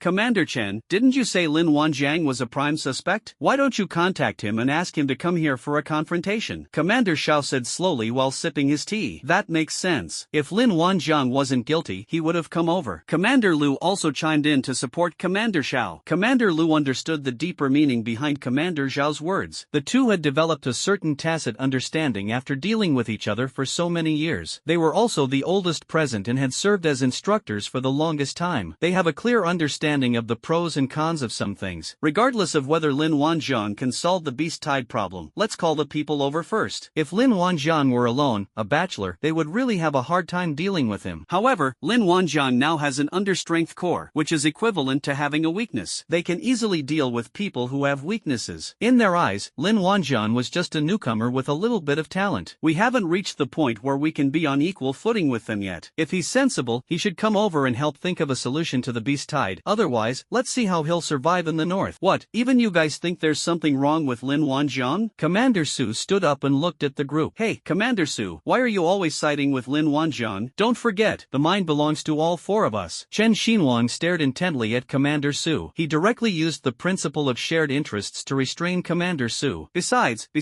isn't your Su family in cahoots with Lin Wanjiang? I don't believe Lin Wanjiang would do such a thing. If you want to confront him, go find him yourselves. My Su family won't get involved in this. Commander Su finished speaking and sat down angrily without saying a word. Chen Xinhuang sneered inwardly. You think I can't handle you? I'll contact Lin Wanjiang right now and have him come over to prove his innocence. Otherwise, he's going against our four great families. Chen Xinhuang's words were firm, revealing the domineering aura of a powerful family. I wonder who was so scared by Lin Wanjiang's war beast that they didn't dare to move. At this point, having the support of the other three companies would give you enough confidence? They started using the influence of the four major families as a pretext to act arrogantly. Chen Xinhuang was recklessly flirting with death. I wonder who gave him the courage. Was it Qin Zhuan? Or those old foxes in front of him? Putting aside whether he can even contact Lin Wanjiang, even if he does, would Lin Wanjiang obediently listen and be easily provoked? Do you think this is like kids fighting? Childish. Chen Xinhuang still hasn't realized the seriousness of the problem. That man was more terrifying than a beast tide. All I can say is that clowns have all sorts of bizarre ways of courting death. He even thought he had found an opportunity to make things difficult for Lin Wanjiang, and that this was a meritorious deed. As Chen Xinhuang spoke, he took out his phone. He also had a bad relationship with Lin Wanjiang and did not have Lin Wanjiang's contact information. This is a bit awkward. They wanted to cause trouble for someone, but then they couldn't get in touch with them. You can't exactly lead a group to someone else's territory to challenge them, can you? You'd probably get beaten to a pulp. Chen Xinhuang felt a little embarrassed. He looked through his contacts and found Chen Aotian's contact information. Finally, he gritted his teeth and dialed the number. The phone was busy. Chen Xinhuang glanced at his phone and dialed again. No one answered. He wanted to cause trouble for someone, but couldn't get in touch with them. Chen Xinhuang was so embarrassed he was sweating profusely. Lin Wanjiang is the one who started this, so he definitely won't make a move easily. He's probably deliberately not answering my calls now, trying to raise the price. He dialed again, but still couldn't get through. It was intentional. Chen Aotian was definitely deliberately ignoring his calls. Chen Xinhuang had cursed Chen Aotian 1,000 times in his heart. Well, they're thinking about how to smear someone, but the person in question can't be contacted right now. There's nowhere to throw the dirty water. Even if they speak ill of Lin Wanjiang behind his back, he himself is unaware of it. Wouldn't that be a waste of effort? What's wrong, Commander Chen? Can't we get through on the phone? Commander Xiao frowned. What's going on with Lin Wanjiang? Is he playing the disappearing act? Please wait a moment, everyone. The predecessor of the Wanjiang Corps was the 7th Regiment of my Qin family. I will have someone contact the others. Commander Xiao remained silent, observing the scene unfold. Chen Xinhuang went outside and found his guards. Can any of you contact the Wanjiang Corps? The guards looked at each other. What is Commander Chen trying to do? Want to see who still has secret connections with the Wanjiang Production and Construction Corps? That must be it. This is a test. Commander, we are absolutely loyal to the Chen family and to you. We haven't been in contact with those people from the Wanjiang Corps for a long time. Yes. We deleted those ungrateful wretches' contact information a long time ago. The guards all chimed in, expressing their loyalty. Chen Xinhuang was in a bind. Don't worry, it's not about punishing me. I need to contact Lin Wanjiang. Whoever can get in touch with him, I'll promote him. Everyone looked at each other in disbelief. Could such a good thing really exist? Commander, is this really true? A guard cautiously opened his mouth. Why waste so much breath? When have I ever joked? Whoever gets in touch with Lin Wanjiang, or has his contact information, I'll promote him. Chen Xinhuang said irritably. As soon as he finished speaking, the 100 or so guards immediately took out their cell phones and started making calls. They still had some past ties with the soldiers of the Wanjiang Corps. The conflicts at the top are those at the top. They are just soldiers at the bottom, and their friendship won't be diminished much because of it. Everyone has a few good friends. Therefore, these guards were able to contact some people in the Wanjiang Corps. Chen Xinhuang's face darkened. You said we wouldn't contact each other anymore? You said you deleted my contact information? A minute later, the guards looked at their phones and whispered among themselves. Can you get in touch with them? No one's answering. Me too. Is the Wanjiang Production and Construction Corps really that busy? I'm so glad I didn't impulsively choose to join back then. How is it going? Has anyone been able to contact them? Chen Xinhuang couldn't help but ask. No one responded. Clearly, no one had been able to contact them. It seems this promotion opportunity is gone. Commander, perhaps there are people from the Five Elements Academy. Many people from the Five Elements Academy have added Lin Wanjiang before, a guard suggested, his mind racing. Five Elements Academy? Fine. I'll remember this contribution and reward you accordingly in the future. Chen Xinhuang said these nice words and then turned to leave. Haha, the future? When is the future? However, the guard clearly did not realize that Chen Xinhuang was just giving him the runaround, a necessary skill for any leader, making empty promises. Chen Xinhuang went to a secluded spot and dialed a number. Hey, Principal Shen, it's been a long time. Who are you? The other party clearly did not recognize Chen Xinhuang. Hehe, I am Chen Xinhuang, the newly appointed division commander of Chen Hongbing Corps. Chen Xinhuang introduced himself. Oh, it's you. You've become a division commander. Congratulations, the other person said politely, but their tone lacked emotion. Why do you always call me? Clearly, the two are not yet close enough to exchange polite compliments. He didn't even know when he added her contact information. Hehe, Principal Shen, let's not beat around the bush. My Chen family is targeting Lin Wanjiang. Do you have his contact information? Chen Xinhuang went straight to the point. The Shen family and Lin Wanjiang have a blood feud, and what he is doing now is in line with the Shen family's position. So after hearing Chen Xinhuang's words, Vice Principal Shen pondered for a few seconds before speaking. Those people from my Shen family who went to the northern border can no longer be contacted. Do you know why? Can't get in touch? They were lured away by Lin Wanjiang before, probably to cause trouble for him and Wanjiang's army? Chen Xinhuang said after a long pause. He knew Lin Wanjiang's methods, and an unbelievable thought popped into his mind. Could it be that the Shen family's Black Bear army of 500 men? Were they wiped out by Lin Wanjiang? That can't be right. Those are the elite of the elite. All of them are level 3 awakened beings. It's impossible. Even if Lin Wanjiang could summon many war beasts, it would be impossible for him to completely annihilate the Black Bear army. Vice Principal Shen also largely agrees with Chen Xinhuang's statement. Now, Lin Wanjiang has inexplicably established some kind of Wanjiang Corps. The Black Bear army must be looking for an opportunity. He would never even consider the possibility that the Black Bear army had been completely wiped out. Why do you need Lin Wanjiang's contact information? Vice Principal Shen asked, puzzled. Lin Wanjiang has been at the Chun family's place for so long, and you still don't have his contact information? Are you kidding me? In fact, Lin Wanjiang was just a newcomer at the beginning, and no one would take the initiative to ask him for his contact information. Lin Wanjiang only frequented his own small circle and had no interest in flattery or fawning. Later, Lin Wanjiang went to the 7th Regiment. The relationships between the several regiments within the Corps were already very complicated, and they were practically all doing their own thing. No one else would bother asking for Lin Wanjiang's contact information. That's why we've ended up in this awkward situation. It's astonishing that a high-ranking official like Chen Jia had to ask someone else for Lin Wanjiang's contact information. After a moment's thought, Chen Xinhuang told the whole story. Something happened in the northern border. The mutated beasts captured some soldiers from several of our families. We suspect that Lin Wanjiang was responsible, and we were just thinking of confronting him. Vice Principal Shen was completely confused. What? A mutated beast captured a soldier? Or was it Lin Wanjiang who did it? He glanced at the calendar and realized he wasn't out of touch. Vice Principal Shen wanted to ask more questions, but Chen Xinhuang could only reveal so much. Okay, I'll send you his contact information in a bit. Vice Principal Shen replied and ended the call. It just so happens that if the Chen family and other families also want to cause trouble for Lin Wanjiang, then it will be easier for the Shen family to act. After all, Lin Wanjiang is now nominally the head of a military unit. He's someone of status now, so it seems a bit difficult to capture him quietly and use him as a tool. The Shen family was quite troubled when they learned that Lin Wanjiang had established the Wanjiang Corps. Now, if you want to take action against him, you can't be so blatant. You need to have a legitimate reason. If they continue to openly target Lin Wanjiang, they will be committing a major taboo within the alliance. But now that other families are involved, things will be simpler. He couldn't understand how a student who was once easily manipulated had now grown into someone who could stand on his own. It's not even Chinese New Year yet, and their development is progressing way too fast.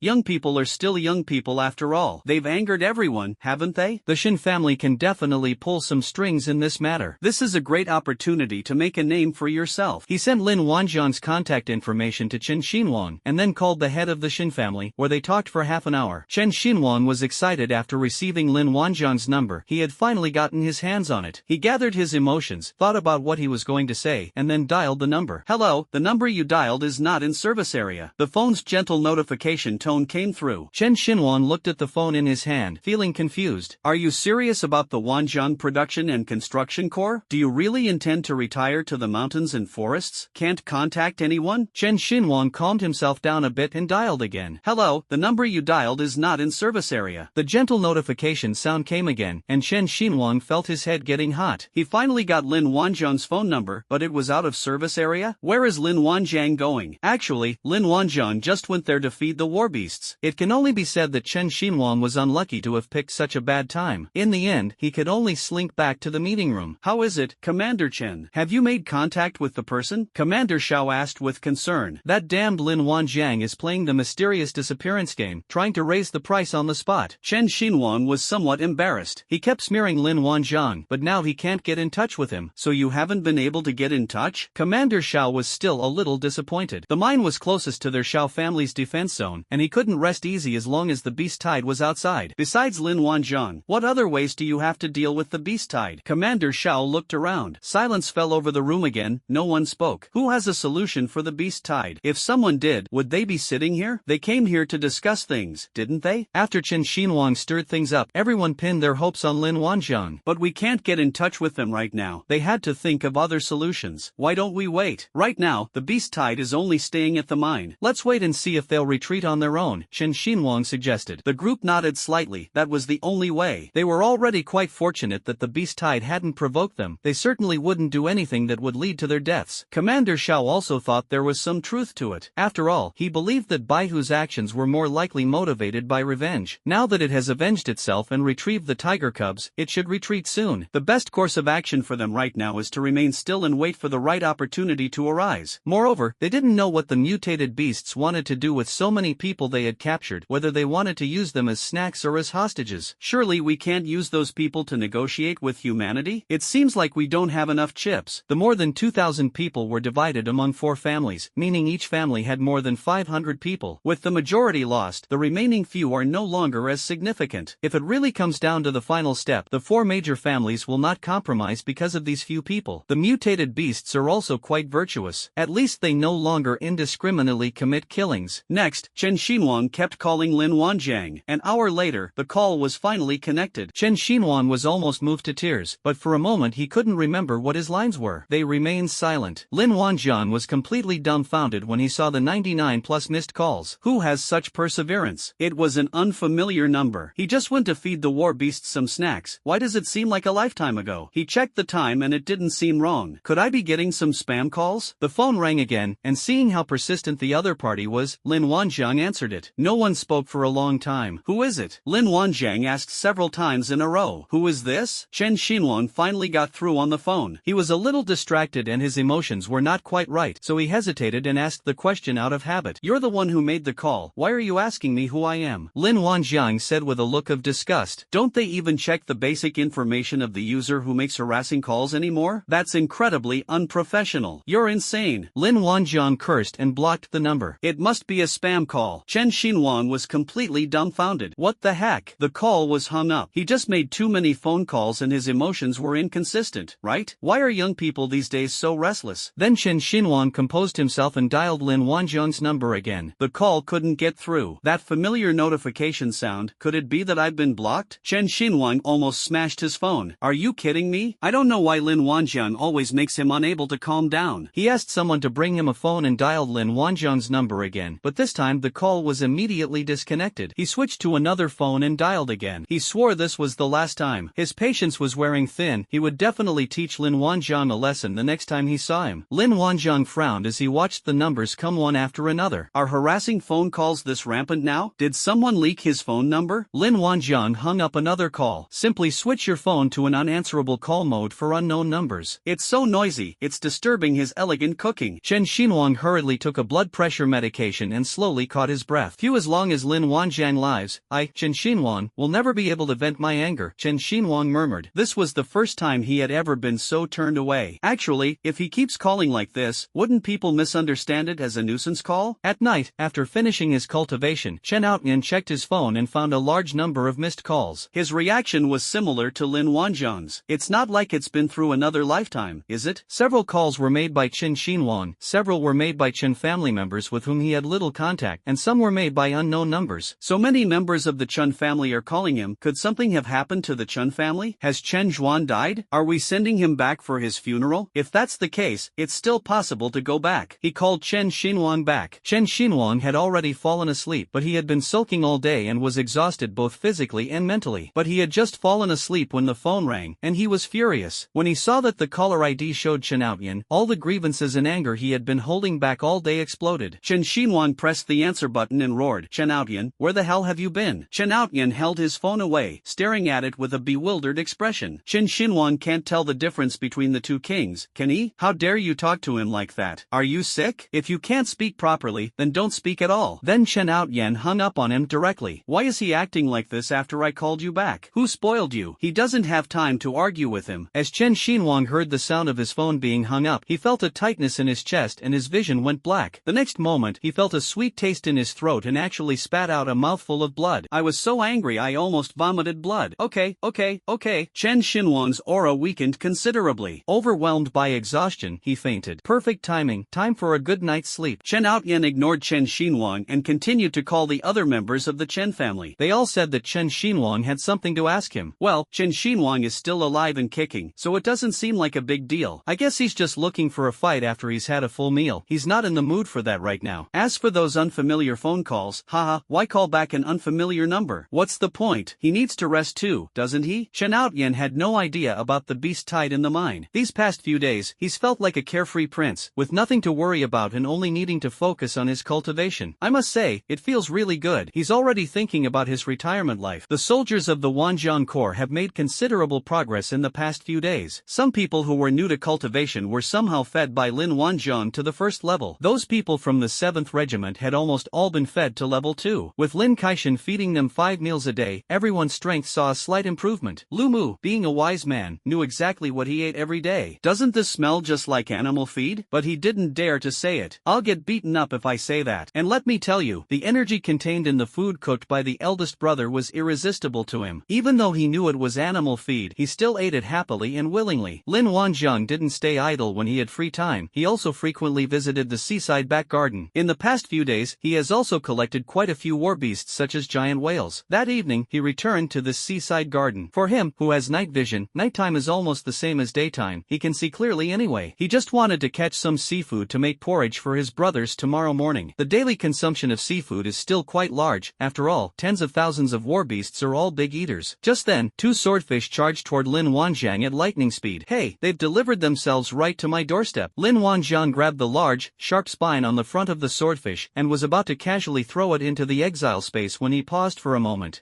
What's going on? His hand froze in midair. The 2 fish looked exactly alike, and one of them had the ability to clone. Lin Wanjiang's eyes brightened. Oh my god, a clone. Could one of these be its clone? Lin Wanjiang wasn't entirely sure, but he'd find out once he tried. He punched another swordfish to pieces. The imagined scene of bloodstaining did not occur. Nothing was left on the field. It seems this is the swordfish's clone. Lin Wanjiang bound the swordfish to his beast form and then copied its clone skill. Clone can summon a clone that is exactly the same as the original body, with shared consciousness and some of the original body's abilities. Summon a clone with 100% of the original's combat power. The more clones you summon, the weaker each clone becomes. It can summon up to 10 clones, each with 10% of the main body's combat power. The clone is damaged, but the main body remains unaffected. Lin Wanjiang's eyes almost popped out of their sockets. He couldn't wait to summon a clone. It feels like having an extra hand, and it also has a bit of the feel of multitasking. However, this is much easier to do. Because consciousness is interconnected, and the clone is also Lin Wanjiang, it's as simple as directing the torso to complete the action. This was relatively easy to adapt to, and he got used to the feeling in no time. Lin Wanjiang summoned another clone, which felt like he had gained another hand. However, the strength of both clones declined simultaneously, each becoming only half of his original strength. It seems that the combined combat power of his clones will not exceed that of his main body. Lin Wanjiang smacked his lips, a hint of regret in his voice. If they all had 100% combat power, then when he fought someone one-on-one, he would summon 11 clones, which would scare the opponent to death. Well, 10% of the combat power of each clone should be enough. 10% of 5 million is over 500,000. That's enough to beat someone up. Lin Wanjiang is also an easily satisfied person, and he said he was already very satisfied. While not particularly extraordinary, it did solve his problem of being unable to be in 2 places at once. He tried to grant his clones innate skills, but found that the same skill could not be granted to 2 clones at the same time. It seems impossible to create 10 teleportation teleportation arrays. Luckily, he has many innate skills, otherwise his clones would have to rely entirely on hand-to-hand combat like the swordfish. Lin Wanjiang's thoughts began to drift away, and he shamelessly thought of the use of a clone. Summon a clone with exceptional culinary skills to cook meals specifically for the war beasts. Wow, that's perfect. Now he can focus on cooking for his brothers. This is equivalent to having two culinary masters. Cook rice on both sides at the same time, so you can do both without any problems. Perfect. Absolutely perfect. Lin Wanjiang was content with his modest wealth and had already begun to dream about the wonderful days of being a head chef. Of course, we can't forget about the seaside backyard either. Let's leave one clone here to develop the navy. He's a man determined to become a true Casanova. Let's send a clone to old Zhao in Changcheng too, and give him some guidance on his work, to save him from having to report every day, while I'm sometimes too busy to see it. What if there's an emergency? That would cause so much delay. After all, the Kowloon army now numbers over 20,000. Zhao Shun's persuasive skills are absolutely top-notch in this industry. As the big boss, he needs to show his face often and cultivate relationships with his brothers. Lin Wanjiang acted on his ideas immediately. One clone entered the exile space, one clone remained in the Sea of Return, and one clone was teleported to Changcheng. Lin Wanjiang began a multitasking mission. One person can experience multiple different lives at the same time. This feeling is truly wonderful. Lin Wanjiang returned to the border in a leisurely manner. At this moment, with his mind and body at ease, he suddenly realized that he seemed to have forgotten something important. What is it that you forgot? It seems quite important. Did I forget to turn off the stove? Wait, I haven't cooked any rice yet. I fed him 5 meals today. What could it be? He kept thinking, but couldn't figure out what it was. He thought about it for a while, but still couldn't think of anything he had forgotten. Never mind, I can't remember. It's probably nothing important anyway. Lin Wanjiang muttered to himself. He was suddenly stunned when he looked at the empty city walls. Oops, how could he forget something so important? The only person who could probably forget about the beast tide is probably Lin Wanjiang. I wonder how the beast tide is going. Those adorable mutated beasts can't get hurt. That means becoming a member of his war beast legion. The beast tide is a great opportunity for him to control the beasts. If all the mutated beasts are killed, he will suffer a huge loss. No, he has to go and check it out. Then he remembered the 99 plus missed calls he had today. Could it be that the caller was talking about the beast tide?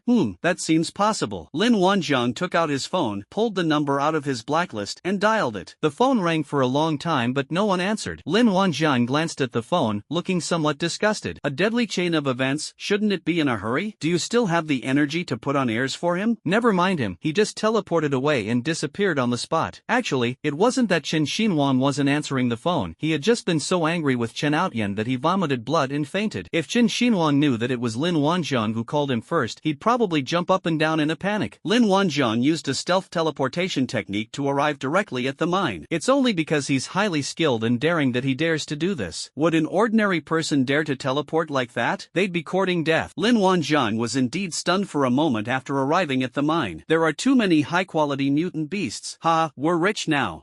No, it's time for his beast army to expand again. Lin Wanjiang's eyes lit up. He flew high into the sky, circling the mine, and became more and more excited as he looked at it. We've made it big. We've made it big. These beast tides were surprisingly intact. Should we say the beast tide was powerful, or that the mine's defenders were utterly ineffective? Maybe both. Lin Wanjiang discovered at least dozens of mutated beasts with a combat strength of over 100,000 during this simple inspection. That's pretty impressive. At that moment, he noticed eyes looking in his direction from below. A mutated beast had discovered him. He was invisible. How did they manage to find him? Lin Wanjiang looked carefully in the direction he was looking and finally found a large white tiger at the mine entrance. The large white tiger raised its head and stared intently in his direction. Lin Wanjiang almost felt an eternity in that one glance. Talent skill, light of slaughter. Combat strength, 600,000. This is terrifying. It actually has a higher attack power than a pheasant. Brother Chicken, a tough guy who doesn't talk much, has met his match. Of course, this doesn't mean that the pheasant is definitely no match for the white tiger. The pheasant's speed is so fast that even the white tiger can't keep up with it, so it would be difficult for the white tiger to do anything to the pheasant. Moreover, the pheasant's combat strength is constantly improving. Right now, white tiger seems to be stronger than mountain chicken, but who knows what will happen in the future. Lin Wanjiang guessed that the white tiger's high combat power was largely due to its innate skills. This level of combat power would likely be unmatched among all of humanity. It seems that it was the instigator of this beast tide. Although the white tiger cannot see him, it can sense him. I don't know how they located it. The seventh sense of a strong person? Regardless of the reason, Lin Wanjiang's interest in the white tiger grew stronger. Since it could sense him, Lin Wanjiang stopped hiding and directly deactivated his invisibility, slowly flying down towards the white tiger. The white tiger stared intently at Lin Wanjian with wide eyes, probably quite shocked as well. It sensed abnormal energy fluctuations in that direction and was surprised to find that there was actually someone there. Lin Wanjian moved at a moderate pace and stopped some distance away from the white tiger. Relax, I mean no harm. Lin Wanjian telepathically handed over a small friendship card. Humans, there isn't a single good one. Come down and die. The white tiger stared coldly at Lin Wanjian. Hey, brother tiger, you're mistaken. I'm a good person. I heard that some fools have broken into your cave. Have you found your cub? I can help you. Lin Wanjiang said sincerely.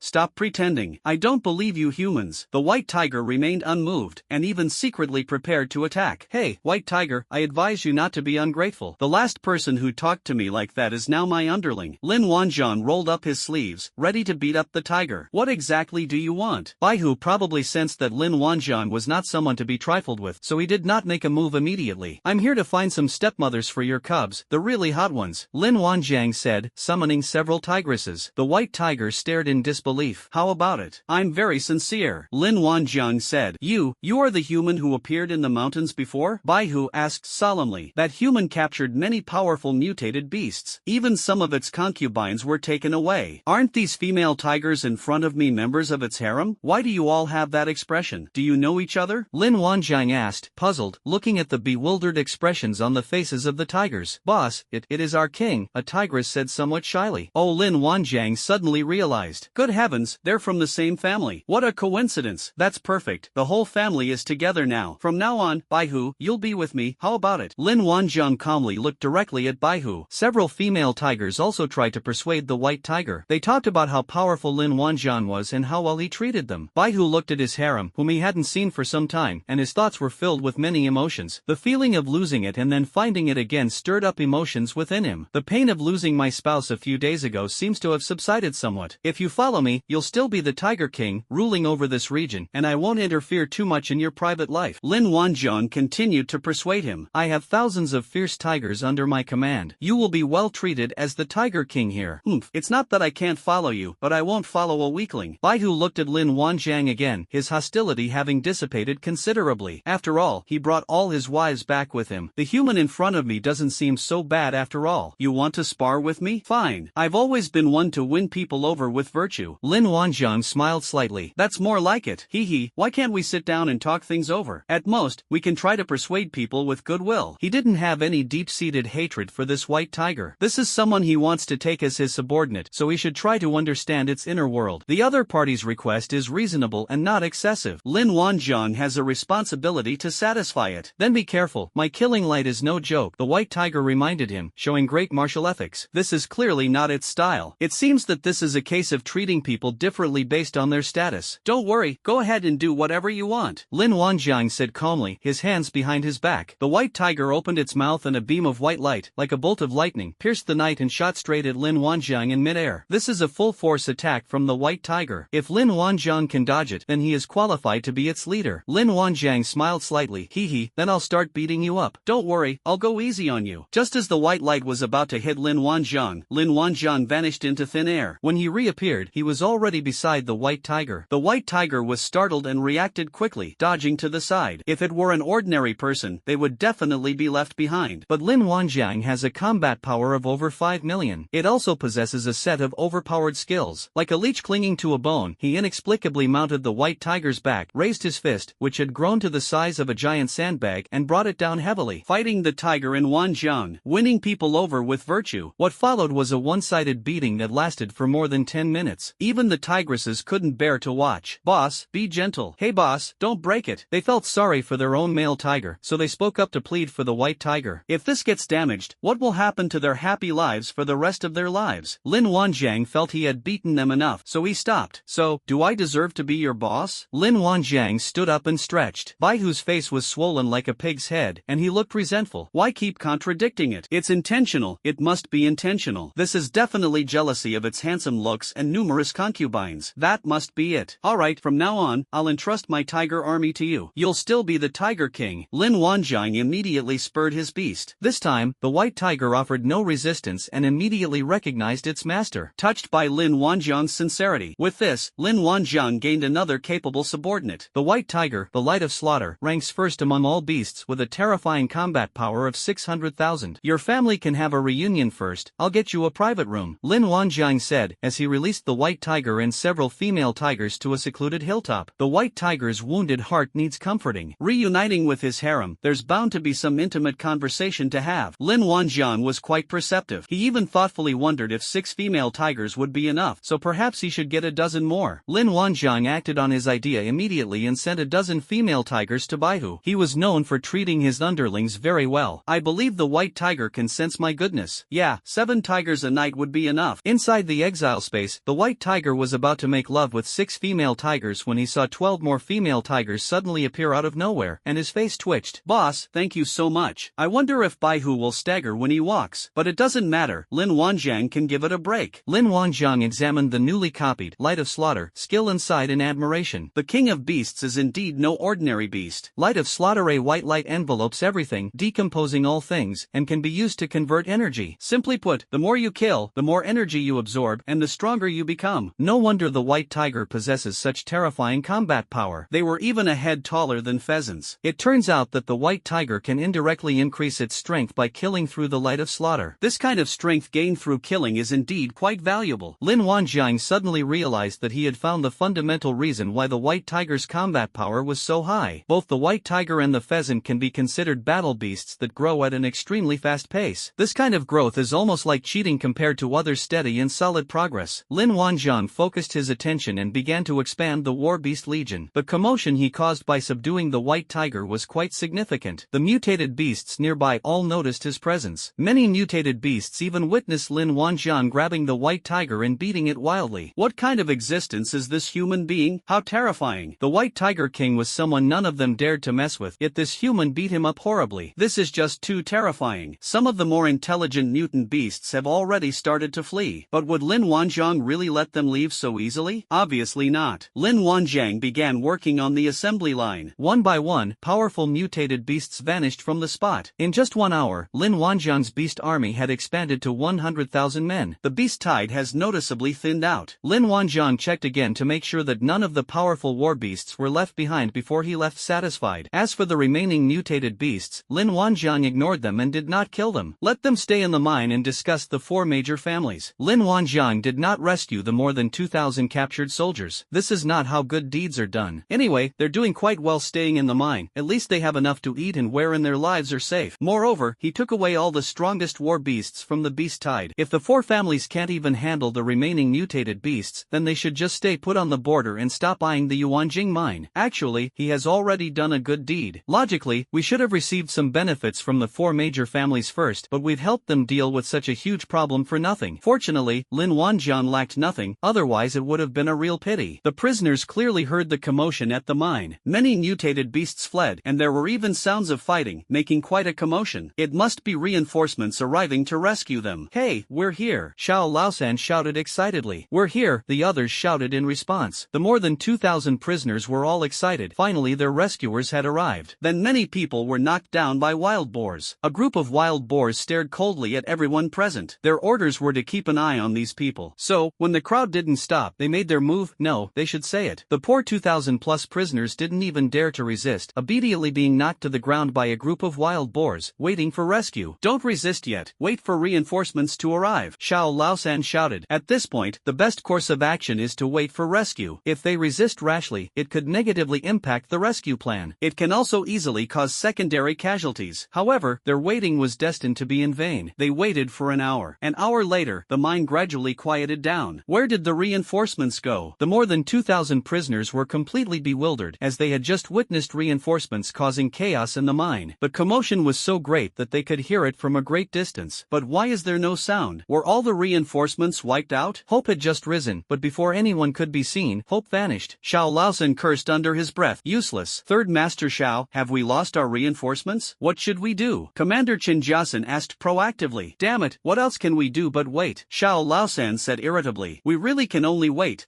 for reinforcements. Fortunately, I didn't make any rash moves. They don't know what's going on outside. Being in the midst of a beast tide, acting rashly is too dangerous. If that big white tiger were to attack them, they'd be dead. Everyone was traumatized by the beating. The white tiger became a symbol of death. Wherever its killing light passed, everything turned to dust. How could they not be afraid? They vowed value their lives very much. Chen Xinhuang slowly woke up, touched his slightly aching chest, and let out a long breath. He picked up his phone and glanced at it, a glance that made him beam with joy. Lin Wanjiang's missed call. What a beautiful day. Chen Xinhuang calmed himself down excitedly and pressed the redial button. The phone was still busy. Ha! Nobody's answering the phone again? What is Lin Wanjiang up to? Chen Xinhuang's joy vanished instantly, and he began to feel a tightness in his chest again. Unwilling to give up, he made several more phone calls. The result was the same. Lin Wanjiang did not answer the phone. Chen Xinhuang took a few deep breaths to calm the churning blood and qi in his body. Don't be angry. Don't be angry. He's still young. If you get sick from getting angry, it's your own body at risk. Actually, Lin Wanjiang didn't intentionally ignore his calls. He was just busy making seafood porridge. Work is work, but life can't be neglected. Health preservation starts in the morning. The members of the Wanjiang Corps have progressed from practicing the 5-5 combined attack technique to practicing the 10-10 combined attack technique. Clearly, he has made considerable progress these past few days due to his focused cultivation. Indeed, who else can do nothing but think about cultivation all day long like them? They even serve 5 meals a day, and they are always on time. If they don't improve, how can they live up to Lin Wanjiang's seafood feed porridge? Therefore, everyone is very focused on their cultivation. I doubt that even within an academy, one could cultivate so quietly. It's true that the college is free from external burdens, but there are still many trivial matters. Students need to socialize with each other and also need to go see the girls. College life is pretty busy, isn't it? So how many members of a major family are truly dedicated to cultivation? Yes, there are some, but very few. After Lin Wanjiang finished his work, he found that the phone call from yesterday had come back to him again. Fine, Lin Wanjiang took pity on him and let him go, considering how sincere and persistent he was in making those calls. Lin Wanjiang dialed the number. Only Chen Xinhuang himself knows how excited he was when Lin Wanjiang dialed his number again. After all the hardships, he finally got his wish and Lin Wanjiang called him. It's Lin Wanjiang calling. Chen Xinhuang excitedly held up his phone and gestured to the other 3 division commanders. Lin Wanjiang, then answer him quickly, make sure he comes. Commander Xiao hurriedly said. It really took a lot of effort to get in touch with Lin Wanjiang. Chen Xinhuang took a moment to compose himself before answering the phone. Hey, Lin Wanjiang, this phone is harder to reach than a message in a bottle. Although Chen Xinhuang tried his best to control his emotions, when he thought about the depressing day, his words unconsciously became somewhat aggrieved and complaining. Who are you? I didn't receive your message in a bottle either, Lin Wanjiang said casually. I am Chen Xinhuang. Chen Xinhuang snorted coldly. Oh, Commander Chen, what's the matter? Why are you in such a hurry to see me? Is Chen Zhuan dead? Lin Wanjiang said without any manners. Chen Xinhuang almost had a heart attack. Humph, stop talking nonsense. I'm the head of Chen Hongbing Corps now. Chen Xinhuang corrected. Oh, what's the matter, Commander Chen? Lin Wanjiang asked, picking his ear. Chen Xinhuang was so annoyed that he stopped worrying about Lin Wanjiang's title. The Mind Beast tide has something to do with you, right? Isn't the white tiger your battle beast? Yes, Baihu is my little brother. So what? Lin Wanjiang readily admitted. I knew you wouldn't admit it. Wait, what did you say? Chen Xinhuang's emotions were a bit incoherent for a moment. What did Lin Wanjiang just say? Is Baihu his younger brother? He had intended to provoke the other party, but the other party admitted it so readily? There's a problem. There must be a problem. How could it be Lin Wanjiang who did it? No, it's impossible. If the beast tide was indeed brought about by Lin Wanjiang, then the situation is far more terrifying than he imagined. He preferred to believe that Lin Wanjiang did not have that ability. I said the white tiger is my little brother. So what? Did it eat your rice or drink your water? Lin Wanjiang said leisurely, rocking in his rocking chair. How could that be? Stop trying to make yourself look good. How could you possibly possess a war beast like the white tiger? Chen Xinhuang retorted. I do have it. Why don't you believe me? Lin Wanjiang said calmly. Humph, impossible. You think you're worthy? Chen Xinhuang retorted disdainfully. The 3 division commanders looked at Chen Xinhuang with confusion. What kind of act is Chen Xinhuang putting on now? Isn't he trying to smear Lin Wanjiang? The dirty water hasn't even been splashed out yet, and they're already putting a raincoat on the person? Even Commander Su, who had always defended Lin Wanjiang, was somewhat puzzled. Unexpectedly, Chen Xinhuang is quite pragmatic. He used to insist that Lin Wanjiang did it, but now he's taking the initiative to defend Lin Wanjiang. Fine, fine, whatever makes you happy. What did you want from me? If not, I'm hanging up. Lin Wanjiang was too lazy to argue with him. Chen Xinhuang froze. Right, why did he look for Lin Wanjiang again? Oh, right. We need to smear Lin Wanjiang. He was so angry he lost his mind. Lin Wanjiang, you can summon battle beasts. The white tiger that appeared out of nowhere on the border, you must have summoned it. Chen Xinhuang began to speak with great conviction. I wonder who just attacked Lin Wanjiang so fiercely. Everyone else has admitted it, but he himself vehemently denies it. I'm telling you, are you out of your mind? I told you the white tiger is my little brother, but you just had to argue with me. Now you're saying I summoned the white tiger? Did you have a stroke? Is your brain not working properly? Lin Wanjian was too lazy to communicate with someone with intellectual disabilities, so he hung up the phone. This will lower his IQ. Chen Xinhuang stared at the phone that had been hung up, and his vision went black for a moment. The call was hung up again. He felt that life was no longer enjoyable. The other three division commanders stared at Chen Xinhuang with strange expressions. He's still a newly appointed division commander, and he's not quite calm enough. Lacking composure, his first plan failed before it could even be implemented. Commander Shao sighed. With this level of skill, you think you can smear someone? Give me a break. The first splash of dirty water was off target. Any further splashes will definitely reduce its effectiveness. Judging from Lin Wanjiang's calm demeanor during the phone call, even if they accused him of creating a beast tide, he probably wouldn't care at all. They won't be provoked into running over to prove their innocence. Moreover, outsiders wouldn't believe such an absurd thing. It seems this path is blocked. We need to find another way. Commander Shao pondered for a few seconds and then said meaningfully, Lin Wanjiang's Wanjiang Corps hasn't received its supplies yet, has it? There is definitely no supply. Newly established corps take at least a month to half a year to get supplies. The Wanjiang Corps has been established for less than a month at most, Commander Lu said calmly. In that case, everyone, let's show some sincerity and get Lin Wanjiang to come here. Commander Shao looked around at everyone. Commander Lu nodded, agreeing with Commander Zhao's suggestion. We'll talk about the rest later. The beast tide problem is the most urgent issue right now and must be resolved as soon as possible. Chen Xinhuang curled his lip.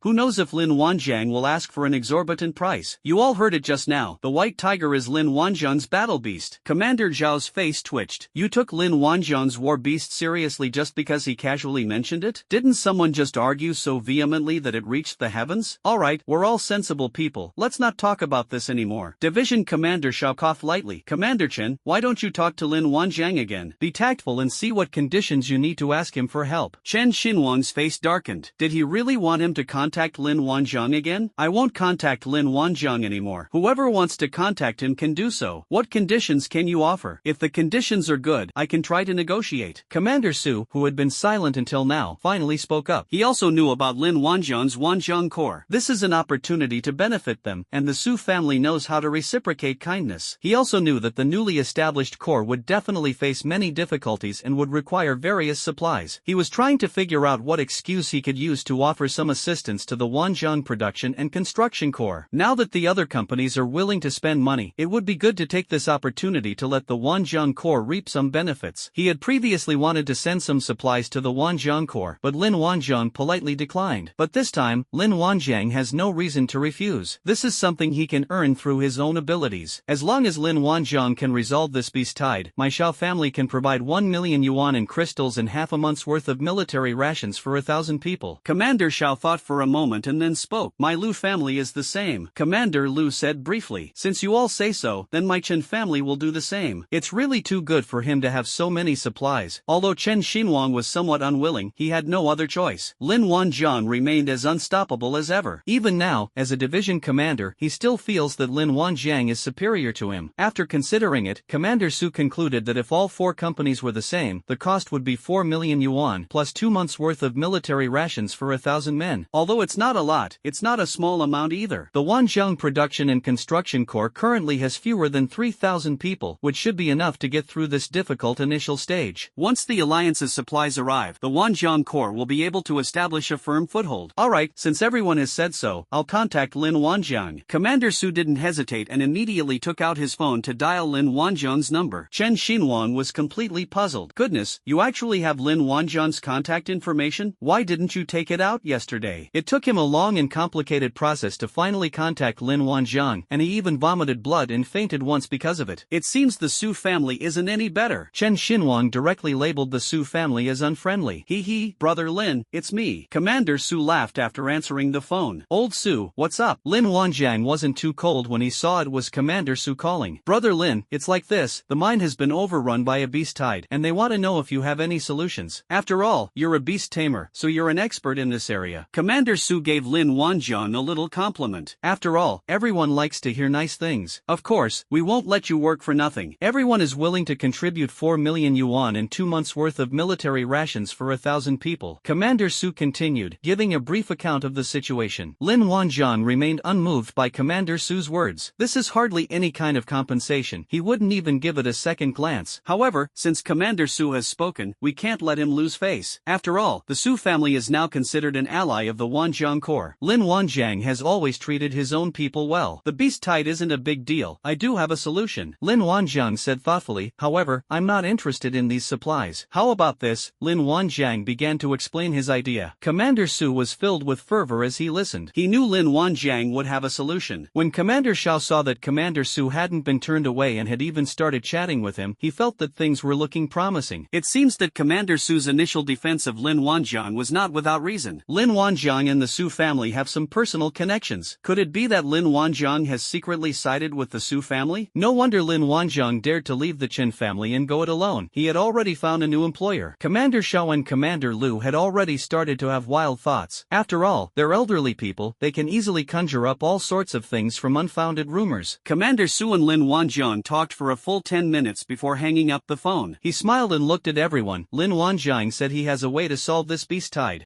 You created this yourself? Of course you have a way to deal with it? Chen Xinhuang said sarcastically. Commander Su ignored him and turned to Xiao and Lu. Continuing, Lin Wanjiang said he doesn't want any material compensation. I knew it. Lin Wanjiang must think it's too little and wants to raise the price. Chen Xinhuang gritted his teeth. Commander Su glanced at Chen Xinhuang. Don't think of people as so materialistic, okay? No wonder Lin Wanjiang wanted to leave the Chen family and go it alone. Hey Su, what do you mean by that? Chen Xinhuang was already in a bad mood, and he couldn't hold back any longer when he heard Commander Su's barbed words. Alright, stop arguing and let's hear what Lin Wanjiang has to say. Commander Xiao interrupted Chen Xinhuang. Sai, why did the Chen family send out such a naive person to serve as a division commander? After the power struggle for the family headship, the new person appointed to the Chen family is not very capable. Chen Xinhuang was furious when he realized he had become the clown. However, he stopped jumping around and shut his mouth. Commander Su glanced at him, then looked at Xiao and Lu and continued. Lin Wanjiang said that his Wanjiang Corps wants a piece of land. However, he also considered that the league is now very expensive, and he wanted to carve out new territory for himself. He wants our major families to recognize his ownership of the new territory in parliament. Chen Xinhuang couldn't help but sneer. He thinks he can open up new territory? How much territory he can open up north of the Yangtze River? That's how much my Chen family will approve of. Opening up new territory is not so easy. The alliance has been around for so many years, and its territory is still so large, with even a significant portion of the south being swallowed up. How dare Lin Wanjiang, with his newly established army corps, claim that he wants to open up new territory? They are truly ignorant and arrogant. Commander Xiao and Commander Lu, however, seemed to be thinking about something else entirely. After a long pause, Commander Xiao spoke up. Indeed, if Lin Wanjiang really has the ability to occupy a piece of land, then acknowledging his ownership is not unreasonable. I can make the decision and agree to this, Commander Lu also stated. They need 4 families to jointly send troops to guard a mine if they want to occupy it. It's not that easy for Lin Wanjiang to occupy a piece of barren land. Since everyone agrees, let's contact our families first. Lin Wanjiang will be submitting his application to the alliance soon, Commander Su said. As long as the application is approved, Lin Wanjiang will immediately take action to resolve the mine crisis. Alright, let's get started. The sooner the better, Commander Xiao said enthusiastically. What if his application is approved, but he doesn't come? Chen Xinhuang felt compelled to argue about everything. Don't worry, my Su family will vouch for him, Commander Su said calmly. Chen Xinhuang snorted coldly and didn't say anything more. However, given the Su family's protectiveness of Lin Wanjiang, it seems that Lin Wanjiang has undoubtedly pledged allegiance to the Su family. What a family, the Su family. They actually dared to accept Lin Wanjiang and his group. This is clearly a deliberate act of going against the Chen family. No wonder Lin Wanjiang and his team have been able to persevere for so many days. It turns out the Su family was secretly supporting them. Lin Wanjiang originally had no interest in getting involved in the mining business. After all the powerful mutated beasts there had become members of his beast corps, so working for those 4 families wouldn't bring him any real benefits. However, Lin Wanjiang suddenly had a flash of inspiration and thought of the territory. Each family has its own territory, whether large or small. In the past, families could have their own territory, but now, that's impossible. Land is extremely valuable in the alliance these days, making it difficult for Lin Wanjiang to legally acquire a piece of land there. It's practically impossible. Now that more and more people are following him, he can't let his brothers sleep in the wilderness and be stationed on the border all day long, can he? Then these people are no different from being mere tools. Although his brothers followed him regardless of their future, he could not take it for granted. Anyone can wave their sleeves and act like a leader. Exploiting employees for personal gain is a common practice among unscrupulous bosses. The challenge lies in ensuring that your employees live well while the company grows and prospers. No one is born to fight for someone else their whole life. His brothers trusted him, and he couldn't let them down. Drawing a picture of a cake is isn't difficult, but just drawing a picture of a cake won't satisfy you. The necessary benefits should definitely be provided. A monthly salary of 3,000 yuan. If you work for 10 years, the company will give you 1% of the shares. Work hard, and one day you will all be your own boss. As a result, after working hard for 9 years, he fainted from hunger. The company also fired you because you stepped into the company with your left foot first. Lin Wanjiang didn't consider himself the kind of heartless boss who would do something so unethical. Therefore, he set his sights on the vast and fertile land north of the Yangtze River. If he has the ability to take over unclaimed territory, the alliance shouldn't say anything, right? Of course, Lin Wanjiang would definitely make sure to say so beforehand. If he takes over a piece of territory first, given the nature of those big families in the alliance, they definitely won't admit it. Then a bunch of people will be arguing over a piece of cake again. Lin Wanjiang is not afraid of anyone now, but he also doesn't want to cause trouble. Wouldn't it be better to have a more peaceful life? Why do we have to fight and kill every day? Don't the soldiers get tired? The martial arts world is not just about fighting and killing. The alliance already has a small population. Pointless internal strife only hurts ordinary people. Matters that can be resolved with the laws of the alliance need not be addressed with moral persuasion for the time being. He first got the 4 major families to take the lead in acknowledging the legitimacy of his land ownership. If we go on to expand our territory, no one can say anything. Even if others try to argue, he will stand tall and act with integrity. If those guys in the league want to go back on their word, then they can ask them if their fists, which are as big as sandbags, agree. Lin Wanjiang had Chen Outyan draft an application and submit it. It is estimated that the 4 major families have already smoothed things over, and Lin Wanjiang's application for ownership of the new territory will soon be approved by the alliance. In the eyes of those in the alliance, what tricks could Lin Wanjiang, with only 2,000 men in his Wanjiang Corps, possibly pull? Clearing out a mile or two of land should be enough, right? They really don't care about this remote borderland, so why not give it to Lin Wanjiang? Therefore, the alliance leadership agreed that the ownership of the territory opened up by the Wanjiang Corps would belong to the Wanjiang Corps for a period of 50 years. The 4 major families worked together to make it happen, so the process went very smoothly. They were still waiting for Lin Wanjiang to solve the problem of the animal tied in the mine. Chen Zhuan initially disagreed, but after weighing the pros and cons, he finally agreed. The mining business is still quite important. As for Lin Wanjiang's matter, we'll settle accounts with him slowly after the beast tide. He has been unable to contact the 4 regiments sent out by the Li family and does not know what is going on. The spies from the Su family also do not know anything about the Wanjiang Corps. The scouts went around and found nothing unusual. No one knows where those 6,000 people went. There are no signs of a battle, and everything is too abnormal. Chen Zhuan and Li Laosan are both extremely worried. Lin Wanjiang definitely has a big secret that no one knows. They were also considering whether to take advantage of Lin Wanjiang's handling of the beast tide to control him and interrogate him about the whereabouts of those people. If Lin Wanjiang could be imprisoned, that would be the best outcome. Even if it meant diluting some of his profits and sharing them with the other companies, Lin Wanjiang was willing to do so. He knew that the Shin family was also very interested in Lin Wanjiang, and that Lin Wanjiang could replicate the Yuan crystal. If we unite with the Xiao, Lu, Su, and Shin families, we are absolutely confident in taking down Lin Wanjiang. It's a pity that Lin Wanjiang originally belonged to the Chen family, but now so many families are going to share one Lin Wanjiang. If Lin Wanjiang were willing to give his Chen family a copy of the Yuan crystal, wouldn't there be no so much trouble? Actually, Lin Wanjiang had taken quite a few Yuan crystals from the Chen family, but he used them all to train soldiers. Chen Zhuan didn't see it, or rather, greed was at play, and he felt it wasn't enough, which explains why he was able to drive people away. He really squandered a winning hand. A new emperor, a new court, the changing of dynasties is all fate. No dynasty can maintain its rule for long. No family can last forever. If he weren't in such a hurry, and instead cultivated a relationship with Lin Wanjiang, he could increase his sense of identity and belonging to the Chen family. Now everything might be different, and the Chen family might rise even higher in the near future. However, most people have a strong possessive desire, and few can be truly selfless. All of this seems inevitable. After receiving the message from Chen Zhuan, the head of the Shin family pondered for a long time before agreeing. When Chen Zhuan wanted to contact other families, Li Laosan stood up and objected. The reason is simple. The Shin family is already too much. If several more families get involved, Lin Wanjiang's value will be diluted. In Li Laosan's view, the Shin family, the Li family, and the Chen family were enough to deal with Lin Wanjiang. There's no need to let more people get a share of the pie. Chen Zhuan thought for a moment and then agreed. The Shin and Li families sent people to the northern border again, intending to capture Lin Wanjiang while he was at the mine dealing with the beast tide. Lin Wanjiang smiled slightly after receiving the official documents from the alliance. It seems that the grand infrastructure project can proceed. The vast and boundless northern region awaits his development. Now the brothers will finally have a place to settle down and make a living. The beast minions also have work to do. Lin Wanjiang also specifically planned the city's appearance and layout. After discussing it with Chen Outyan, the city's layout was finally determined. The grand blueprint for the Wanjiang production and construction core was thus unfolded. The first step is definitely to plan the size of the site. Lin Wanjiang felt that half of Jiangsu province should be enough. After all, they only have so many people, and it wouldn't be good for their territory to be too big and empty. Let's talk about it when the number of people increases and we don't have enough space. After all, the land is there and can't be moved. All that's needed next is to build a city wall running from west to east in the Hongzhe Lake area, and that will bring half of Jiangsu province north of the Yangtze River under its control. This is also why Lin Wanjiang built two city walls, one in the east and one in the north. Easy to mark out territory. Under Lin Wanjiang's instructions, the beastmen began their work. After Lin Wanjiang finished explaining everything he needed to, he finally had time to deal with Chen Xinhuang and the others. Since they've made things so go smoothly for them, let's go help them. He has already hung up on Chen Xinhuang several times. The old man kept urging him as if he was afraid he would change his mind, and Lin Wanjiang almost blocked him again. What about perspective? What about perspective? He's not the kind of person who breaks his promises. In Xiaojie Defense Zone, Chen Xinhuang was extremely frustrated after Lin Wanjiang kept hanging up on him on the phone. He jumped up and down, yelling, "See? I told you Lin Wanjiang was the kind of person who would kick someone when they've served their purpose. Now we can't get in touch with him anymore. Commander Su, you must give us an explanation." Commander Su calmly took out his phone. "What's the rush? Does everyone have as much free time as you?" As he spoke, Commander Su dialed Lin Wanjiang's number. "You." Chen Xinhuang gritted his teeth in anger. A moment later, Commander Su dialed Lin Wanjiang's number and gave Chen Xinhuang a provocative look. "See that? What kind of character is he? How could I possibly get through? Hee, brother Lin, how's it going? Did you get approved?" Lin Wanjiang nodded, "Passed quite fast. I'm very satisfied." "I'm glad brother Lin is satisfied. When would you have time to come and deal with the beast tied at the mine?" Commander Su said very politely. "It's already on its way. It'll be there in half an hour," Lin Wanjiang said, eating berries and spouting nonsense with a straight face. "Okay, then drive carefully." Commander Su hung up the phone with a smile. He looked around at everyone and said, "Lin Wanjiang is a man of his word and is on his way. Let's think of other ways. We can't rely on him alone." Commander Shao nodded. It's good that they've arrived. Since Lin Wanjiang was so confident in making such a statement, he preferred to believe that Lin Wanjiang had the ability to resolve this trouble. Otherwise, they would have to be prepared to sacrifice more than 2,000 prisoners. In fact, Lin Wanjiang had already teleported to the mine. Faced with a vast number of mutated beasts, Lin Wanjiang began to persuade them to leave. This was actually out of respect for him. By who? This beast tide was caused by the White Tiger, and now that he is the White Tiger's master, it is necessary for him to remind these mutated beasts. We cannot allow the White Tiger to bear the name of injustice. Those mutated beasts who had witnessed Lin Wanjiang beating the White Tiger behaved as obediently as grandsons. Lin Wanjiang told them to retreat, and they ran towards the mountains without hesitation. However, many mutated beasts still stubbornly refused to leave. Why should we be allowed to come and go as we please? They haven't even had a chance to fully enjoy the benefits of their minds. So there are still many mutated beasts who don't want to leave, or rather, they think that Lin Wanjiang's words have no deterrent effect at all. A beast is a beast after all, so Lin Wanjiang didn't waste any more energy on it. Lin Wanjiang only gave him one chance. Since he didn't know how to seize the opportunity, then let him stay. Mutant beasts that don't want to leave will never have to leave, since the world has no shortage of mutant beasts, and mutant beasts have even become the biggest disaster. If he hadn't just taken in so many underlings, and these mutated beasts were somewhat related to his underlings, he would have started a massacre right away. Can we still kindly reason with him? He's not a reasonable person at all. Well, you can't say that. He's actually quite reasonable. Even after Lin Wanjiang's warning, 80% of the mutated beasts in the arena remained. There are at least several 100,000 people. The allure of the mines was too great. They didn't want to leave. People die for wealth, birds die for food, there's nothing more to say. He took this opportunity to test the effects of the killing light. Lin Wanjiang began to recklessly unleash killing light in all directions, disregarding any energy expenditure. Suddenly, white light shot out wildly in the arena, and rows of mutated beasts vanished and disintegrated into nothingness. Lin Wanjiang felt the energy within his body increasing. Killing a mutated beast was equivalent to consuming a lot of multi-elemental crystals. No wonder the White Tiger's combat power is so high. That's incredibly talented. Lin Wanjiang's eyes were bright. No one could take it from him, so he decided to do this tiring job himself. After Lin Wanjiang's killing light killed tens of thousands of mutated beasts, the mutated beasts finally panicked. While the elemental crystal ore is important, my life is the most important thing. This human in front of me is terrifying. How could he possess the White Tiger King's methods, and they even seem to be more powerful? The beast tide has thrown things into chaos, and many mutated beasts have already begun to flee. Don't run away. I haven't had enough fun yet. Lin Wanjiang Wanjiang chased after the mutated beasts that were running around, still not satisfied. It won't hurt, it'll be over soon, just bear with it. Lin Wanjiang kept changing his mind. They killed tens of thousands more mutated beasts. It really doesn't hurt. The mutated beast instantly began to disintegrate from its head. Logically, the head is the nerve center and shouldn't feel pain, right? This threw the mutated beasts into chaos, and they began to surge towards the mountain range. This human is insane. This strength is just too much. Many mutated beasts tried to fight back, but before they could even get close, the Lin family swept them away with a single, powerful blow. Even if Lin Wanjiang stood still, they couldn't bully him. Not resisting might not necessarily lead to death, but resisting would certainly result in death. Lin Wanjiang's killing spree was equivalent to how long he had been consuming yuan crystals. He watched as the fleeing mutated beasts gave chase for a while longer before letting them go. Know when to stop. We've already killed enough people today. Killing can easily make people lose their true nature. In particular, killing can make people stronger, and if one's mind is not firm, it is easy to become a killing machine. However, Lin Wanjiang's eyes remained clear, and he was not affected at all. His strength was constantly increasing, and the killing light was just the icing on the cake. It didn't excite him to the point of wanting to slaughter and become a god. It can only be said that as his strength and knowledge increased, his perspective gradually broadened. Moreover, he has strong mental strength and a relatively firm will. Looking at the enormous yuan crystal mine, Lin Wanjiang had a thought. Would the light of slaughter decompose the yuan crystals and gain energy? Then he tried it. Several beams of killing light destroyed a corner of the Yuanjing mine, but no new energy was generated. It seems that the light of slaughter can only gain energy by decomposing living things. If he could decompose the elemental crystal, Lin Wanjiang could think of several creative tricks. He has no shortage of elemental crystals. Oh well, it seems one should be down to earth in life. Since you can't get fat in one bite, then take it in two. Lin Wanjiang neither went to see the prisoners nor to the border to meet Chen Xinhuang and the others. He had no interest in doing so. If we start arguing later, it wouldn't be good if we accidentally killed Chen Jia's newly appointed division commander. Having dealt with the beast tide, I've fulfilled my promise and can now retire successfully. Lin Wanjiang teleported back. He called Commander Su. Old Su, I heard the beast tide has retreated. You can go and bring the people back yourselves. After saying that, Lin Wanjiang hung up the phone. They should keep the credit for themselves. He doesn't want it and has no interest in it. They withdrew? Commander Su was completely dumbfounded. The beast tide has retreated. How could he not know? He hurriedly ran outside and looked north. Indeed, large numbers of mutated beasts are retreating towards the mountains, raising clouds of dust. Come out quickly, Commander Su shouted into the room. Humph, Lin Wanjiang is here. Why do we have to go out and greet him? He's putting on too much airs, Chen Xinhuang said, quite dissatisfied. However, Commander Xiao and Commander Lu had already gotten up and walked outside first. Chen Xinhuang had no choice but to follow, grumbling and cursing. Look, the beast tide has retreated. The beast tide has retreated. Commander Su was very excited. Commander Xiao took the binoculars and looked at them, also with a puzzled expression. How could the beast tide just retreat like that? There was absolutely no warning. Let's go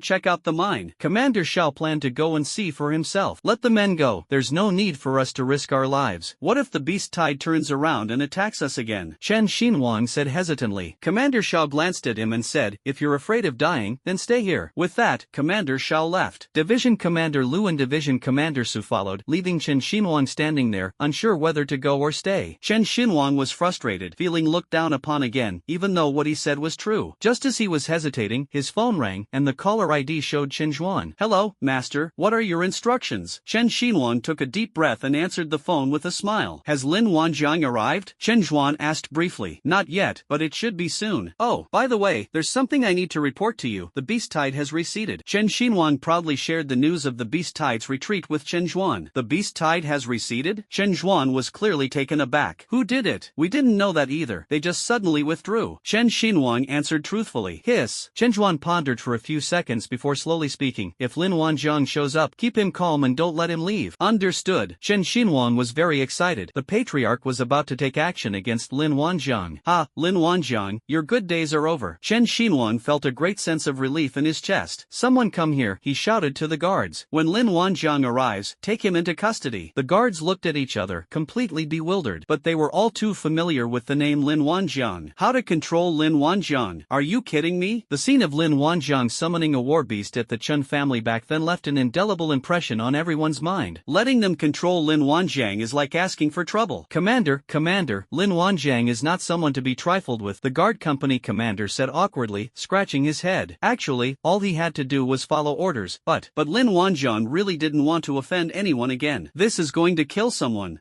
I know he's not someone to mess with, but this is Shao family territory. Does he dare to act recklessly? Chen Xinhuang said confidently. To tell you the truth, it's the head of the family who needs to deal with him. Once Lin Wanjiang arrives, we just need to stall for time. The guards looked at each other. Let's hope Lin Wanjiang doesn't come. May the gods protect us, and may Lin Wanjiang never come. Hundreds of people prayed in their hearts at the same time. When Commander Shao and his men arrived, most of the mutated beasts had already fled. Only a few wild boars remained to guard the prisoners. Don't make any rash moves, wait for reinforcements to arrive, Xiao Laosan gently advised everyone. With such a commotion outside, they really wanted to go out and see what was going on. But in the end, they didn't dare to move. The beast horde surged forth, and no one knew what had happened. Even though they discovered that most of the mutated beasts had fled, they didn't dare to make any rash moves. What if the mutated beast launches a surprise attack? At this point, the most important thing is to remain invisible and pray that the mutated beasts ignore them. In this way, they can survive. Indeed, they did survive to the end. Under Xiao Laosan's persuasion, everyone obediently squatted down on the spot. When Commander Xiao and his group arrived, they found the scene of several wild boars guarding more than 2,000 soldiers, which felt somewhat like a dream. These wild boars, one person could handle them, right? There were more than 2,000 of them, and they remained completely still. How cautious do we have to be? The prisoners in the arena were from 4 different families, so everyone felt something was off. What happened? Why did the mutated beasts retreat? Commander Xiao asked, looking at Xiao Laosan. Xiao Laosan was taken aback. The mutated beasts retreated?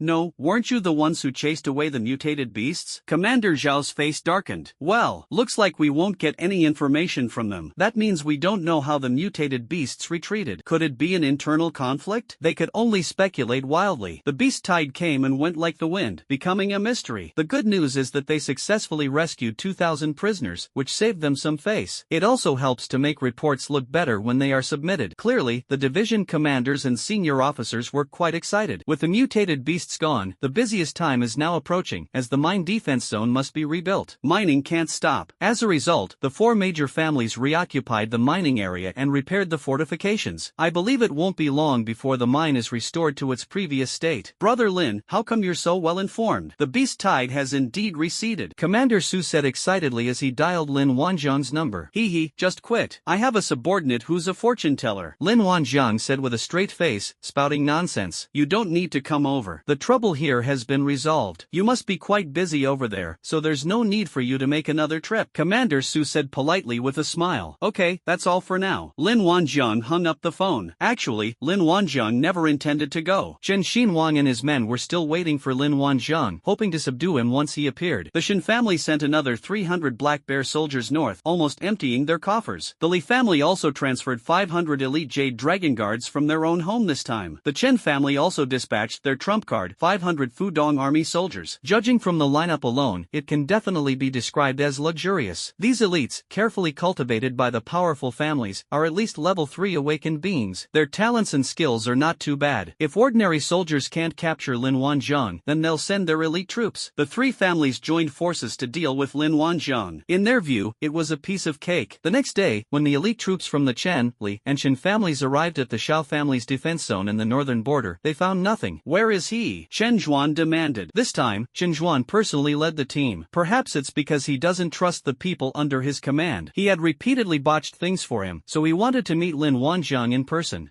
Patriarch, Lin Wanjiang didn't come, Chen Xinhuang said, looking troubled. They waited all day, but Lin Wanjiang did not show up. He was extremely anxious, while the guards breathed a huge sigh of relief. He didn't come? Didn't you say he was coming? Why didn't he come? Chen Zhuan angrily kicked the soldier who had followed him, knocking him to the ground. The soldier was completely bewildered. No, Lin Wanjiang didn't come, so why did you kick me? What did he do to deserve this? The baby is so upset. Is there something I didn't do well enough? Or am I not handsome enough? The soldier silently got up, moved back a bit, and figured he might as well stay away. Chen Zhuan glanced at the other person but ignored him, instead looking at Li Laosan and Shen Qing, the leader of the Shen family this time. Gentlemen, since Lin Wanjiang didn't come, we can't go back empty-handed, can we?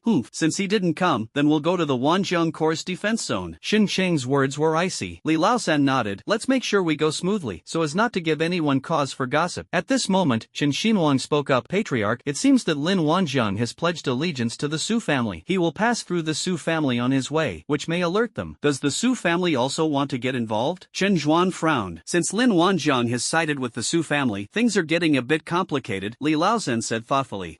What a load of crap, the Su family. A family that rose to power from a collateral branch probably has quite a few members within their own ranks who don't respect them. Shin Chang sneered. If the Su family knows what's good for them, then they'll remain the Su family. If they don't, we'll have to replace the head of the Su family. Oh, what do you suggest we do? Chen Zhuan looked at Shin Chang. The rumors that the Shin family members are all crazy are true. Can you believe they'd change owners so easily? If Lin Wanjiang knew, he would definitely cry out that we are kindred spirits. Let's try diplomacy first, then resort to force. The group then began to discuss the specifics. Half an hour later, at the Su family's house, the head of the Su family, who is also Su Wanwan's father, received 3 phone calls in succession. The call came personally from the heads of the Chen, Li, and Shin families. The message was simple. The Su family should stay out of Lin Wanjiang's business. Chen Zhuan went further, saying that if the Su family dared to take in Lin Wanjiang, they would be going against the Su family, and the Chen family would not be so sure as to cause trouble for them in the future. The head of the Su family was completely dumbfounded. What did he do? He didn't do anything. It's like being caught in a trap. What's wrong, Dad? Su Wanwan happened to come over and saw her father frowning, seemingly lost in thought. Isn't it strange that the Chen, Li, and Shin families all called at the same time, telling me not to get involved in Lin Wanjiang's affairs? The head of the Su family paced back and forth. I have no idea what they're talking about. Lin Wanjiang? What happened to him? Su Wanwan asked nervously as if she had been electrocuted when she heard the name. You're asking me? Who am I supposed to ask? Su's father was still confused. Su Wanwan hurriedly took out her phone and sent a message to Lin Wanjiang, whose contact was pinned to the top of her chat list. Are you alright? Why are the 3 major families targeting you? Lin Wanjiang became interested when he saw that it was Su Wanwan, whom he hadn't seen in a long time, who had taken the initiative to message him. I'm fine, who's targeting me? The Chen, Li, and Shin families just called my dad and told him not to get involved in your affairs. My dad is so confused. He's practically bald from all the pulling and tugging, and he still can't figure out what happened. Su Wanwan recounted the story truthfully. Lin Wanjiang suddenly realized, oh, you mean them? They're targeting me again? Okay, I got it. By the way, your dad's hair was already almost bald, so don't blame me. Su Wanwan was completely speechless. At a time like this, you still have the mind to worry about your hair? So calm? Also, what does the word mean? Have you been targeted many times before? Seeing Lin Wanjiang so calm, Su Wanwan relaxed a lot. If the person in question isn't worried, why should she be? Shall I come over and help you? Su Wanwan finally sent this message. No need, I can handle it. Lin Wanjiang refused directly. He really doesn't need anyone's help. Su Wanwan angrily put down her phone and muttered, serves her right to be single forever. Lin Wanjiang sneezed, puzzled.